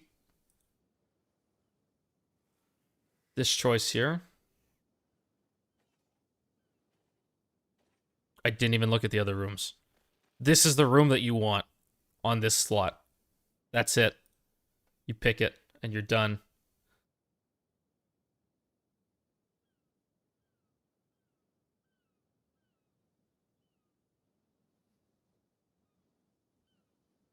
The other thing is, that is also probably not super noticeable. I'm actually switching between cursor input and um and WASD. If you hold WASD, like one of the directions, and you press blink, doesn't matter where your cursor is. Let's say I'm holding, like, you see my cursor's going forward, my cursor's up, and I'm holding S to walk backwards. If I press blink, I blink backwards, right? But now, let's say I want to hit this staircase. Well, I would hold W and D and blink to the staircase, right? But now, let's say that the staircase is on a weird angle. If I hold D, you see I'm going to hit this rock. This is directly to the right. If I hold W, I hit this rock. If I hold W and A, or W and D, I still hit this rock. I'll still hit this rock. Like, let's say I have this weird-ass fucking angle like this. W and D hits this rock, D hits this, W goes straight here. So, depending on the room, I know the parts where angles are bad for WASD, and I will position my cursor, let go of WASD, and blink in the proper spot. Which happens here. So here's WASD. This blink here was with the cursor to get this angle.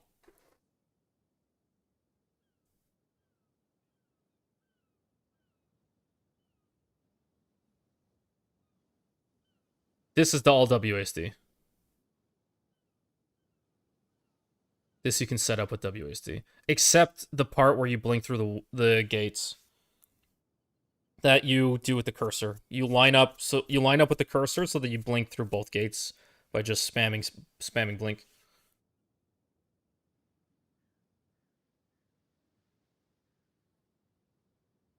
So see how late I was leaving floor 1? And I made up all that time on floor 2. Made up 14 seconds on floor 2.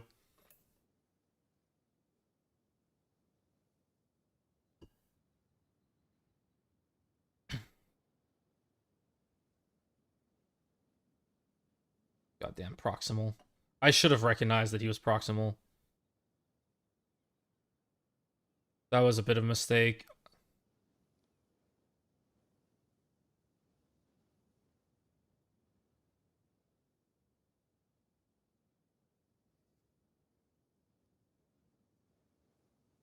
And you see I commented the guy in the middle.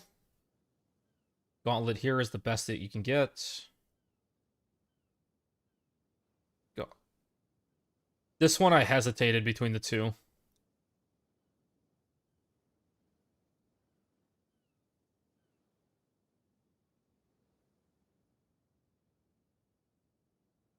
Gauntlet is pretty much the ideal here. It's super consistent.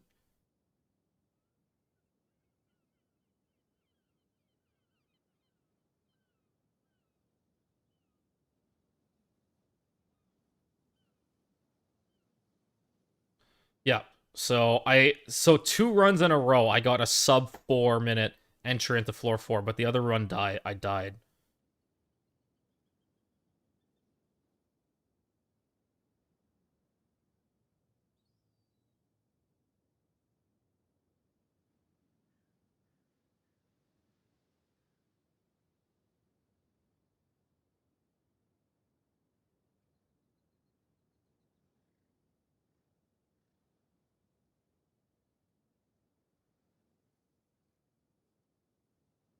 So remember, I know what rooms I want, and I was like, my brain was like overclocked. This was a gambit. This I lost. This is the bad one. I big time lost this gamba. So again, I hit the skip first try to blink through that wall.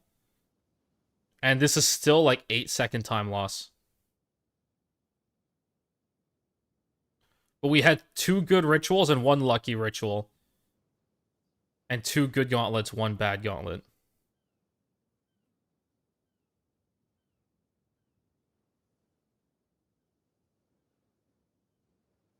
I honestly was not even looking at the time up until this point. I knew that we were fast. I didn't know how fast we actually were. If you see... Yeah. We were off from our PB by 0.6 seconds from our best floor 4 ever. Yeah, if that was 3 good gauntlets, this would have been like 513 instead of 2 good, 1 bad. This would have been a 513. Also, if the floor 1 was better, GG. I lost 14 seconds on floor 1. 14 seconds on floor 1 and 8 seconds on that bad floor 2 or bad floor 4 gauntlet. Just those 2 things alone would have pushed that to sub 5. But again, getting that like insane this is like best floor 2 that it's probably ever going to land. Getting this like floor 2 with an insane a 105 floor 1, I've never gotten it twice. The second best time I've ever hit is a 107. So it's like, yeah, like, okay, this is 14-second time loss versus my best ever, but realistically, 110 to 112 is pretty average. Hitting sub 110 is still very difficult and decently rare. You're probably only gonna hit it like 1 time out of 10 floor 1 clears. No matter how good you are, just the rooms that you get. So getting everything in one run to be better than a 521 would be very lucky. Like floor 2, best ever I've ever hit, like by far, and floor 4 is within basically half a second of my best ever. Floor 4. This is how the time is so low in this run. Oh, I don't have the motivation to keep fishing. I can't. My brain is just like mush at a certain point. It's so, you have no idea how demotivating it is. Like, because don't forget, as soon as you see that you are at like 108 floor 1, which is still amazing and probably better than anyone else can hit in this league, your run's over. You can't hit the sub 5 anymore. Like, pretty much, as soon as you are not like 105 to 107, like, your run's dead if for a sub 5. Like a real sub 5. And then, okay, you hit that like 1 in whatever it is, 15, 1 in 20 floor 1s. And then you still have to get the same type of luck on floor 2, floor 3, and floor 4. Like, the amount of luck, it's like dropping 2 mirrors at the same time. The amount of luck. Because there's 32 rooms that you have to go through. 4 of them are predetermined, the bosses. You get to effectively select the first one by just restarting. If you don't like your first room. The only things that can spawn on slot 1 are Hourglass, Escape, and Gauntlet. So you're always going to pick either Gauntlet or Escape. You always reset your runs on Hourglass. So you effectively have 27 rooms of pure RNG that you have to go through. You are not guaranteed any specific paths. Sometimes the game just says, fuck you, here's an Hourglass, and you're forced into an Hourglass. Like, most of the runs you see are the runs that I clear. But most runs, there's an Hourglass somewhere, and I'm just like, oh, reset. I don't need the currencies, so...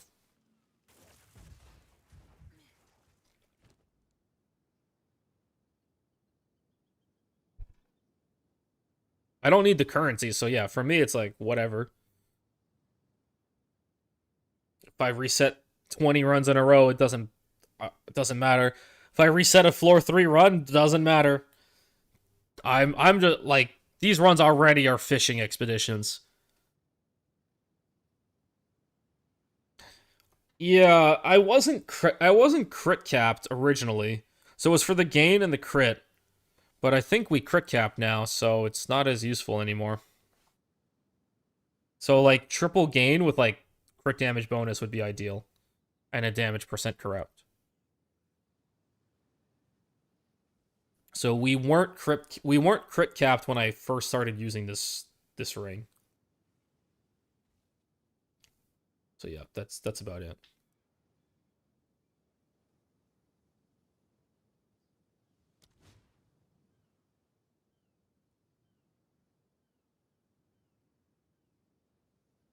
How is set 2 getting more spell damage on Spark?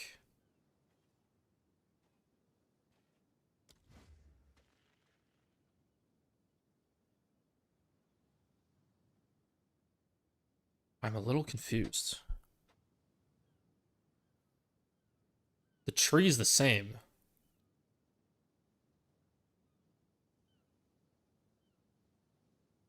How is set 2 getting more spark damage?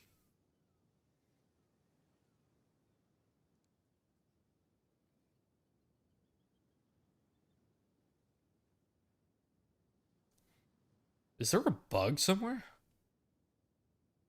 Both of them are pretty much identical.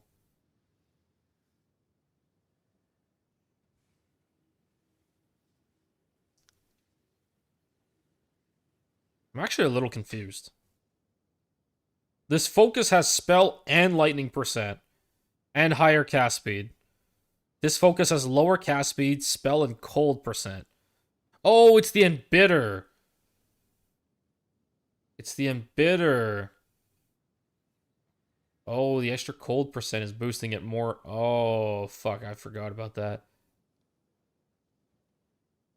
Wait, that means I just need to use this focus on both sets. Oh, well, whatever. It's not a big deal.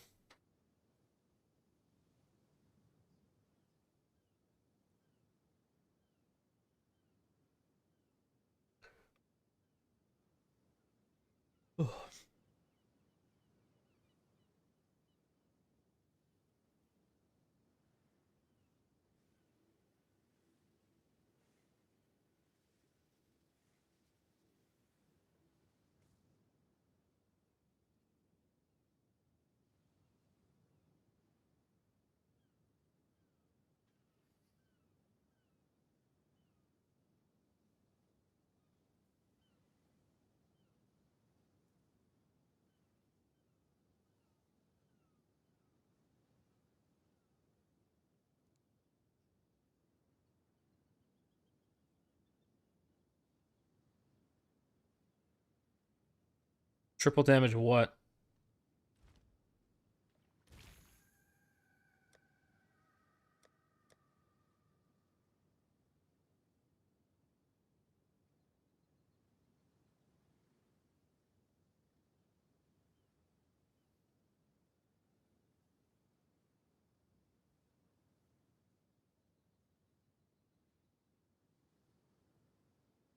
It's not as much of a DPS boost as you'd think. We already have 60% from the two from on each wand. We have 30% on the Heart of the Well, which is somewhere here, 30% on the Heart of the Well. And we get another whatever 20% on the ATD.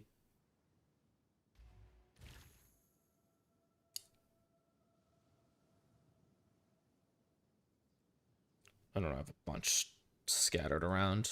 I don't know where they all. Here's a double gain, double crit, triple gain.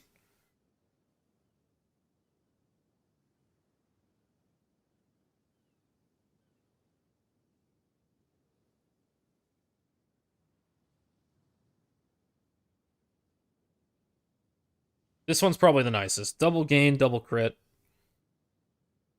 Stuff like this. So.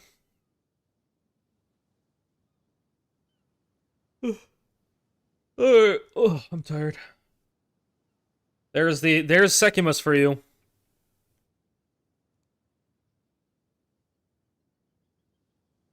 Oh my god, somebody's playing Sekhemas? Alright, everybody. Have fun. Hope you enjoyed. And I will see you next time. Cheers.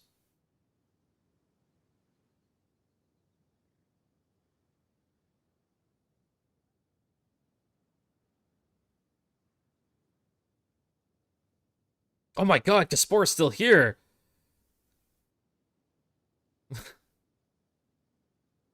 I thought you would have like gone. I don't know if you were like going to sleep or something. I thought you would have gone to sleep or eat or whatever it is that you ended stream for. All right. Well, Enjoy, everybody.